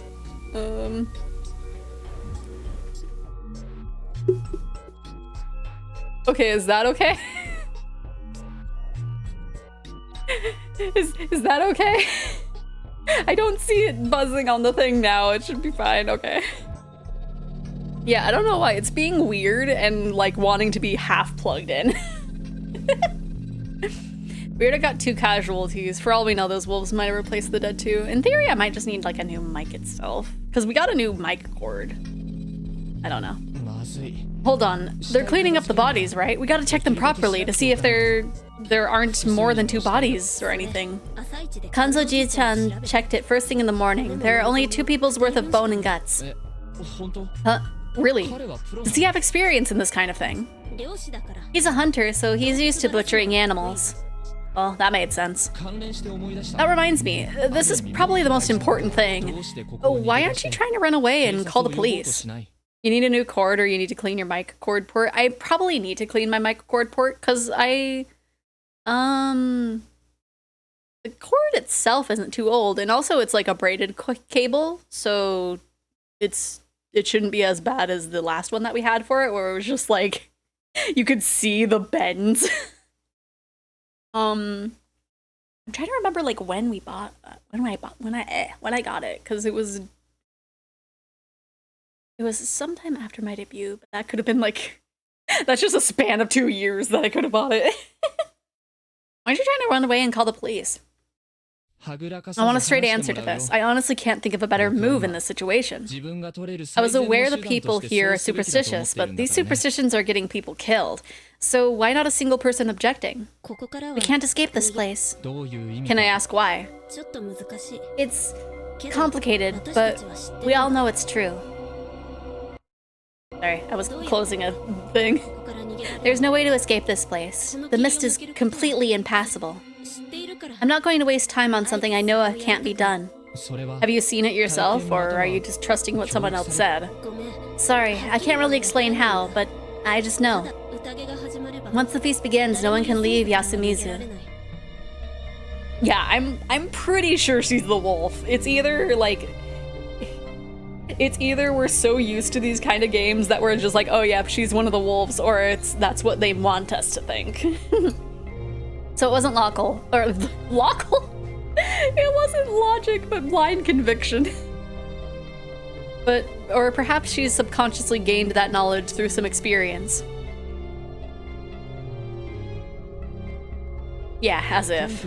So you have no proof, but still believe you can't escape. Yep, everyone else will probably say the same. What are the odds that your blind faith is in something that's totally bull? Well, higher than 0. What if I said that as someone overlooked by the god of that mountain would try to leave anyway? Either the MC or the girl is the wolf plus the rich dude. Maybe. I don't know, cause I feel like he said that he was from the family of, what was it, the bird? Whichever one that's like, oh yeah, the person that's hanging there, that's either a wolf or a person. What if I said that I, as someone overlooked by the god of the mountain, would try to leave anyway? I do everything I could to stop you, even if the others allow it. It's because they don't care if you die. That was pretty scary. So you're worried about me? More than anyone else here. Thanks. I can just feel the love. Love? She was going all red on me now. This seems to be taking it pretty far for an act. No, I just have a conscience. The others here don't then? Well, you should know that they're way colder to outsiders than they appear. I'm kind of an outsider myself, so I can relate to your situation. You'd go on a road trip with someone just based on that? Hey, that might have been our final farewell in this life, so I wanted to make it nice. Huh? You only agreed because you felt sorry for me? Don't think you can get out of your promise that easily. Wow, how do I respond to that? Oh, but wait, your bike's broken. She's like the Min vampire from Call of the Night. The Min vampire? Also, I'm not sure if I know what Call of the Night is. If it's for a date, then I'll take out a loan on a new one. A date? I guess it is, but wait, you'll take out a loan while you're still in school? Main vampire. Besides, don't promises like that usually end up with someone dying? Let's worry about that after we survive. Yeah, that's a big death flag. Don't say that. Shoot, first she was all over me and now she was playing hard to get. In normal circumstances, that could be kind of fun, but right now she was the only one I could rely on. The emotional support would have been nice. Back to the whole police thing. Really, you can't expect much from them here. Because it's supernatural.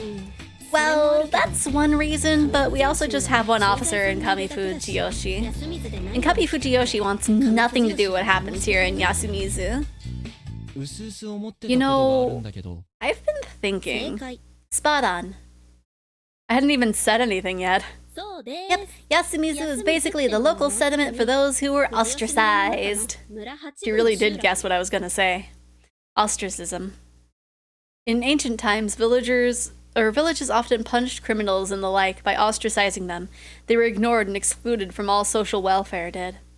Basically, people who were excluded from the larger group and treated coldly. It was one step away from banishment. It wasn't just emotional torment either. Back in those days, not getting the help of other people was a matter of life or death, making this quite a harsh punishment. Did you all do something? Most of us did nothing. The Makishima, Yamawaki, and Mudo families have been here for generations. Can you keep a secret? Sure. Kaori Oribe-san was originally an outsider who married into the Higuchi family, but her husband messed up somewhere down the line and died. I hear she was forced to move here with Yasukun, who was still very little. Well, that wasn't a pleasant story. I had heard ostracism still survived even in this day and age. Some rural groups would brazenly cut off your gas or water supplies if you didn't fit in. Then again, neighbors in cities had their own communication problems. Basically, humans really hadn't changed over the years. Still, ostracism because of family troubles? In this day and age? It seemed so weird, ugly, and behind the times. Then there's Mochi. He was the Nosato family's heir apparent. Guy's an actual blue blood. Huh? Really? Yeah, he and Kinoyosuke-san are uncle and nephew. They were nothing alike. Mochi is a bit weird though, so he was put up for adoption and sent to Yasumizu. Oh yeah. Kyonosuke, she said something like that. Sheesh, what century did they think it was? What about you? I didn't, oopsie. Did you used to be a bit wild? You don't like that? Nope, I'm actually into that. Wow, you really go all in, don't you? With her pulling hit and runs, I really had no chance. Nazuna Nakakusa. She tells dirty jokes all the time, but the second love is mentioned, she breaks down into a blushing mess. That's true, that's true. That is a cute archetype, too. Anyway, this place was basically abandoned. I couldn't expect any outside help, and everyone here believed they couldn't escape this place due to supernatural reasons. What were my options here? Ooh, we could leave or stay. This is our first, like, actual option other than, like, you don't have the key for this path. Okay. You know what? We haven't saved. You know, it's really weird that there's no sound in the menu. What do we do? Should we leave or stay? You know, let's try leaving. I think that'll get us killed and give us a key. That should be fine, right? It was probably best to try to leave before I get too deep into this and while it was still bright out. Being left out of the feast hardly guaranteed my safety. I couldn't expect anyone to lead me out, but dropping dead in the middle of nowhere seemed better than getting eaten alive here. After making my decision, I wrapped up my conversation with Chiemi and we returned to her room. She gave me some cup ramen, and it looked like she wouldn't tell me why she hadn't let me eat during the dining hall's food until I asked. I didn't want to go any deeper into this than I already was, so I didn't ask. During lunch, Chiemi went to the bathroom. That was my chance. I took out a notepad, quickly wrote "sorry, I'm leaving" on it, took my stuff and left the room. We are absolutely dying. Using the mist to my advantage, I passed the inhabitants and headed to the upper parts of the settlement. Alright, I got to the entrance of the mountain path. The road was unpaved and sided by two giant boulders reminiscent of a tori without a top. I could see why everyone was afraid to go beyond this point. The humid mountain forest looked both gloomy and scary. Right, this is 100% like this is the death route. But walking further seemed far less likely than staying in the settlement. I walked ahead. And soon had to stop. The road was ruined. A car would have been useless here, so this is why Mamiya-san and Hashimoto-san couldn't leave yesterday and had to spend the night in the van. However, I wasn't exactly heavy, so getting past this was easy. I had no idea why obstacles like this were enough to hold back video game characters. You could easily walk around it. Holy heck. Though, they could have it worse. There was the one game where there was both an obstacle and an impassable cliffside mist. Anyway, I kept on walking. Most of the ground here was covered in dead leaves, ferns, and moss, making it really slippery. I supported myself by holding on to nearby saplings, but I ended up breaking a few branches. This mountain seemed completely untouched. Fushiyoshi's people clearly didn't do any forestry. I came across a very steep slope. Whoops, I accidentally hit shift. Climbing up was impossible. I'd come this far avoiding slopes and following the road, but before I knew it, I'd lost sight of the road. It wasn't all that smart, but I decided to keep going up. Logic told me that I'd be closer to Kamifushiyoshi the higher I got. Seriously, what was up with this mist? I couldn't see anything ahead of or behind me. I felt like I was swimming through rice water. Or perhaps milk jelly? It seemed like it was heavier than air and too dense to breathe in. It felt like it would congeal around me the moment I stopped moving. What was I thinking? This was a reality, and this was just a mist. You know, we're not in a video game. I walked up the desolate slope and kept walking. I had to constantly remind myself that this was just a mist and this was nothing but reality. I had no idea what happened in the end. That was just like, I don't know what happened. I guess I died. Who knows? Watch hint corner. No, I'm good. That didn't even give us a hint. Because it was just a dream, right? Do better next time. Okay, it's fine. It's okay. I figured I was gonna die there. It's okay, sheep. It's okay, little sheep. Okay. Let me click the chart, thank you. Okay, Yomi. Okay. So let's not leave. Let's stay. Being left out of the feast hardly guaranteed my safety. Obviously, escape was the ideal choice, but at this point I didn't see anyone guiding me out. All I had to look forward to was either dropping dead somewhere in the mountains or becoming a snack in this village.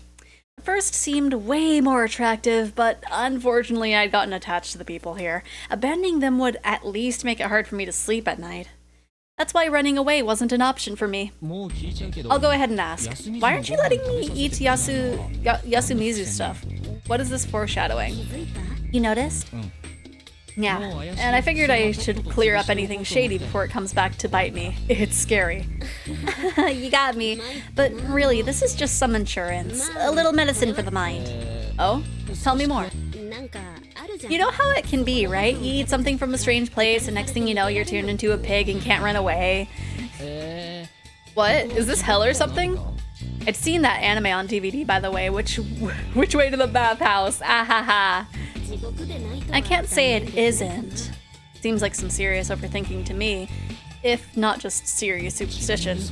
How long will this last? I brought a ton of food from the outside, so you should be fine for a while. Cup ramen, huh?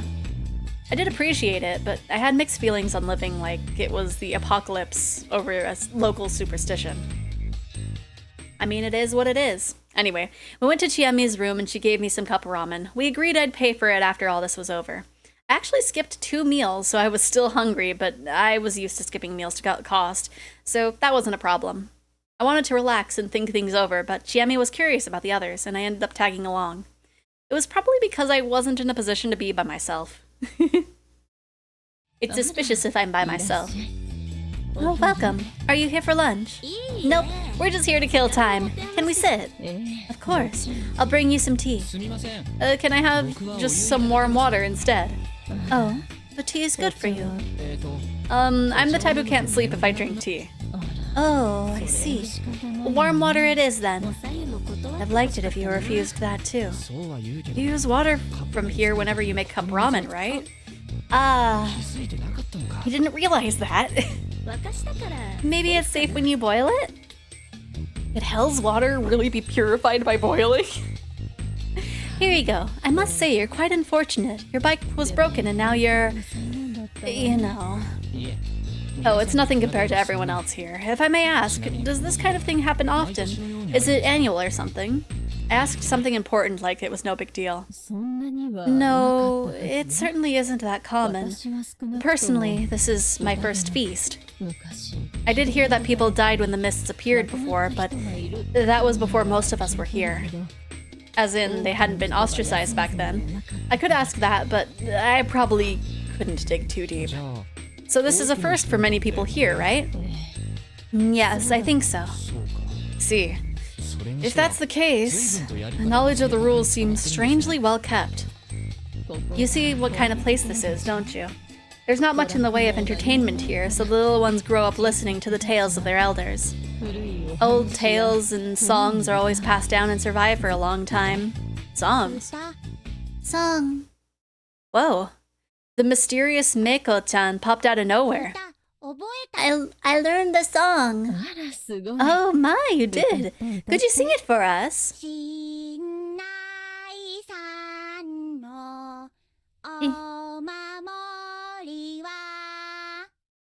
Shinna-san's guardians are one cake to...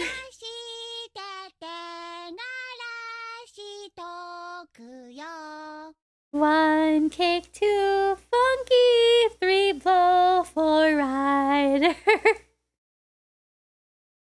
Cake, funky, blow, and rider? So was it a guy who had a funky birthday party with cake and ended the night on a happy note? The melody seemed familiar, though. I guess it was too difficult for her. Meiko, so this is where you were. Ah. Her guardian came soon after. Oh my. I'm sorry, we just had lunch, so the place is a bit of a mess. Kaori Yoribe-san humbled herself. Oh no, I'm the one who should apologize. I let Meiko wander off here. No need for that. It's a difficult time for us all. We are free to come here and relax whenever you like. Very well. A silent thud. And a loud one. The woman just collapsed. Are you okay? Oh my, are you hurt? Apparently she wasn't trying some unique form of relaxation. She just tipped on the rail of the door.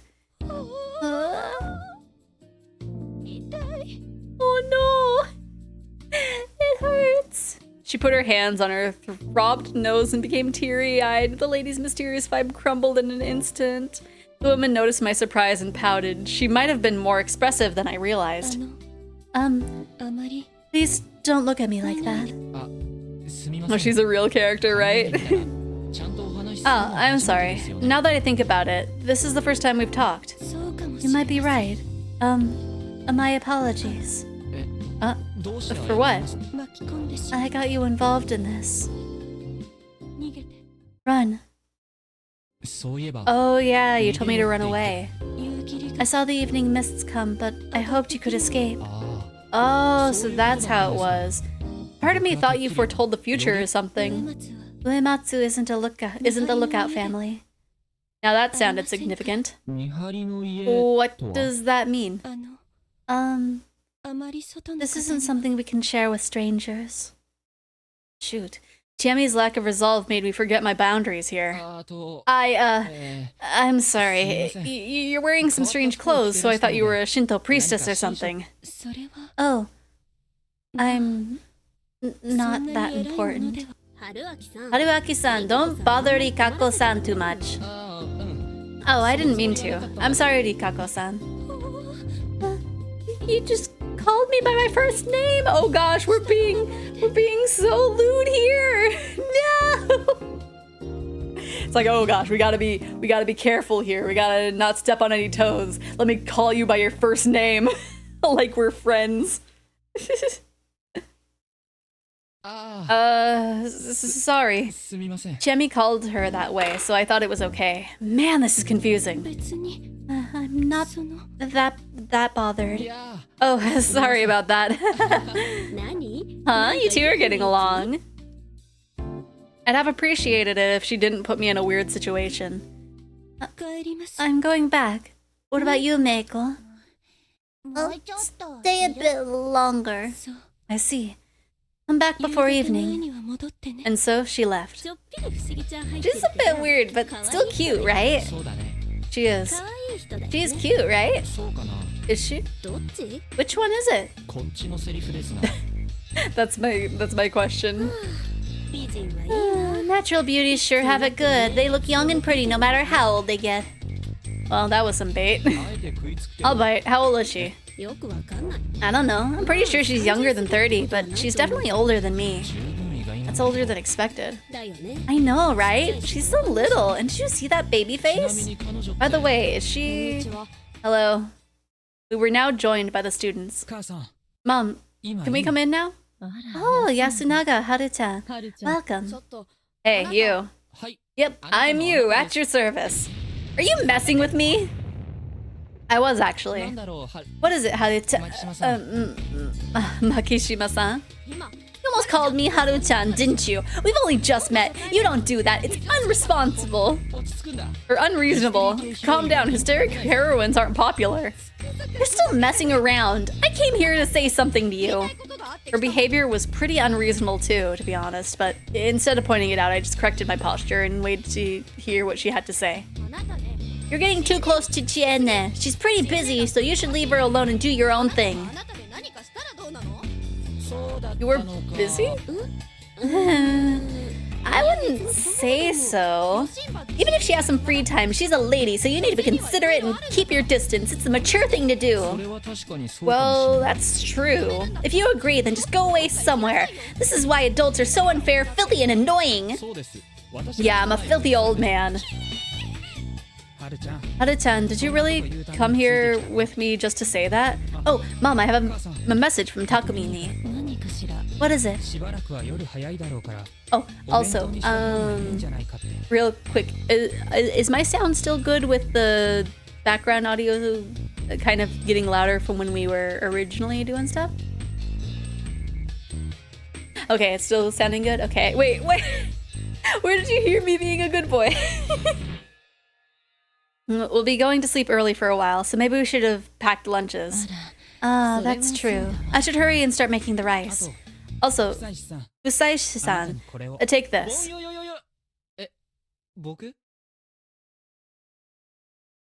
What? How does turn into voom voom? Huh? Me? I was busy deflecting Haru-chan's attacks with my stupidity barrier, so being dragged into a conversation surprised me a bit. He gave me a rather dirty, crusty, cheap-looking cylindrical key. It wasn't even attached to a keychain. How can you constantly accidentally get you to call yourself? I am easily tricked. It's the key to the dorm. Takumi said he got it from Taeba. Huh?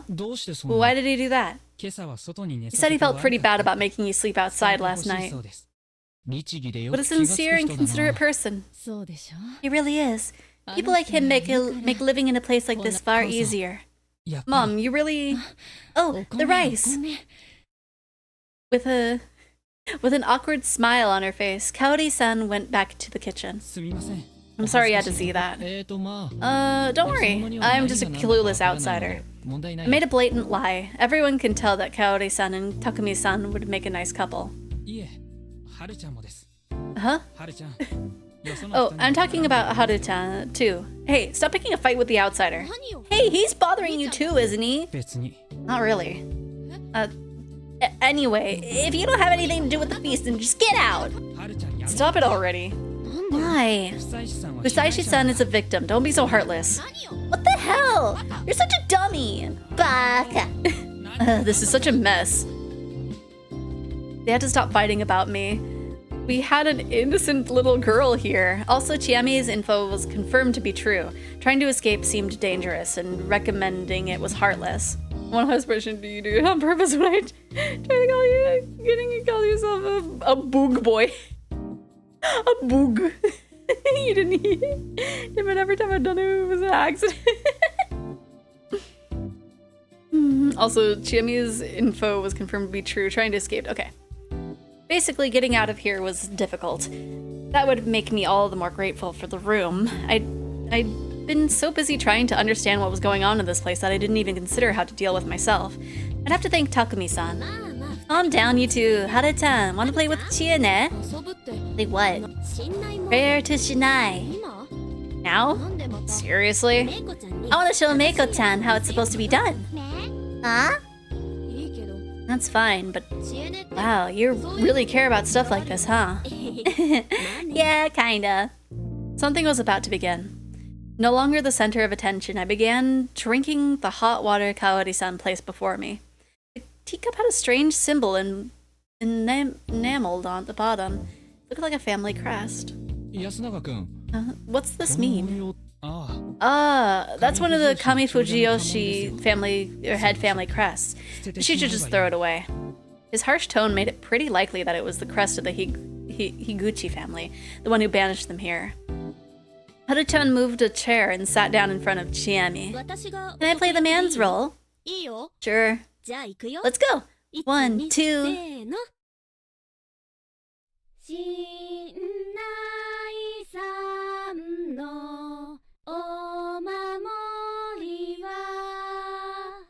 Hinai-san's guardians.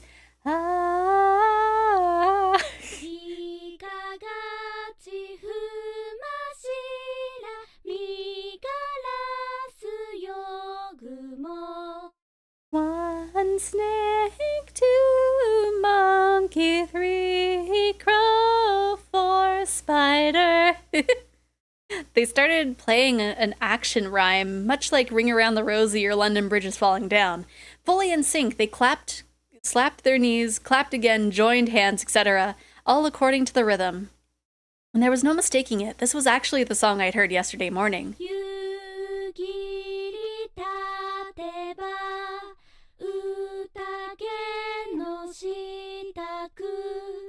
I've prepared for the feast when the evening mists arrive. Welcome back, Mal. Okay. You were being held down by Bandit. Oh no, I was wondering where you went off to.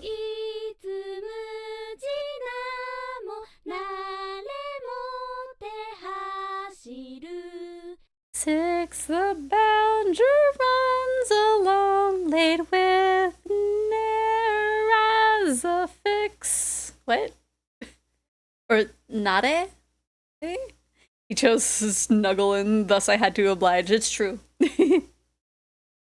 They were doing it pretty quickly, so I couldn't see everything, but it was definitely complex. They even raised fingers and made fist bumps. Bandit's cat, yeah. Also, I was pretty sure I'd heard that part somewhere. Prepare for the feast when the evening mists arrive. Oh. 怪しよみびとけがらえり Seven, the corrupt Yomibito rise to oppose the mountain. That didn't fit as well. Suddenly, the song changed in tone. The movement switched up too. Haru-chan hid her face, while Chiemi stood up a bit and grabbed her by the shoulders. 怪しよみびとなきにせん A death of the damned Yomibito is the mandate. Similar line, but the roles switched.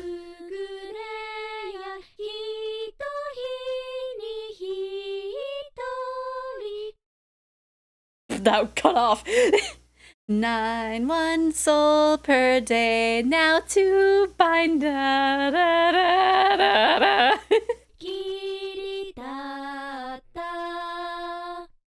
10, the mists rise away again.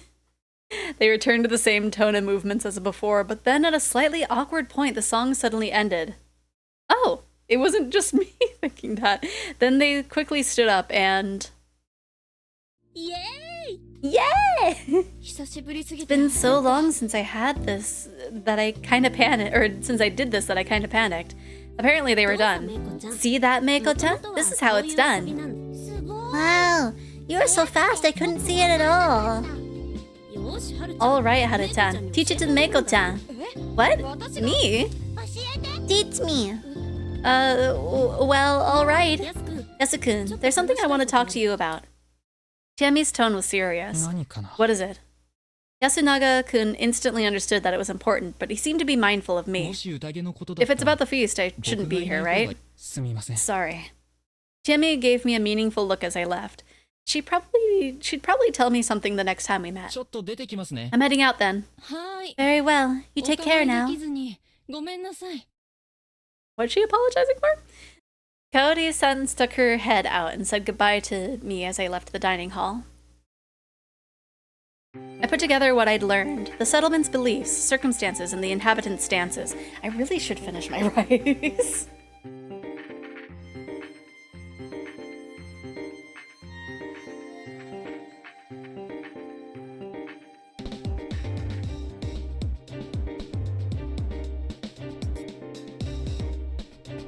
Thank you for the hydrate. I actually grabbed water.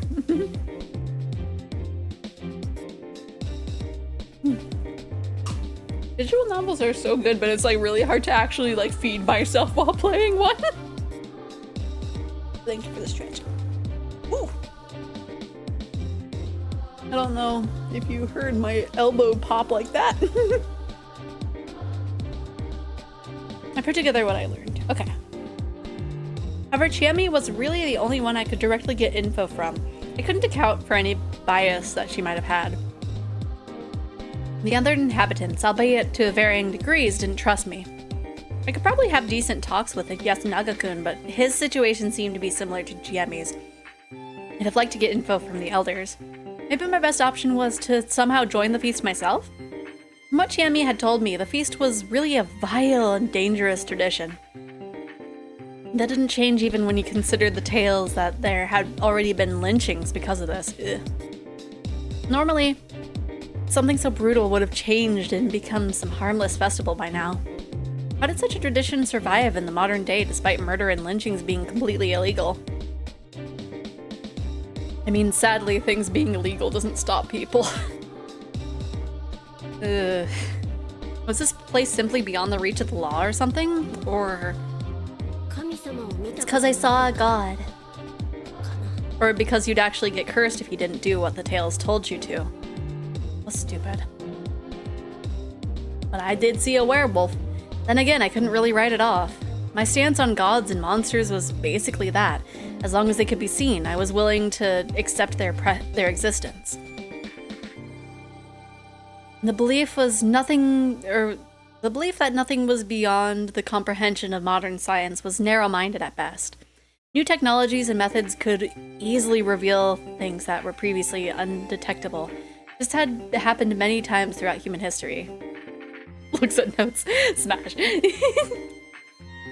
The fun thing is there's 2 werewolves. The idea that there were strange animals, ghosts, or aliens that were simply beyond our current ability to perceive was entirely plausible. However, there were disappointing realities too. For example, the original story about something mysterious could have easily been a lie, trick, or misunderstanding, or misinformation. Generally speaking, the mysteries of the world all turned out to be one of those. Science disapproved things far more often than it confirmed them, which was pretty dang boring. Surely even Houdini, famous for exposing mediums and other frauds, wanted to believe in psychic phenomena. He'd searched the world in the hopes of meeting a real medium, but each he found proved to be fake in the end. Well, considering I actually seen something that shouldn't have existed, you could say that I was in a way more exciting situation than him. Though my life was in danger, so I couldn't really waste the time trying to speculate what that thing was. Back to the matter at hand. For now, the most important thing was understanding and surviving the feast. To pull that off, I needed more info. I still hadn't heard how today's talk had ended. Based on the mood of the place, no one seemed to have died, at least. They died. Shocked, I turned around. Who was this? It was a girl I'd never seen before. They died. Yep, they died. They all died. You will die too, surely. Welcome to Fujiyoshi, you poor man. The girl turned and ran, her skirt swaying behind her. Hold up, Mochi. Whoa, how did you know, Poop Man? Who are you calling Poop Man? And, well, your clothes surprised me, sure, but you should work on your acting skills. Hey, this ain't a costume or anything. Huh? You're saying you wear that normally? Yep, I'm super poor, so the school uniform was the only thing that I could wear, but Taiba never stopped complaining about that. This is why I borrowed Haru-chan's old clothes. They're cute, aren't they? Well, they are, but you're a guy, right? If I didn't already, I'd assumed he was a girl. Yep, I have one. You can check when we're... Ew! Ew! I didn't want to see it at all. Are you uncomfortable with your gender or something? What? Oh, I'm a guy. Then why? There's no reason. This is just the way I am. The way you are? I'm an eccentric. There's something wrong with my head, so it's hard for me to get along with normal people. But I also can't just do whatever I please, so I ended up being a bit weird. So this is simply your nature? Yeah, speaking of nature, if it wasn't cold, I wouldn't mind going around naked. So basically this was a guy with a unique sense of, well, everything. Unless he found something that really clicked, he'd have a hard time living anywhere, even in the city. You have my sympathies. Hey, Yasumizu's actually pretty easy to live in. You should move here, Poop Man. Why does that have to do with anything? Living in the city is hard, ain't it? Nope, it's way more convenient than here. Really? I thought you escaped because something bad happened. Well, I can't deny that. You're a weirdo too, right? That one I can deny. Wait, really? I thought we were birds of a feather. Right, old man? Whoa, there's that weird old guy in the bushes. I think Poop Man's a real weirdo. I know, right? That's what Poop Man is. Poop Man. Please don't spread that name. I don't give a damn if you Shai or Haruaki. Just stop calling me that. Hassan. I look like a Middle Easterner? I was mildly bothered by the accentuation too, but he was probably avoiding using nicknames that were similar to Haru-chan's name. Well, whatever, that works. Poop Man becomes Hassan! I was never Poop Man to begin with. You're close to the old man? We're fellow crazies. I really feel like this old man is a kappa. I don't know if that's a possibility, but like he just has the silhouette of a kappa. While the old man seems to be enjoying it. Join us, Hassan. When the mist's clear, we can go steal chickens from Kamifushi Joshi. Joshi. Why would I do something like that? What are you, kappas? Heck, why would they... Why did he like me that much? Well, that might have been a good thing. He seemed to be a bit more unique than the other two students. By the way, why aren't you with the other students today? Well, Haru-chan was angry, so I felt it wasn't gonna be fun with her. Why was she angry? Haru-chan likes Yasun. Oh, So she doesn't like that Yasun seems happy about Chiene coming back. I see. So why is she mad at me? Haru-chan actually wants Yasun and Chiene to get together. Well, I sure didn't expect to hear something like that. So she's helping the target of her unrequited love get his sweetheart? Yep. That's why you're barging in and getting along with Chiene messed up things for her.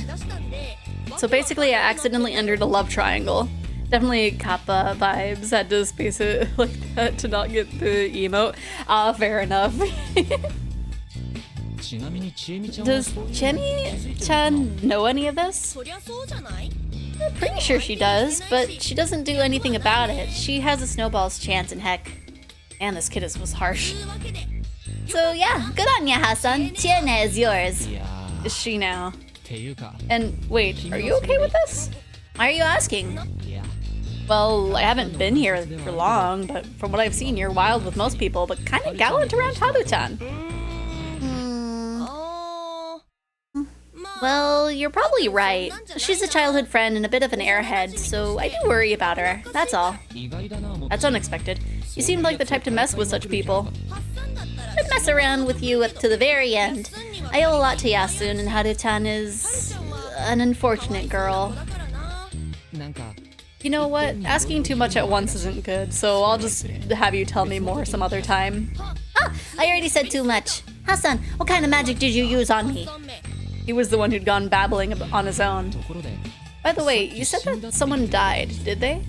Well, I know the journalist did. Yasumizu's people are still alive, but they're all as good as dead. Why do you think that? Who knows? I'm not good at reasons, but, well...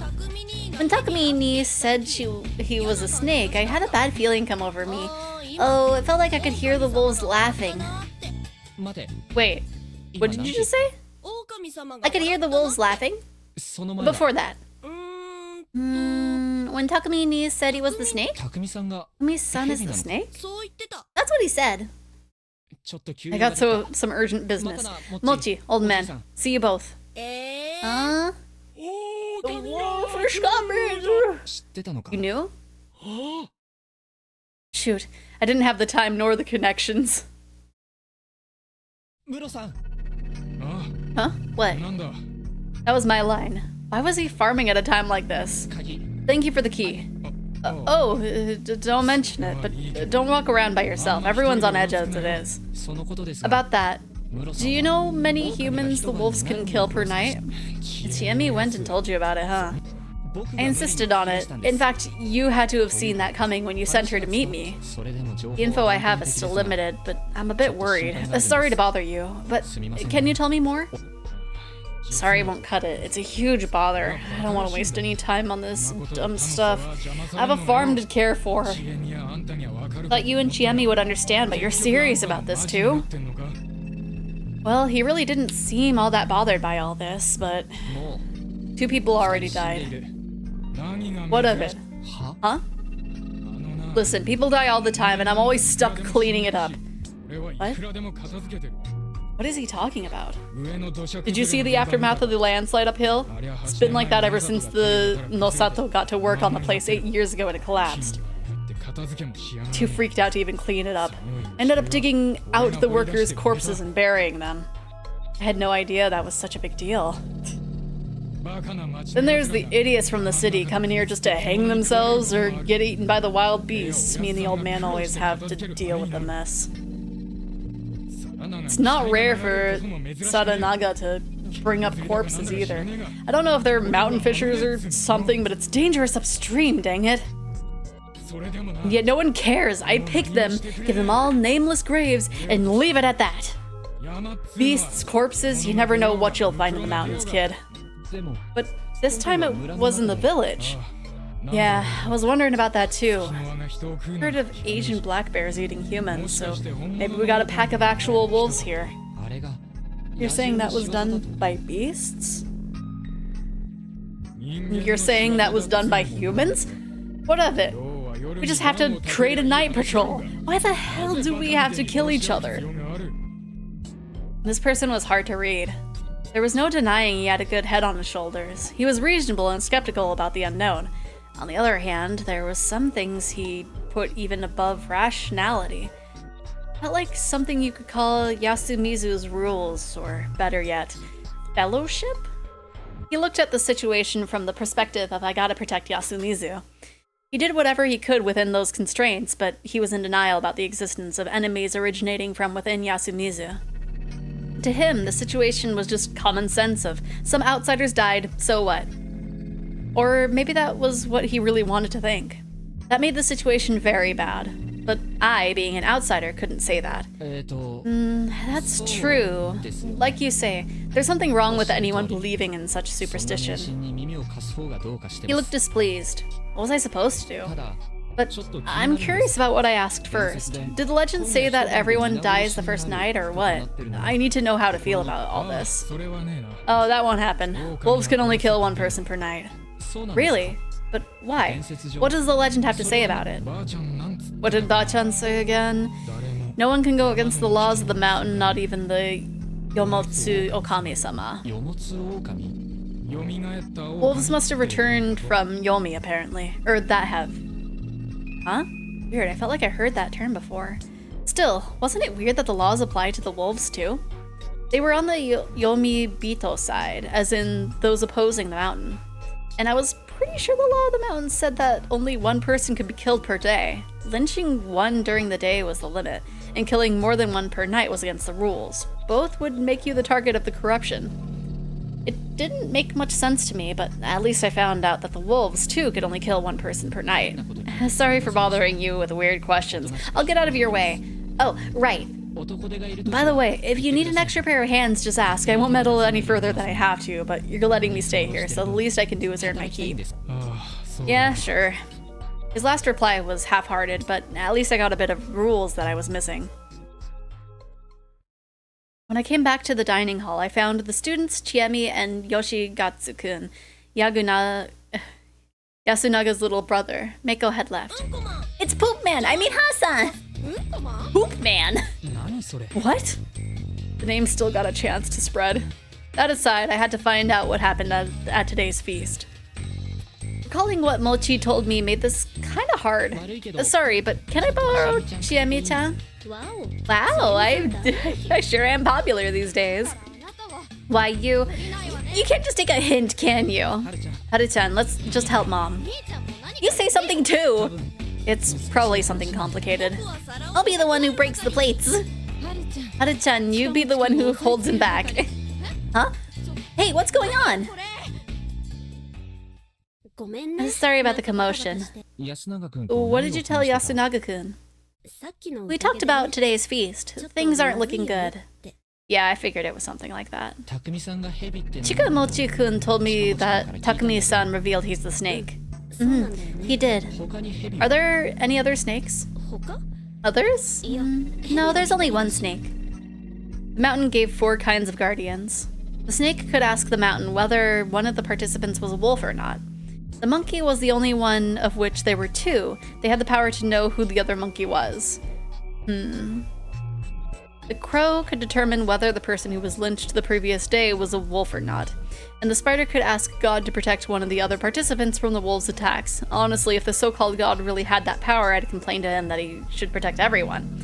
And as far as I knew, everyone who didn't have a guardian was either a powerless human or a wolf.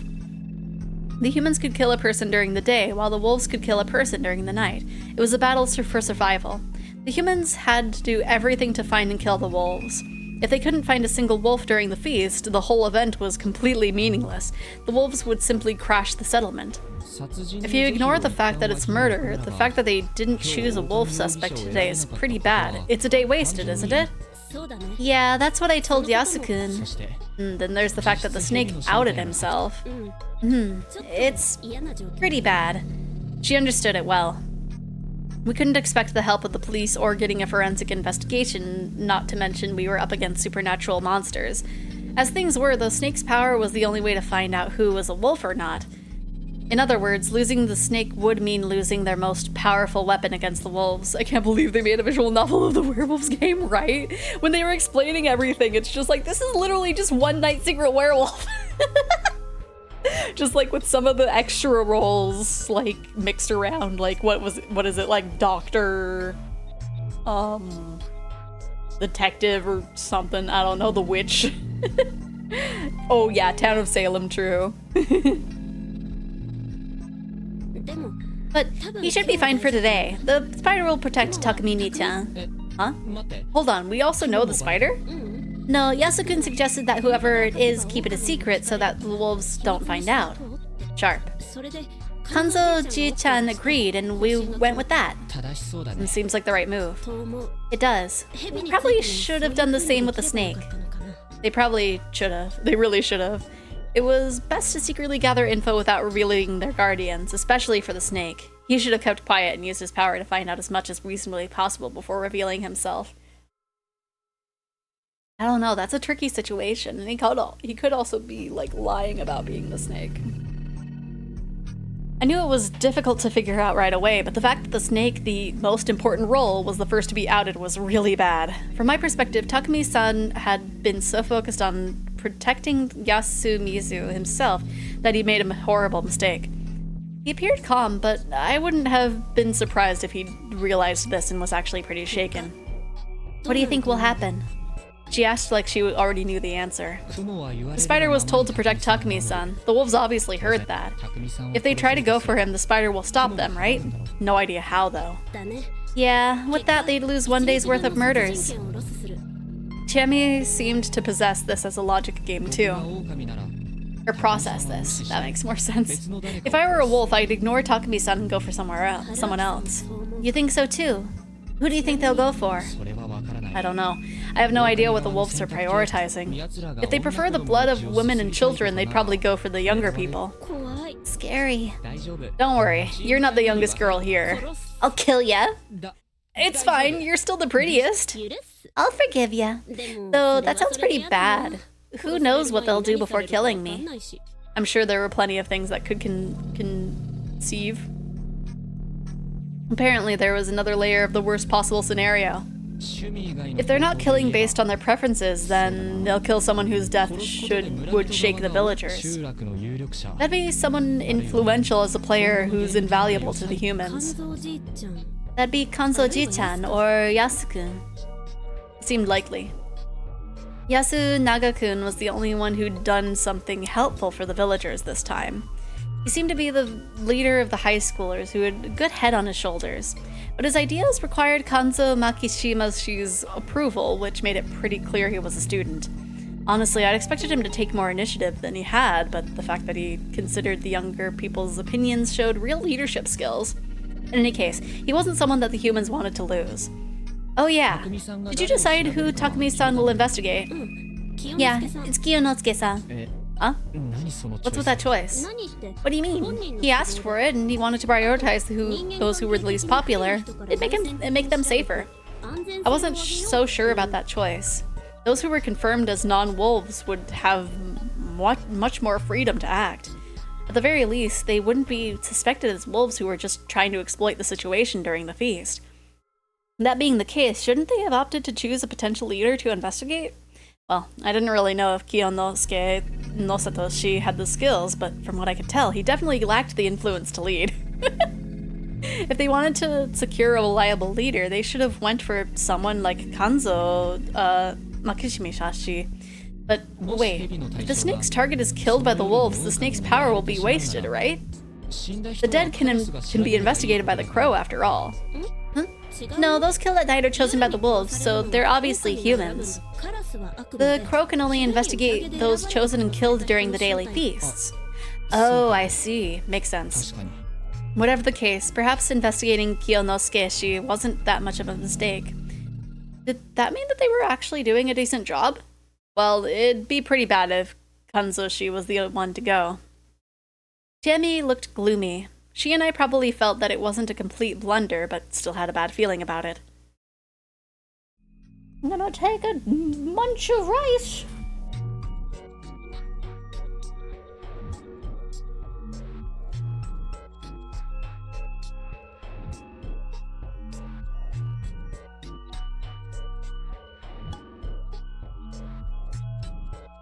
Pardon me. During the feast, everyone had to lock themselves somewhere all alone every sunset. It was called sheltering. Well, I could understand it. Considering the legends, but I'd still wondered why the students didn't go to school. It was a weekday. When I'd asked, they just told me, why would we leave it when it's so dangerous? Or why would we leave when it's so dangerous? The idea that they couldn't leave when the mist was here was so popular it affected their daily lives. Also, the people at Kami Fujiyoshi had to know that Yasumizu was covered in mist, right?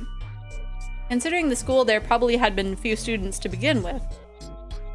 The non-presence of the three from Yasumizu would normally be a serious problem. I knew it was a settlement for the ostracized, but did they really neglect this place that badly? Looking at it from that angle, it was safe to assume that the local villages, Kami Fujiyoshi included, actually concealed the Fist of the Yomi Purge. I thought about that and similar things in room 203, the student dorm, the place I was given. Emi had given me some cup ramen and hot water. We chatted for a moment about being neighbors for a while, and then she returned to her room.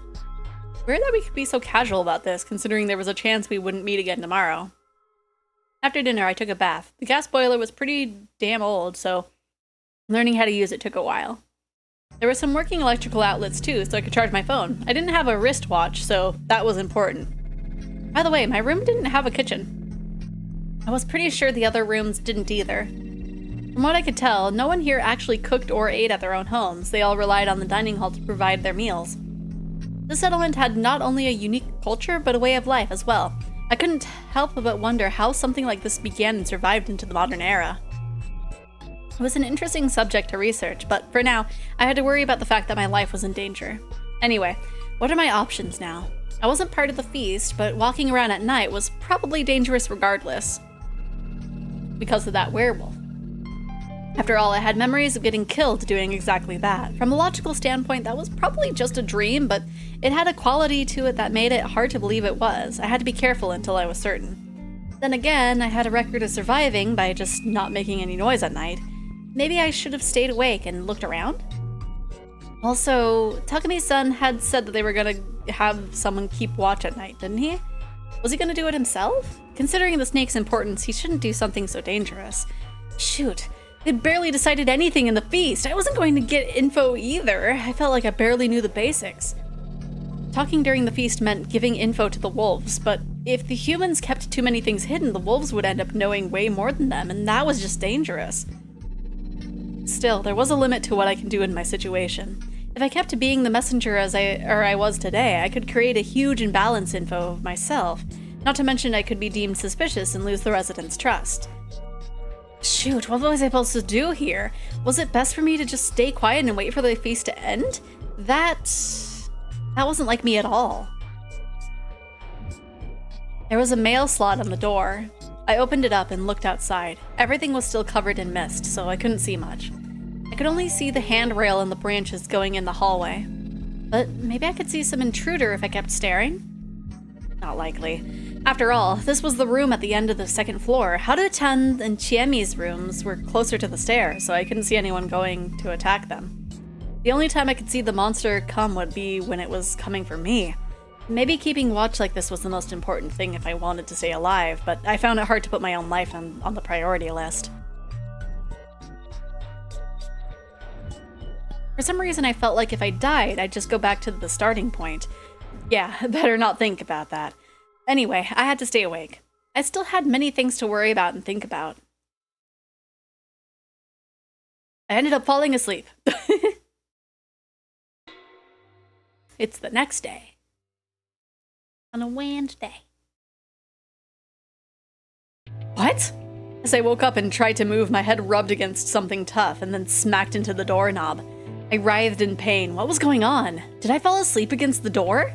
Was I more tired than I thought? I was glad I didn't die and all, but this was a failure in my eyes. Sleeping in an unnatural position made my whole body hurt. I wobbled over to my fully charged phone. It was 6 o'clock. That was early morning for me. I'd have loved to just go back to sleep, but I was too curious about the feast. After washing my face with hot water and putting on my shoes, I decided to take a peek through the mail slot. Outside, I saw Chiemi standing there with a knife in hand. I reflexively stepped back, tripped, and fell on my butt. What the heck was that? There was a woman standing before my room with a weapon. I'd only caught a glimpse, but that was enough to conclude that I was dealing with a scene straight out of a horror movie. What could have prompted this? Did she suspect I was a wolf? Or was she a wolf herself?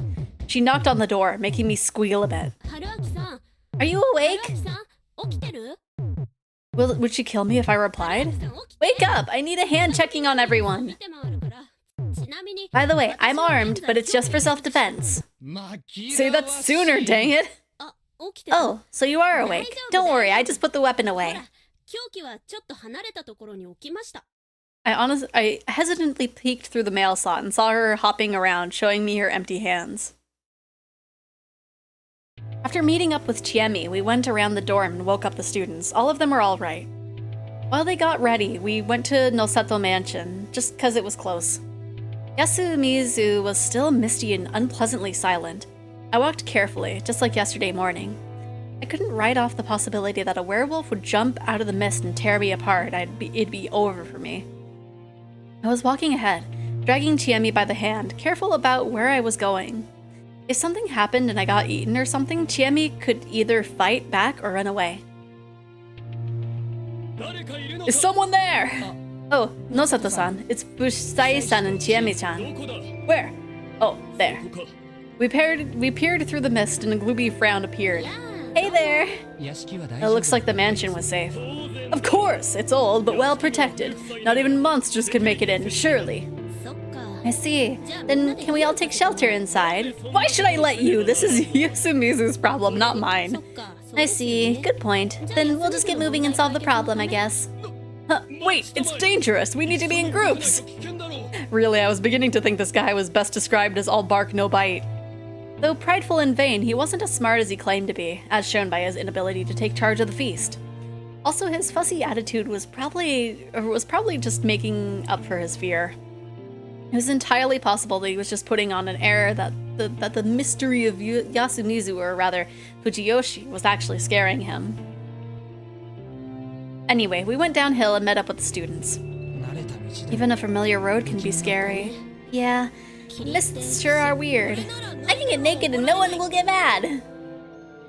Stop that, you fool. Haru Makishima was acting weird. Mochi was definitely expecting a retort from her. She didn't say anything and her face was so pale you could tell through the mist. Hanging her head, she was slightly shaking. Everyone else could see it too, but no one chose to address it. Questions would quickly become suspicions after all. Perhaps she was a wolf and did something horrific last night. As we all thought similar thoughts, she suddenly collapsed to the ground. Are you alright? Don't touch me! Her hoarse scream shocked everyone. Haru-chan, I just... Sorry, but right now Yeah, I can understand if you're on edge. Be careful about where you walk. We then slowed down. Haru-chan, not touching anyone's hand, was at the rear of the group. As we walked, trees and stones drifted in and out of visibility through the surrounding mist. Our vision was so limited that it felt like the world around us was changing with every step we took. A tunnel of trees, a path on the paddy field, a stone platform, a concrete stairway. We walked between realms each passing second. I was still wondering about Haru-chan. What was on her mind? Was she afraid or wary? After descending for a bit, we arrived at the plaza. I see all of you are all right. We met 2 more people in front of the dining hall. Are the elders sleeping in? Ba-chan's still getting dressed. She's not feeling too great right now. Let's check on those who aren't here yet. Come with me, Kyo. Why are you ordering me around? Because we might need some manpower. Fusayoshi, you come too. This was the first time he'd ordered me to do something, but it wasn't a situation where I could be happy about him relying on me. Yes, of course. He probably had a bad feeling. Namely, that he wouldn't be able to rely on a certain someone ever again. As I passed by Kaori-san, I heard her whisper, Yasunaga, can you help me? With what, Mom? Finding Yoshitsugu. He's missing. Oh no, the punk! Everyone's probably had a bad feeling about this. The 3 of us guys checked the houses. Yasunaga-kun, Chiemi, and Mochi walked around the settlement. We'd agreed to split up and start searching. The misty village was silent. I couldn't hear anyone chatting. I'd seen these buildings from the outside, but it was my first time actually walking in. The shabby buildings built using blackened planks were more or less buried in vegetation. Some were on the verge of collapse. The way their frames jutted from the mist reminded me of the carcasses of giant beasts. I walked in on a line between the grass, a footpath, surely. I often heard something small jump in the grass. It was probably just some bugs or frogs, but it still made me flinch. Rikako-san lives here, right? Yeah, in that house. Shoot. Why must she live in a place like this? If you don't know, there's no way we could. Or we could. I'd guess it's the Miguruma's orders. To my knowledge, she moved to Yasumizu on her own accord, and there's no need for her to be here in the first place. Maybe she knew the mist was coming and came to cast a spell or something to keep it away. That sure didn't work, though. Takumi Muto, I don't mind you being disrespectful of me, but you should choose your words when talking about her. She's a legitimate Kami Fujiyoshi family head. Like I care. This is Yasumizu. She said it herself, didn't she? And the feast we're all served on the same platter. Rakiko-san. Rikako-san! Are you alright? Apparently, Takumi-san didn't like the Uematsu family, but the 4-headed families in general. Now that I thought about it, though she wasn't as disliked as Kiyonosuke, the villagers in general weren't fond of Rikako Uematsu. It seemed like a pretty obvious outcome, though. Yasumizu was the settlement of the ostracized. It was impossible for a member of one of the head families to be openly spurred. Let me take a bite of rice and hopefully that'll reset me.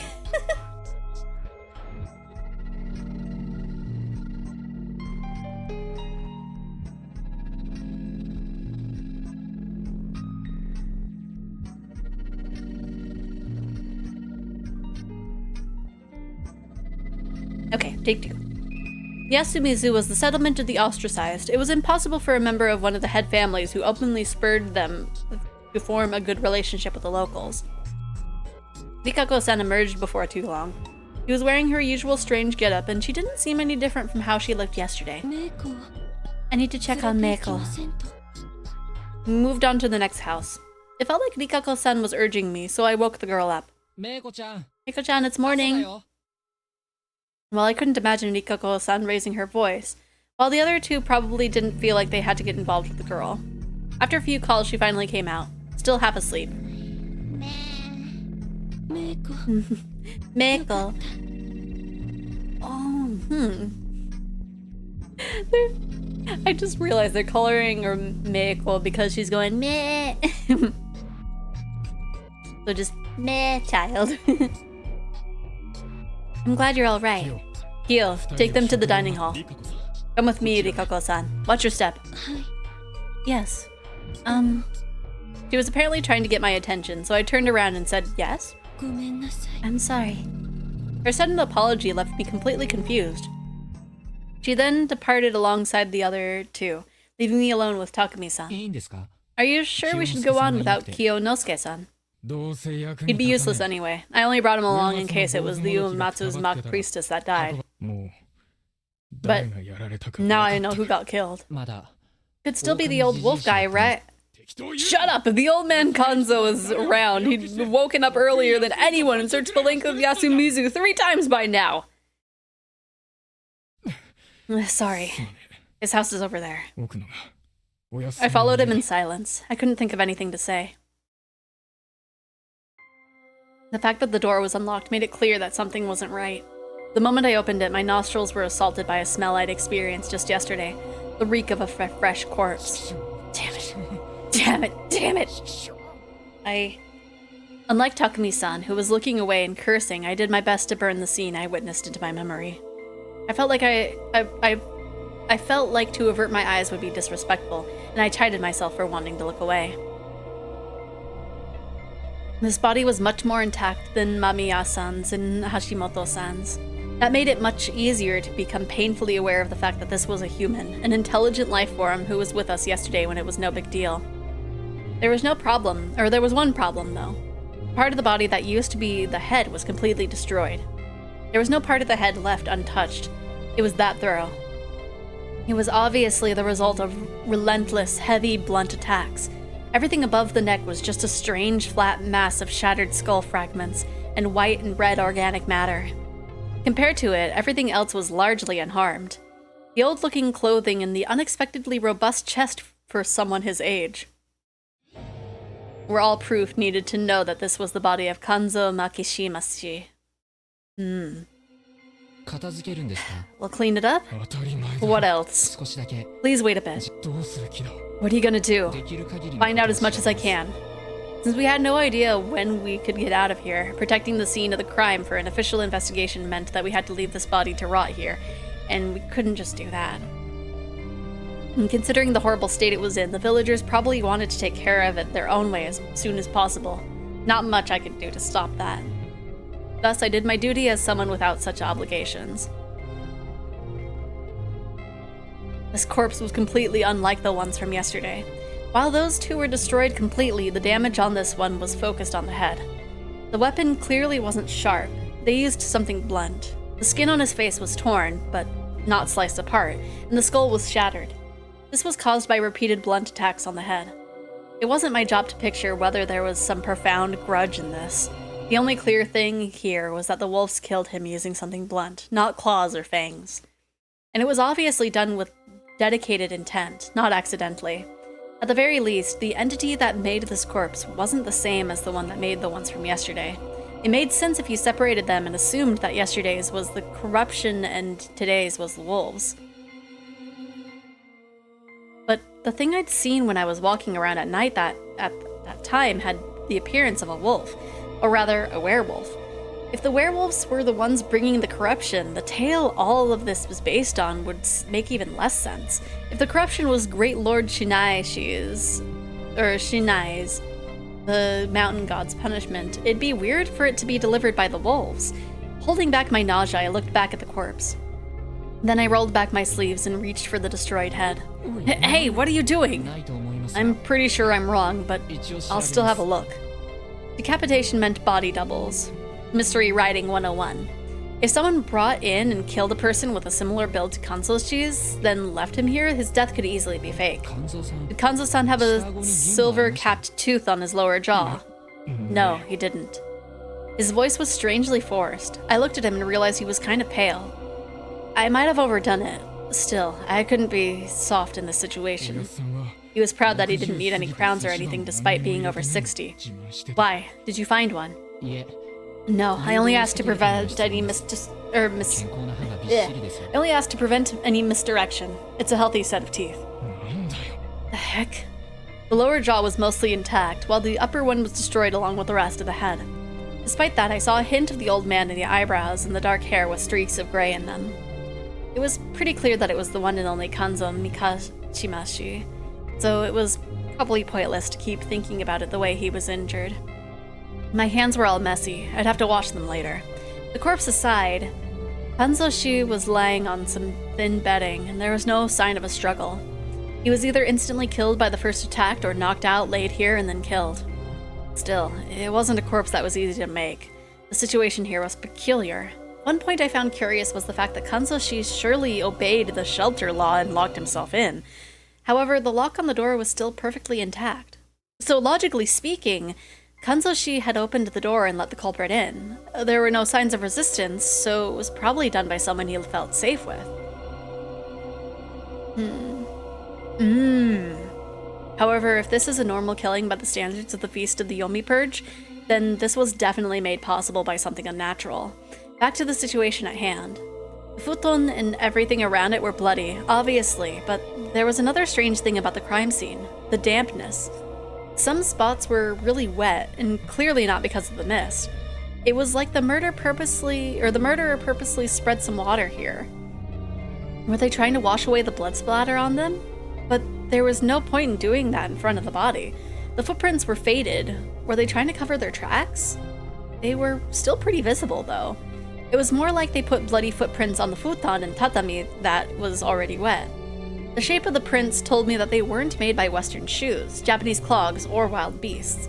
They were just long ovals reminiscent of those made by Zodi sandals. There weren't many of them, though. Most of the blood was absorbed by the futon. But from what I had, I could tell that there was only one type of footprint. I know anything? Nothing special. Thought so. You don't specialize in this, do you? Sadly, no. All I knew was that the culprit was a very dangerous human. As I washed my hands, Takumi-san removed the sliding door and put Kanzo-san's remains on it. He covered his destroyed face with a nearby hand towel and prepared to carry it. You take the other side. Got it. We lifted it up, and yeah, that was definitely a job for two people. A team lift. We went out into the mist. Are we throwing him into Saranaga? That's what Ba-chan would want. Because he'll be corrupted if we don't. Yeah. A voice devoid of life. I couldn't call out to him. Pushing him any further was dangerous. I could tell by the air about him. It's my fault. Why? Because I messed up in the feast. That was entirely possible.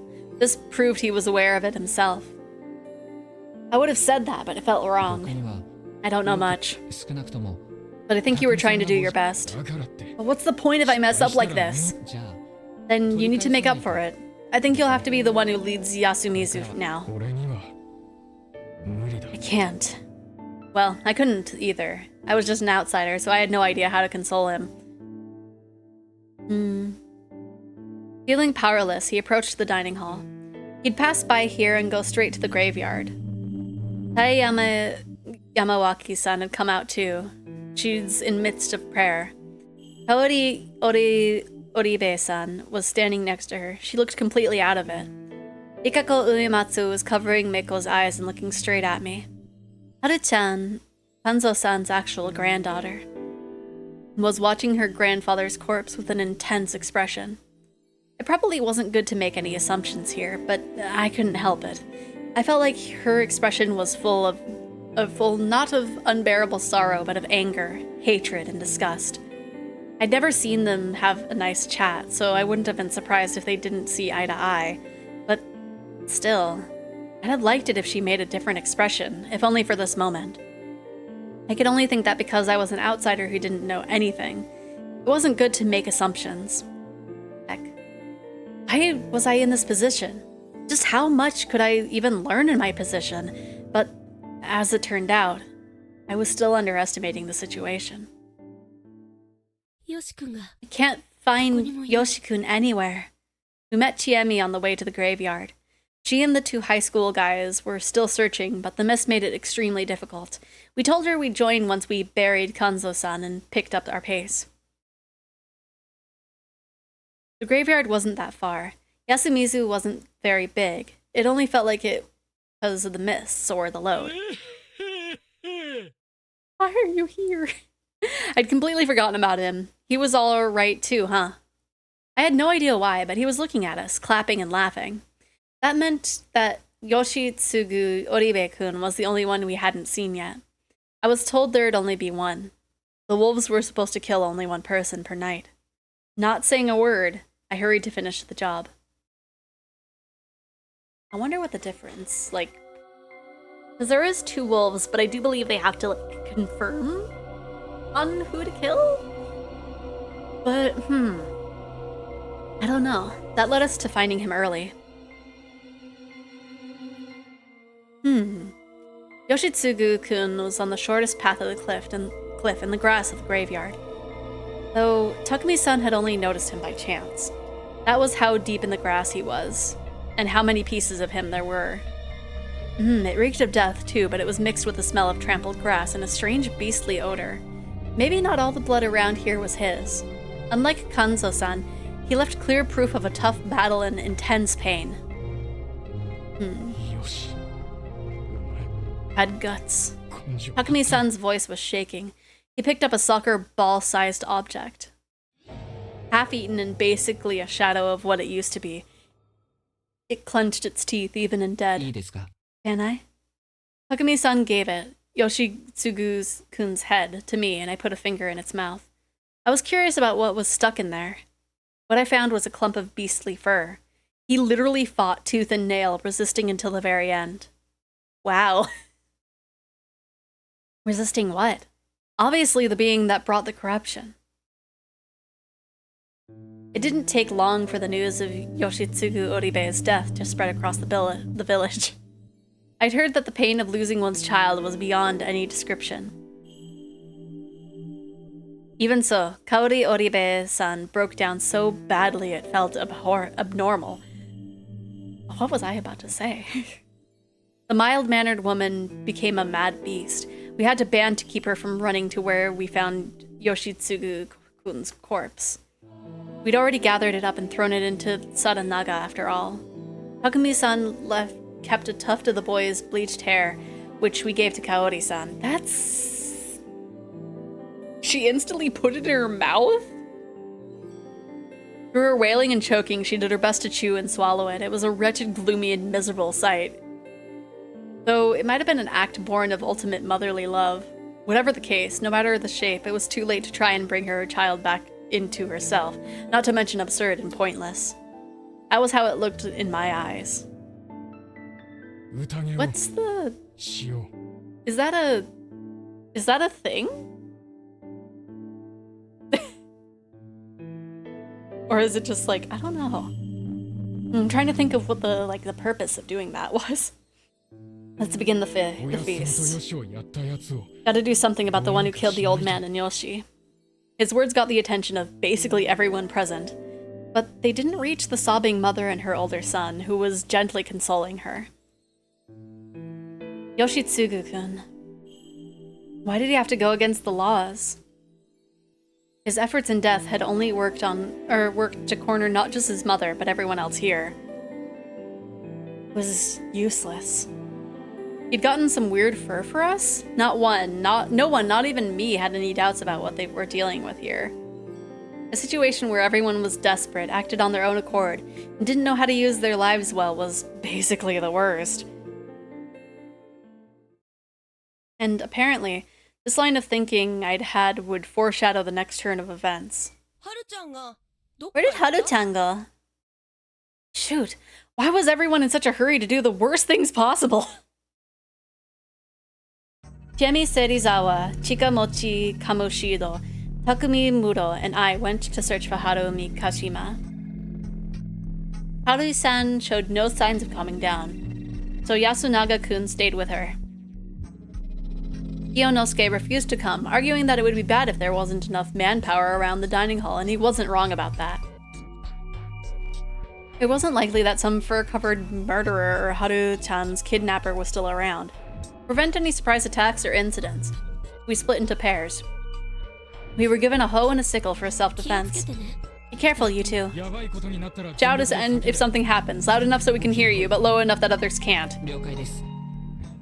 How? Alright, let's go, Mochi. Time to do work, Hassan. Skirt would have made the search harder for him, so he changed into a school uniform. It wasn't cut out for the job either, but he had no other clothes. At least it was better than a one-piece dress. He seemed very... Oh! 2 months away from 2 years. My goodness, that is wild. Thank you for the resub, Rocket. Goodness, that's still wild to think about, that it's just like 2 months away from having the subs be like, we're close to our like sub, for when I hit affiliate. He seemed to enjoy wearing girls' clothing, so changing into a uniform was probably his way of showing he was serious about this. kept his easygoing tone of voice, but I felt like there was gravity in his eyes too. He would have been pretty. He might have been pretty shaken.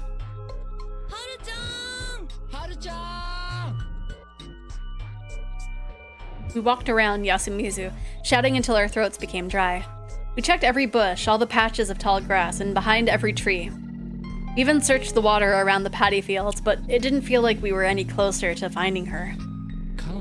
What do you think happened to her? I don't know. Maybe she's shocked by your granddad's death.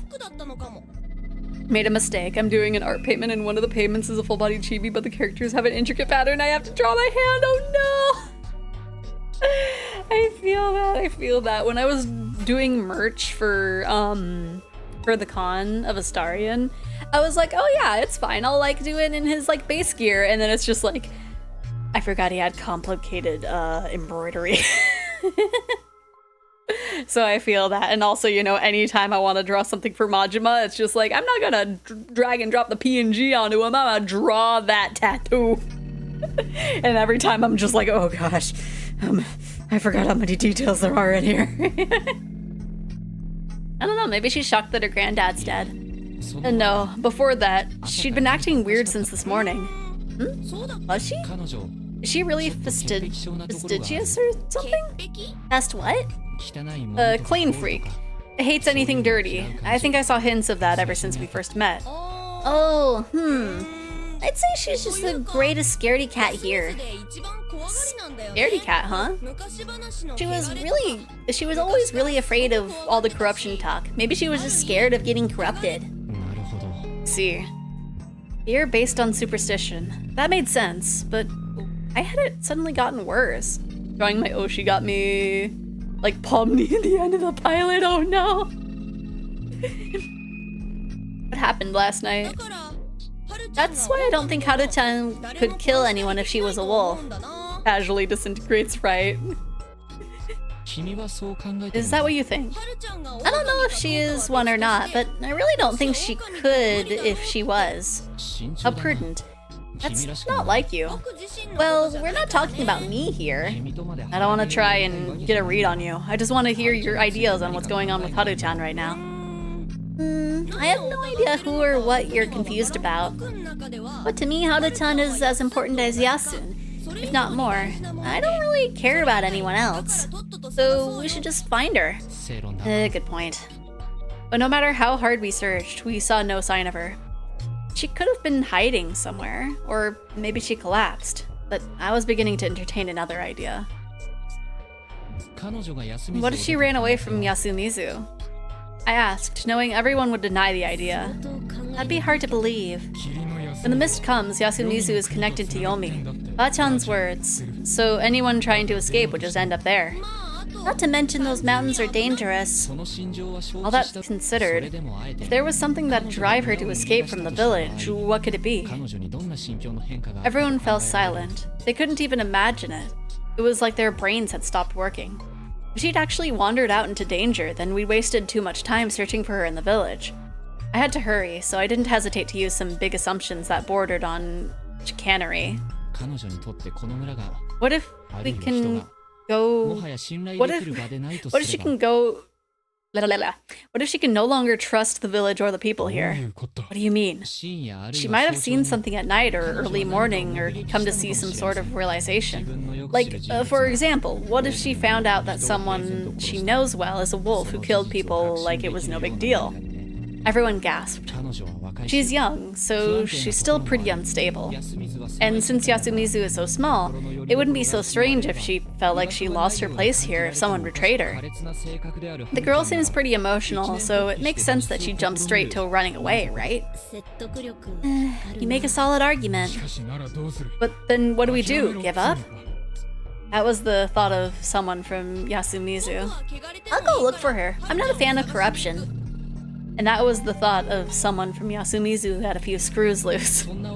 Anyway, I'm an outsider. I'm not exactly averse to leaving anyways, so I'll look for her too. Said I'd stop you, didn't I? Don't worry, I'll head back the moment it gets dangerous. She definitely won't head to Sada Naga's direction, so I'll focus on the path to school. Also, adults shouldn't turn their backs on children, right? I can't argue with that. もちろん Of course, it's possible that she's still in Yasumizu, so you two keep it on searching for her here. 任せてくれ Leave it to me. Run away if it gets too dangerous. Hassan, what about what you just said? どれ What do you mean? You know the thing about Haru-chan losing trust in everyone as a result of something she saw? What about it? That didn't actually happen, didn't? Or did it? Who knows? I was just raising the possibility. It's likely though, isn't it? So what? You think she saw me or Yasan walking around with a mouthful of huge fangs? まあ That's a possibility too. Not sure I buy た that. だの勘かい Is that just your intuition talking? Yep, it is. Speaking of which, I also feel like this Feast of Yomi Purge is designed to keep the wolves from being outed easily. 夜出歩けない You can't see them at night because you can't walk outside. You can't stay gathered in one place and watch each other. You can't call the police, so there can't be any investigations. And since everything's covered in mist, things can happen without anyone realizing. だから And that's why you can't get that sort of solid proof. 狼を見つけられない How could the players send people to be hanged without the slightest bit of material evidence? If you ignored the weird guardian powers, it was all quibbles, agitations, sophistry, emotional arguments, connections, popularity, basically the power of communication. I don't really get why, but yeah, I think it's designed that way on purpose. Nothing was certain. They were put in a dangerous argument, with their only weapon being their eloquence. It was a feast of doubting, hurting, and eventually killing one another. If there was such a malice behind this, then Chikamochi Kamoshida had a も point. しや君は Are you a detective or something? Huh? No, that'd be Yasun. He might know more than he lets on. I'd have to talk to him then. Or I'd have to talk to him then. We arrived at the mountain pass separating Yasumizu from the rest of the world. The large stones at the sides were like tori without a top. They might have had religious significance. 別に There's no rule against stepping beyond here, right? Nope. Only that you can't run away from the feast. We were going out to find Haru-chan, so we were good. Ignoring the fact that Haru-chan was breaking that law, we passed between the stones. And then someone with a cursed stone killed us. But soon we had to stop. The path was blocked by a landslide. According to Mochi, despite being pretty rocky, the ground in this area was strangely fragile, so landslides weren't that uncommon. There had to be some pretty bad rain 3 nights ago, hadn't there? If this was related to the mist's appearance, it wasn't unlikely that we'd get both the mist and the slide side at the same time. Despite that, this felt just a bit too convenient. I had to consider the possibility that the people in the settlement above blocked the road to keep the Yomibito from getting through. Hassan. There is something way more important. We found footprints in the still, damp mud. It was proof that she'd passed through here. They disappeared into a small cliff that only reached up to my shoulders. She had to have climbed up and disappeared into the forest. Let's hurry. だな Yeah. The term virgin forest was used to describe forests that were still untouched by mankind, letting nature have complete control over them. Many of the cedars here looked imported, so that term probably didn't apply to this one. However, it wasn't tended to whatsoever, so the words natural or undeveloped definitely worked.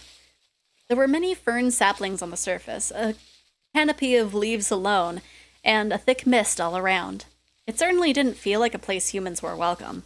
For better or for worse, the new ferns seemed slightly trampled, indicating someone had passed through recently. Over there. 気をつけなよ Be careful. 彼女が迷 You got lost on the road after all.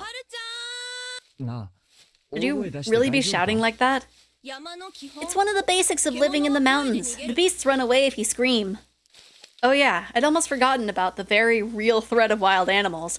I realized I'd lost myself in the mood and became kind of embarrassed. Say something! Shouting over and over, we kept moving forward. She tried to follow the path, but all the cliffs and boulders in the way made her stray from it. Yeah, maybe? 10 minutes later, we lost all sense of direction. Yeah, this place really was dangerous. Could we really find her? And even if we did, wouldn't it be too late? I was reminded of Yoshitsugu Oribe and his cruel fate. Were we about to lose yet another life? As my thoughts turned to that very real possibility. Oh no. Oh no, she's crying. I hope she's okay.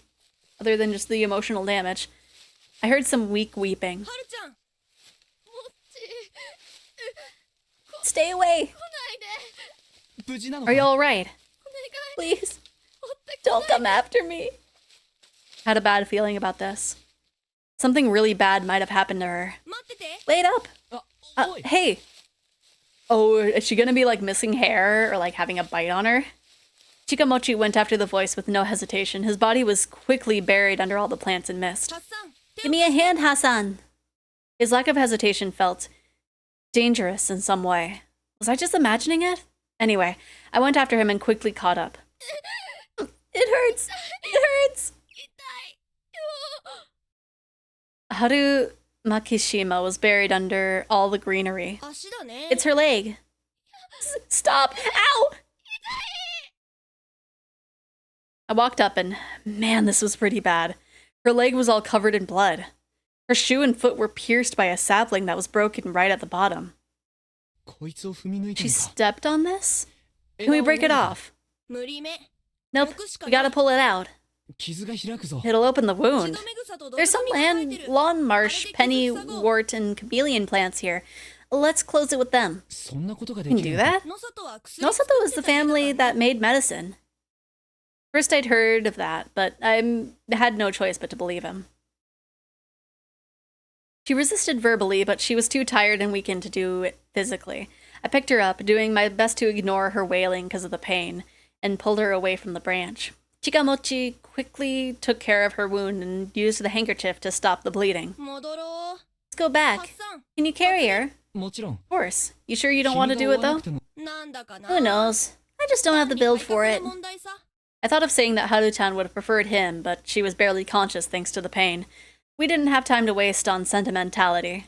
Lead the way. One lost person is enough for today. Going back is easy, but man, it really does look like getting out is impossible. Agreed.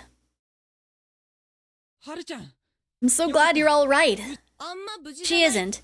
Takumi ni call Taeba. We got a wound to patch. Got it. Our return caused quite a commotion, and by the time things had begun to calm down, it was way past noon.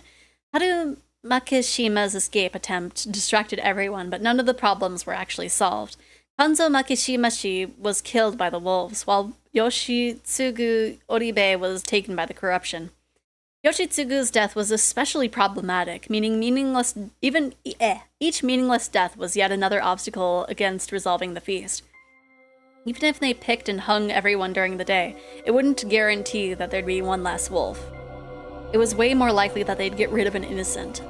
Even worse, the wolves in the group would most likely try to leverage the hangings in their favor. They'd claim to be innocent while casting doubt and blame on the other survivors. To win, the humans needed to do their best to see through such trickery and identify the wolves, possibly even making them confess. It was how I saw it anyway, and I was the one with the least info here. With that in mind, all humans who died by breaking the rules were actually doing the wolves a favor. If she'd actually disappeared, I'd have said the same about Haru Makishima, assuming she was human anyway.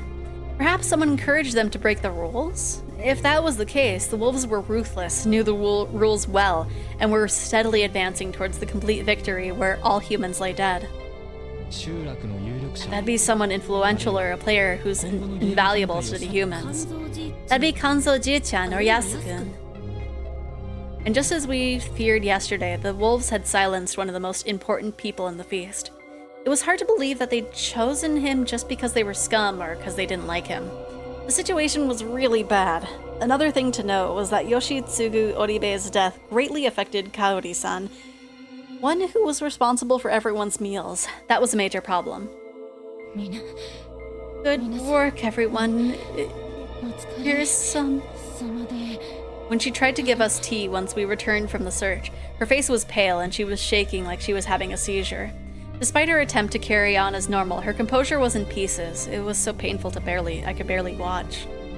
Takumi-san should have been supporting her, but he was just gloomily hanging his head. In the end, Chiemi had to lead Kaori-san back to her room and stay at her side. We can only hope that was enough to calm her down. However, it was nearly time to do the inevitable. I recall you saying that we should start today's feast. Now is a good time as any, don't you think? Kiyonosuke addressed the downhearted people gathered in the dining hall. There's one person not affected by the food guy dead because he already got the food. What? The food guy dead? Does it look like anyone's up for it? The day will end at this rate. The wolves are clearly intent on killing us all. Can we really waste time waiting on a situation like this? It'd work in their favor. We have to pick someone to hang no matter what. Don't you agree, Muro? Alright, Yasunaga. Try talking to everyone upstairs. That was where Tae-san looked after Haru-chan, and Chiemi looked after Kaori-san. Oh, I'll go. You don't have to, Mochi. Just let me. Chikamochi winked at me for some reason. Might take a while. Yeah, take your time. Everyone has to be there after all. I will go prepare. Please do. Oh, wait. Now is my chance. 安永君 Can we ちょっ talk? といいえ Huh? 何でしょ About う what? 弟さんのこと Sorry about your brother. はい Thank you. そう言ってもらえて Makes it a bit better あいつも for him and I. 随分と大人 That's a びた very 言い方 mature を way す to る talk ので about it. もう Maybe ちょ I っと should have 素朴な sounded more 方が my 良かった age ですか then. ね This boy was already pretty mature. 兄弟の仲は You didn't あま get り along 良 with くなかっ him? たいえ That's そ not んな it. ことは We didn't always see eye to eye, 最 especially 近ちょっとす recently, れ but 違い気味だっ he's た a だ really け good で guy. それは I think so too. 僕もそう思 It う seemed の like deep down the 心 tough か guy らブレ routine て was る子 really じゃな just かっ an たろう act. し Did he get along お with your 母さん mother? とええ He did. Despite all he 悪い言葉を said, 使 he った really りは loved してま her, したが and she ご probably 質 loved に him は more 母 than のこと me. あ Oh, that's not what I was asking. あそんなことを Sorry. 聞きたいんじゃなかったんだごめん All ごめん human relations were complicated. Prying too deeply wasn't a good idea. すみません I'm sorry. 何を What 答え did ま you しょ want う to か know? いくつかあるんだ A け few ど things, 主に mostly 伝 about the 説上の legend. ことそれならタイさん Tae-san の is 方 the が better person for that. もうちょっと I need the 理屈の opinion of わかる someone 人 more に聞きたい rational. と一つ目 First question, 狼は why ど do うして you 人 think を the 殺 wolves すんだ kill と the 思う humans? それは Because they're angry at humans for かつて tricking 人間 and に killing 騙され them. て言い直そう Let me rephrase that. 狼 Why 役 do の people, 人間はどうし given て the role of the か wolf, つての suddenly 仲間や become 家 able to 族 kill を their ため families らい and なく friends 殺 for せる with ん no だと思う remorse? え Huh?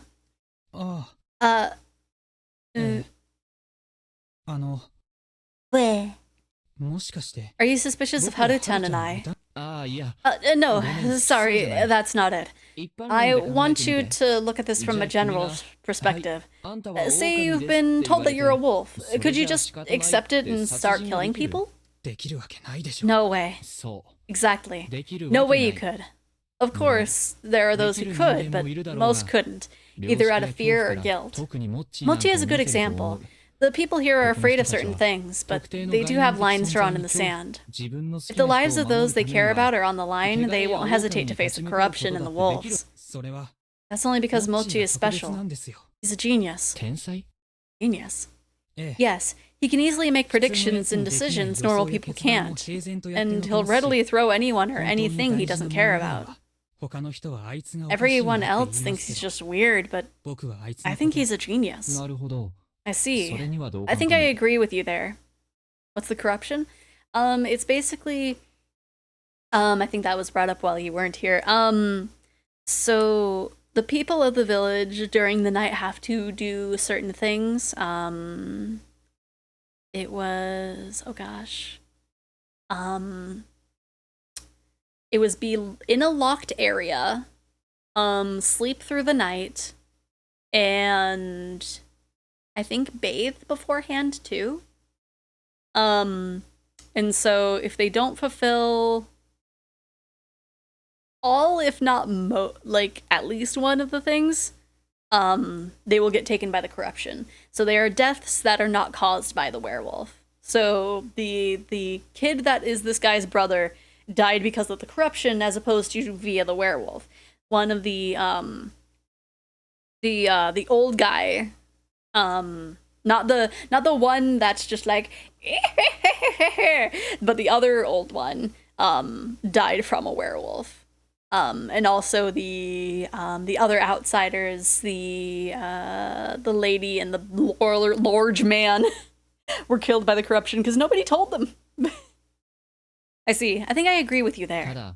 But anyway, what I'm saying is that you people aren't the types to magically become murderers just because of some corruption. Of course, there'd be people who'd do it because the corruption would come for them if they didn't, but even they wouldn't do it without hesitation. But the wolves we're dealing with aren't hesitating at all. I don't know where you're going with this, but I think it depends on the personality of whoever the wolf is. So the wolves can go around unlocking doors to kill by corruption. Maybe? I don't... There's like a lot of rules, and our character is only knowing like a little bit. But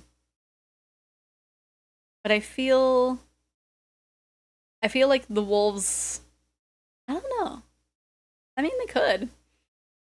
It'd be easy for people who never had any aversion to killing. But there are 2 wolves, right? Yeah, seems that way. I see. Let me ask you this then. Does Yasumizu have more than one person that capable of murder? One psycho in a group of people I could see, but 2 seems pretty unlikely. I think a better assumption is that there is some way to turn even an ordinary person into a ruthless killer. If that isn't true, the lack of infighting doesn't make sense under the current circumstances. You put it like that.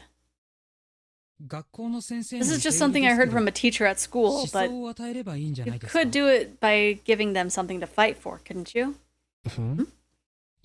Basically, you need to make them think that they're doing the right thing. That the wolves are doing the right thing? I see. That's an interesting way to look at it. It's how countries conceive their people to go, or convince their people to go to war. Yes, that's what the lesson was about, but I think that your perspective is a bit flawed. What do you mean? For example, most of the girls in the settlement are timid and prefer to leave the big decision to the men. Even Haru-chan is like that. No, don't kill for me. I don't ask for murder sacrifices. So if the wolves are a man and a woman, it's entirely possible that the man's taking the lead and doing the killing while the woman is just following along. Also, for all we know, the wolves could be arguing all the time, and they just didn't happen to hesitate in killing this one time. Yeah, good point. But I do think that there's some secret to why this feast lasted so long. Traditions like that usually die out. It makes me think that there must be a way to ensure the killings continue. Your idea is certainly interesting. I don't want to think it's one of those! I don't think you should call it interesting. Not in a situation like this. Oh, sorry about that. That was insincere of me. Let me ask you one more thing then. Go ahead. I was working under the assumption that nothing particularly strange is happening here, but what about you? Do you think there's something mysterious going on? I don't want to believe it, but I think there is. Why is that? Did you see a god or monsters or something? No, it's hard to put into words, but the fact that the mist appeared when we had a full 4 outsiders here made it feel like there was a higher power at work. No matter how I look at it, I don't think the mist like this could have been produced by human hands. Not to mention that it's strange how the wolves can enter sheltered houses and kill people there.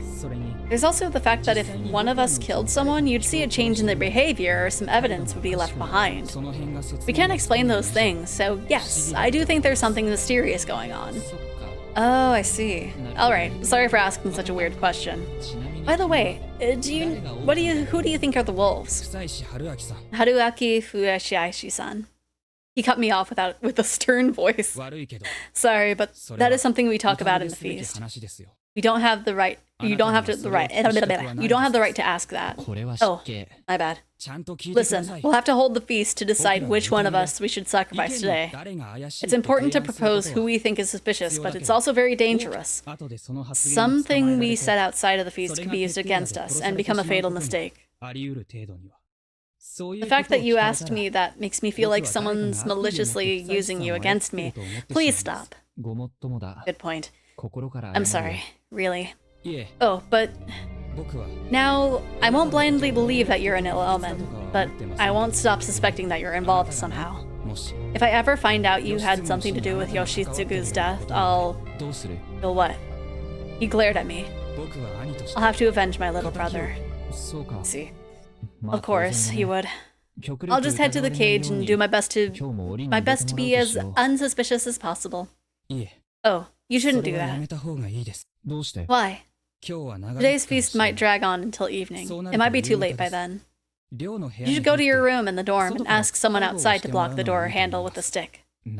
See. Good idea. This boy was really smart. If Takumi Muroshi was the site foreman type, he was the manager type. I could see a talent for using people. May I ask you something too? Of course. You like Chiene? Whoa. From a political standpoint, I should say no, but yeah, she's likable. See. Well, she seems pretty available, so she'd probably date me if I or anyone else asked. Oh, you're being considerate of me. I had a feeling that Mochi told you something weird. It's not like that. What I felt for her is a thing of the past. She was the only older girl around these parts, so I was attracted to her. That's all. This place was gloomy and serious, and she was the only free-spirited person here. She's as amazing as Mochi. You're saying she was a rascal? Yes. So much so that she almost killed someone. Hold on. Well, it was an accident. Though, it's strange you think she's available. Chiene is actually pretty shy. Is she now? Or maybe she just changed a lot during her 3 years of college. So, yeah, I've already gotten over her. Now I feel like you're the one being weirdly considerate. That's not healthy, you know. It's all good if you like her. This is hardly the time or place for that. Good point. That was it, huh? Eventually, everyone gathered and went to the hall. Just as I was told, I asked for them to lock me in my room. After getting everyone, including Takumi-san and Tae-san, to understand, Yasunaga-kun, Chiemi, and I went to the dorm. Chiene, you think he could jump from the window to the branches? No way. Even if he made it down, he couldn't get back. The two verified how to secure a place this was to lock me up in. If they were the wolves, it'd be impossible to outwit them. Humans stand no chance. Anyway, we're locking you in. We'll come open it for you if we have the time, but you might end up staying like this until morning. Alright, fine by me. It's gonna be hard, but I hope you do well. Thanks. Sorry you're caught up in the problems of such a silly village. I'm more worried about you. Wow, isn't this nice? I'll do my best. All done? We're locking you in then. Yeah, you be careful too, Yasunaga-kun. You're now my mother. You're now your mother's only child. We're not related. Yes, that's true. Also, our mother's only child. Like, seems like a weird situation. Like that doesn't seem like an actual situation. So the door was closed. I could hear them set up the stick. So far, the only ones I've talked to face-to-face were Chiemi, Takumi, Mochi, and Yasunaga-kun. Just 4. The ones I hadn't talked to were Taeyama Waki, Rikako Uematsu, Meiko, Kaori Oribe, Haru Makishima, Hyonosuke Nosato, the old wolf guy, a whole 7. I had no idea if there was a significance in that, but I wanted to know what kind of people they all were. 4 people had already died, and if you ignored me, there were 11 left. Once the snake revealed what Kiyonosuke was, he and the snake, Takushima-san, I am just messing up the names left and right, would be the only ones with confirmed roles. The other 9 would be suspects. When one was hanged, there'd be 8, and then one died in the night, there'd be 7, which was still quite a lot. They had to hurry before it was too late. Humans had to act now. Hello? Whoa, what? The supposedly fixed door slightly opened up. It was Chiemi. I forgot, but I might not get to give you your dinner, so have this at least. She threw me a yellow food box, the kind you find in any convenience store. Thanks. Seriously. Don't mind it. Oh, by the way. Oh? What? Barely as soon as the door is blocked, I heard, let's kill him, he's getting close. My goodness. Tell the monkeys to reveal themselves. Why? Think about it. You'll understand, and you know you have to do something before it's too late. Tiene, what are you doing? There's no time. Go. Yeah. Okay. She closed the door and put the stick back. Alright, what's next? I mean... I guess... I don't know. We should still lock it from the inside just so the werewolf doesn't get in. Because, you know, if it's locked from the outside, the werewolf can just like, pop! Hara-chan, is your wound alright? It's fine. I know it's not a good time to ask, but what happened? It was pretty bad, I'll tell you that much. Whatever, let's just start. Everyone had a drink. Let's begin the Feast of the Yomi Purge. Let's get to it, Takamine. Did the snake's power work last night? Yeah, it did. Well, tell us. Kyo is a human. Of course! I'm no wolf. That means Muto and I are no longer suspects, right? It does. Let's look at what we have to decide today. If we continue based on the late Kanzo Makishima's decisions... Hold on, why are you taking the lead? I don't mind if the eldest Yamawaki-san takes over. I'm no good at that. In that case, it's only natural that myself and Muto, adults confirmed to be human, should be the ones to lead. Takamine is annoying, you lead. No, Kyo, keep going. He's still shocked from the elder's death. No need to force him. But I will do everything I can in his place. Muto, you console Madame Oribe. Oi. Kaori-san. Here's my proposal. Let's do whatever we can to choose and hang someone today. Hold on, that's too reckless! But it's necessary. If we don't, the wolves will eventually kill the last human. Exactly. We'll have to harden our hearts if we want to survive the feast. Am I wrong, Yamawaki-san? You're right. The Yomi Bito must be hung. One soul today, now to bind! What if we make a mistake? Even if we kept it secret, we'd have to live with the guilt of having killed someone. It's true that it would be unpleasant, but such deaths wouldn't be in vain. The little kid is looking ever suspicious. Which one? The little child that only makes sheep noises? Or... What the heck? If we killed the wrong person, their death would be pointless. That's obvious. Watch your words when talking to your superiors. Listen, for now we only have two surefire ways to get rid of suspects. Surely you understand, Yasunaga-kun? Yes, the snake's power. Or killing someone and lowering the total number, huh? Yeah, I know that, but do you really think we can all agree on someone? We can't do that. Don't you think the ones who gets killed cares which side wins? Yeah, the sheep kid? Maybe. Oh yeah, the classic wolf in sheep's clothing, huh? That's why we need to reach a consensus here. We need to agree that if the others survive, I don't mind dying. Huh? Is that seriously all we have? Yes, that's all we have. The laws of the mountain remain merciless. What the heck? I'm not going to get hanged for someone else's sake! Ah, that would make you a wolf, wouldn't it? What? Why? You have no intention to put your life on the line for Yasumizu, and that makes you Yasumizu's enemy. Is that what you're saying? Am I wrong, people of Yasumizu? This is a test of your unity. You sure seem to be enjoying yourself. I'm only giving advice as someone from Kami Fujiyoshi, and as one whose suspicions were lifted. Be silent. Kyonosuke no Sato-san, you were quiet about this until the snake looked into you, right? What are you getting at? You already knew we had to be unified and accept death if it was necessary, didn't you? But you also had that saying that would have made the snake's power way more popular, so you stayed quiet. But that's just an assumption. She's right, though. Kami Fujiyoshi guy, who's no longer a suspect, is telling us to die and be okay with it? As if we can just accept that. Takamine, you say something too. But he's right. Takamine? I agree with him as well. Suspect me, hang me, whatever your decision. I will accept it. Rikako-san. As I said before, in this situation, Kamifujiyoshi and Yasumizu are irrelevant. Not to mention, I know it might be impudent of me, but I believe myself to be part of Yasumizu. Oh, look at that, a respectable attitude, something a certain someone here doesn't have.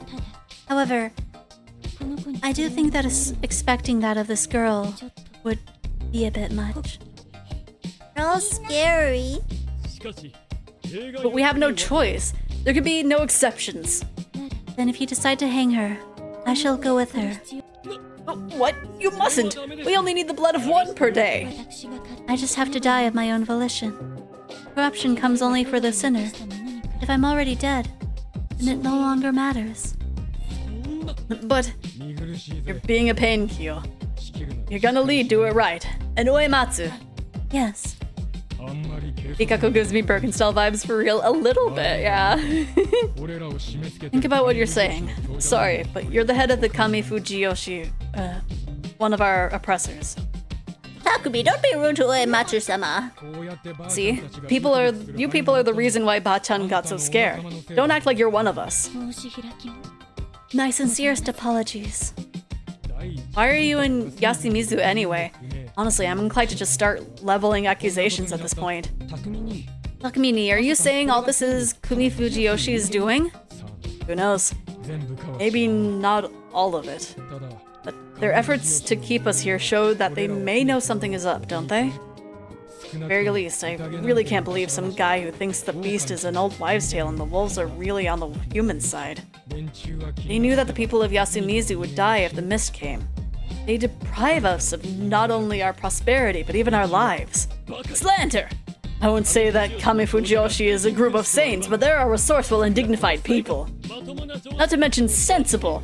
It's the age where science reigns supreme. Of course they don't believe in some old superstition. Isn't that the reason why? What do you mean? They didn't tell you all the secrets Fujiyoshi had to offer. That's because your own value to your family is your belief that the family heads are upstanding people and that you don't shut up about it. Huh?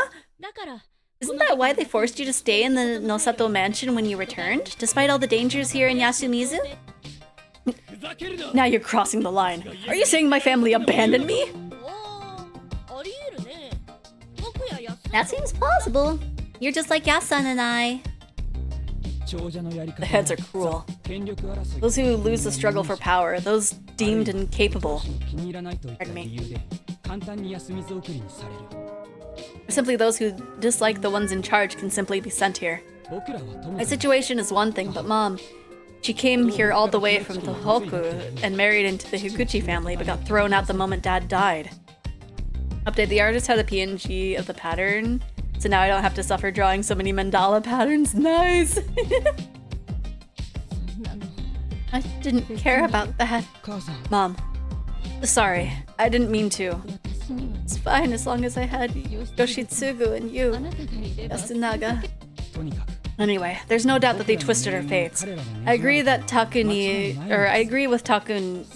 on that. Too bad you're stuck here too, huh? Not blaming Yasumizu's people. What's gotten into you? We're all gonna die anyway. Oji-chan was acting all tough, but even he died so easily. Can't take this. Why didn't you just leave me there? You weren't like this back then. What's wrong? I've just had enough. How sad. What's wrong? Wolves come. Everyone becomes demons. That they do. That's why we need to hang the Yomibito. What a mess.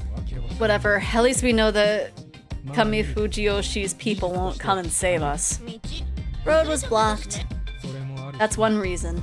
Anyway, I do think we should trust Kyo now. My reason's the same as Chiemi's. Oh dear, how sad. Think what you want. Anyway, when you have to hang someone, Uematsu is the easiest target. Keep acting like that and you'll be dead in no time. Then, what should I... Be honest and tell us what you want to know. Keeping quiet is the worst, and letting others take care of it won't do either. Right, Kyo? Why not just take control of the feast, Mudo? Let's try acting like the old man. That ain't me. I'll leave the rest up to you. I don't have much left to say. Let's just hold a vote and hang whoever ends up being picked. I'm telling you, that's too reckless.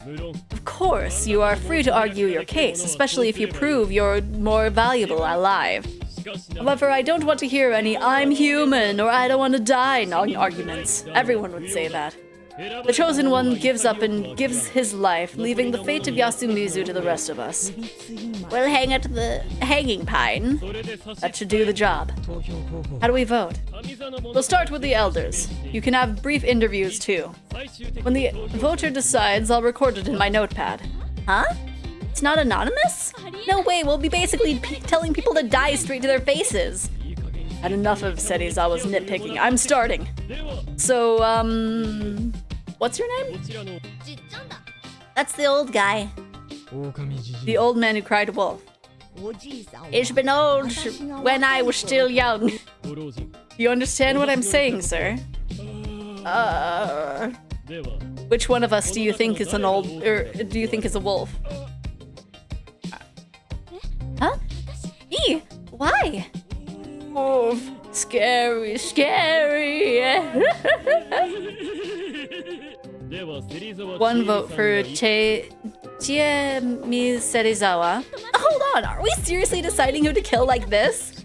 We have no choice. He's a participant too. We can't deny his right to vote, can we? Right, very strange old man.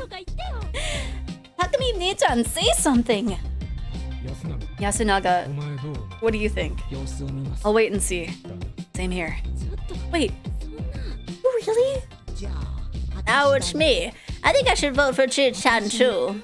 Why? Haibata. I'm sorry, I just don't know.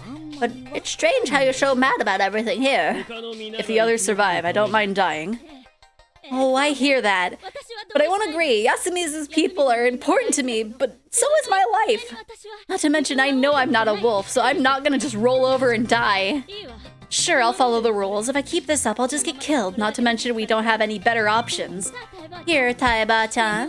I've calmed down. Can you change your vote? Should I? You know what? Fine. It was my own fault for acting weird. Are you done, Muro? It's your turn. I'm voting for Meiko. You're voting for the child? Takumi-nichan? You... Do I even need to give a reason? I know she's a kid, but we basically know nothing about her. It's just way too weird. I don't know how true the legends are, but if something fishy comes from Sadanaga, it's only fair to think she's fishy too. Mini, if that's how it worked, what would be the point of this bothersome feast? I don't think we should decide based on that either.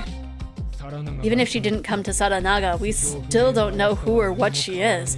Think about it this way, what if this little girl really was a wolf? If we all just ignored her because she's a kid, she'd kill us all. Do you get that? Looks like you're thinking too, Muro. Next, Madame Oribe.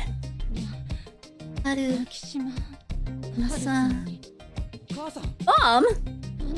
Why me? Why not? Tell me then. Why did you try to run away today? You were feeling guilty over killing your grandfather and Yoshitsu, weren't you? No, that's not it. Then why? Because I was scared. I didn't want to stay here. Lies. Kaori-san, stop. His death hurt all of us, even me and Haru. All of us hurt. Oribe-san, what will you do with your vote? Haru Makishima it is. I'm next, and I'm voting for the nameless old man. Huh? Huh? But why? That last exchange made me realize that he's not rational. We don't need someone like that around. That's so unfair! He regularly said that the wolves were coming even before all this happened. That's more than enough to find him suspicious. Still unfair? But that means he hasn't changed. I think he's either completely insane or secretly knows something. Have you ever considered that there were feasts before this one? He should have been around for at least one. But I haven't, and I am over 70. But he could have, no? He's older than you, after all. He could know something, but might be unable to say it because of senility, or might be hiding it out of malice. With this vote, I might be able to get info out of him, and if not, he's worthless. Worthless.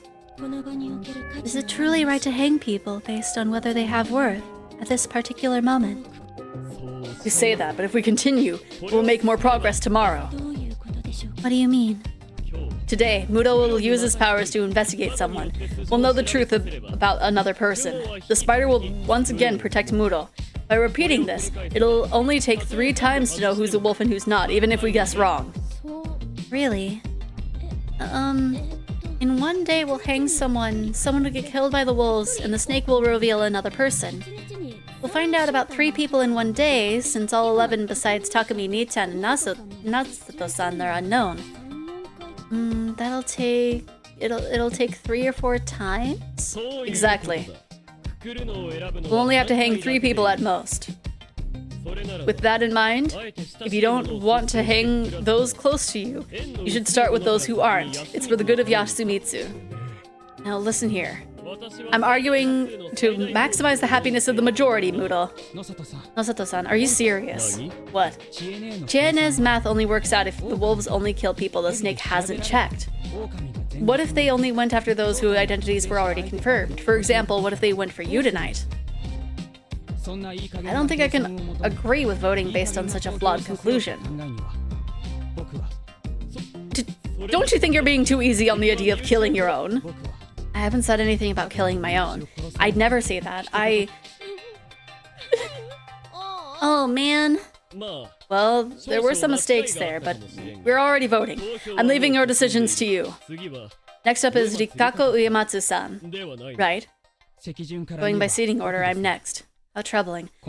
I don't have enough info to go on. He's so calm. I'll make a mistake otherwise. That's why you and Mom should calm down. Please. Hold on, Yasu-kun. Sorry to cut you off, but I just had an idea. What? Can the monkeys reveal themselves? Why would they? Yasunaga-kun and Sir Makishima said it's best if they don't present themselves. Well, I was thinking the same thing at first, but what's the point of the monkeys then? They just know who the other monkey is, right? It's not like they get any new info later. That's true.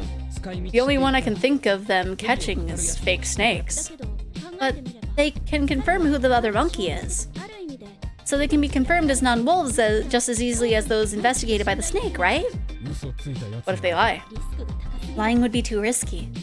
For example, I'm not a monkey, but if it went, "Hello, I'm a monkey," what would you do? I'd say, "Tell me who the other one is." Exactly. But I couldn't say it because I'd be lying. Now, for example, if I said, "Alright, it's Mochi," then how did you know? Don't joke around. Well, I can't prove it, can I? I see. But what if he played along because he thought being a monkey would make him safe? The real monkeys would call him out, and then we'd hang all 4 one after another to be sure. That's... The rule of thumb is that only wolves would lie to survive, so that's the right thing to do, isn't it, Nosato-san?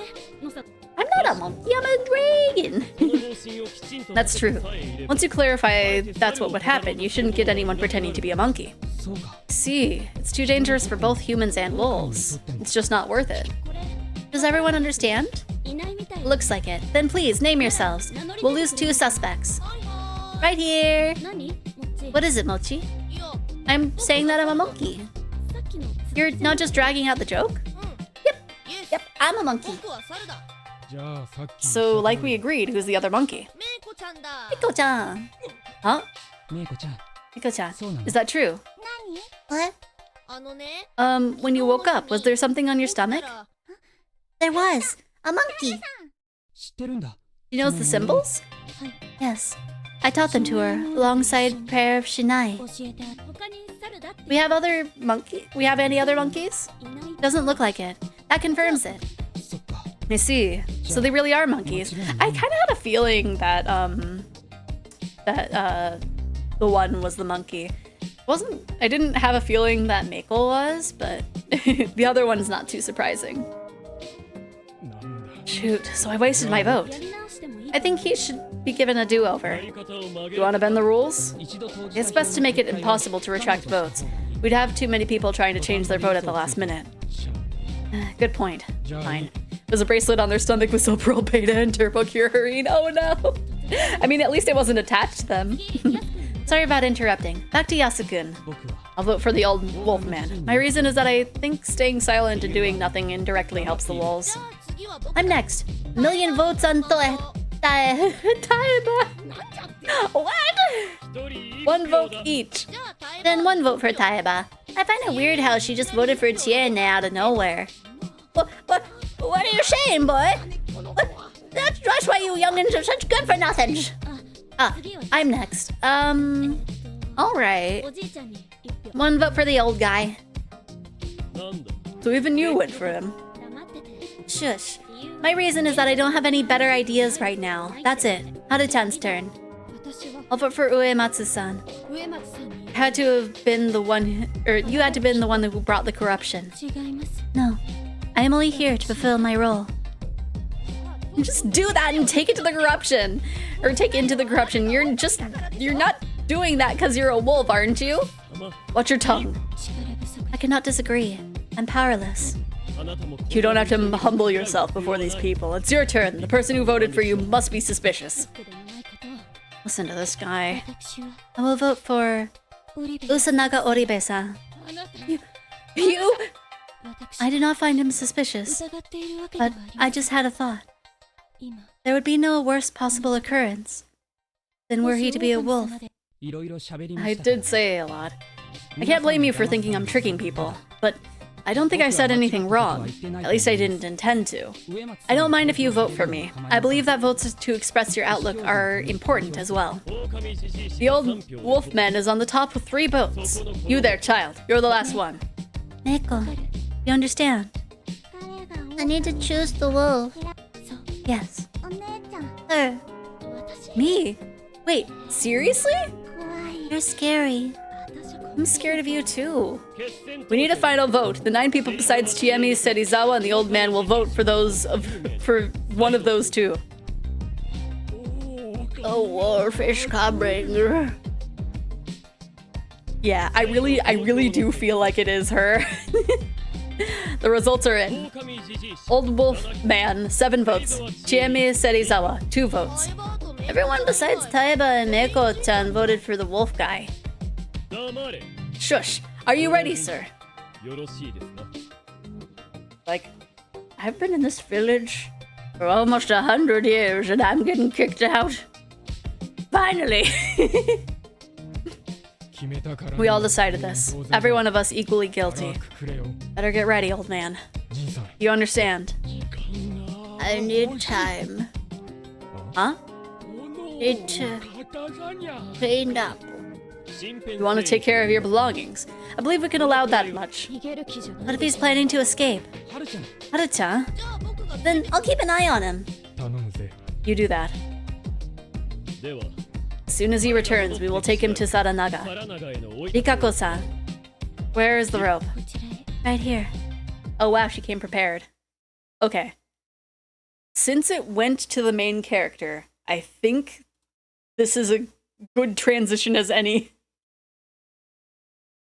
So let's go ahead and save. I really wish that there was sound in the heckin' like main menu. Oh well.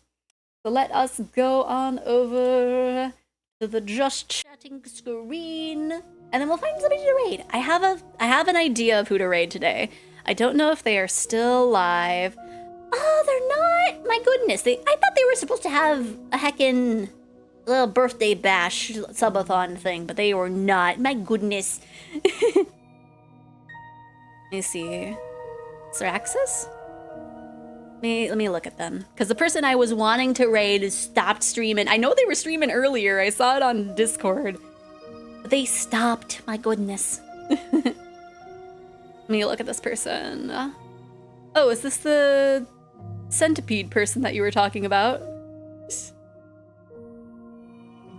Let me see. Because let me see who else is streaming. Let's see. Cinnamonies, Onimelli. There's another person streaming the game that the person I was wanting to raid was playing, but they got a big ol' booba, and they're rigged by the same person that rigged Risa. I think the person also did the art for this VTuber. I mean, I feel... maybe... you know what? Sure. Sure. We'll raid this centipede. Why is one of their tags that?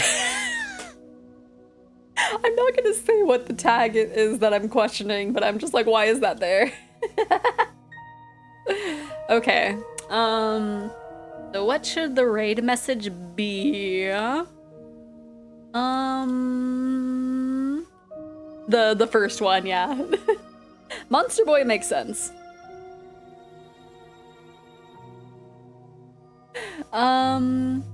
We'll have it be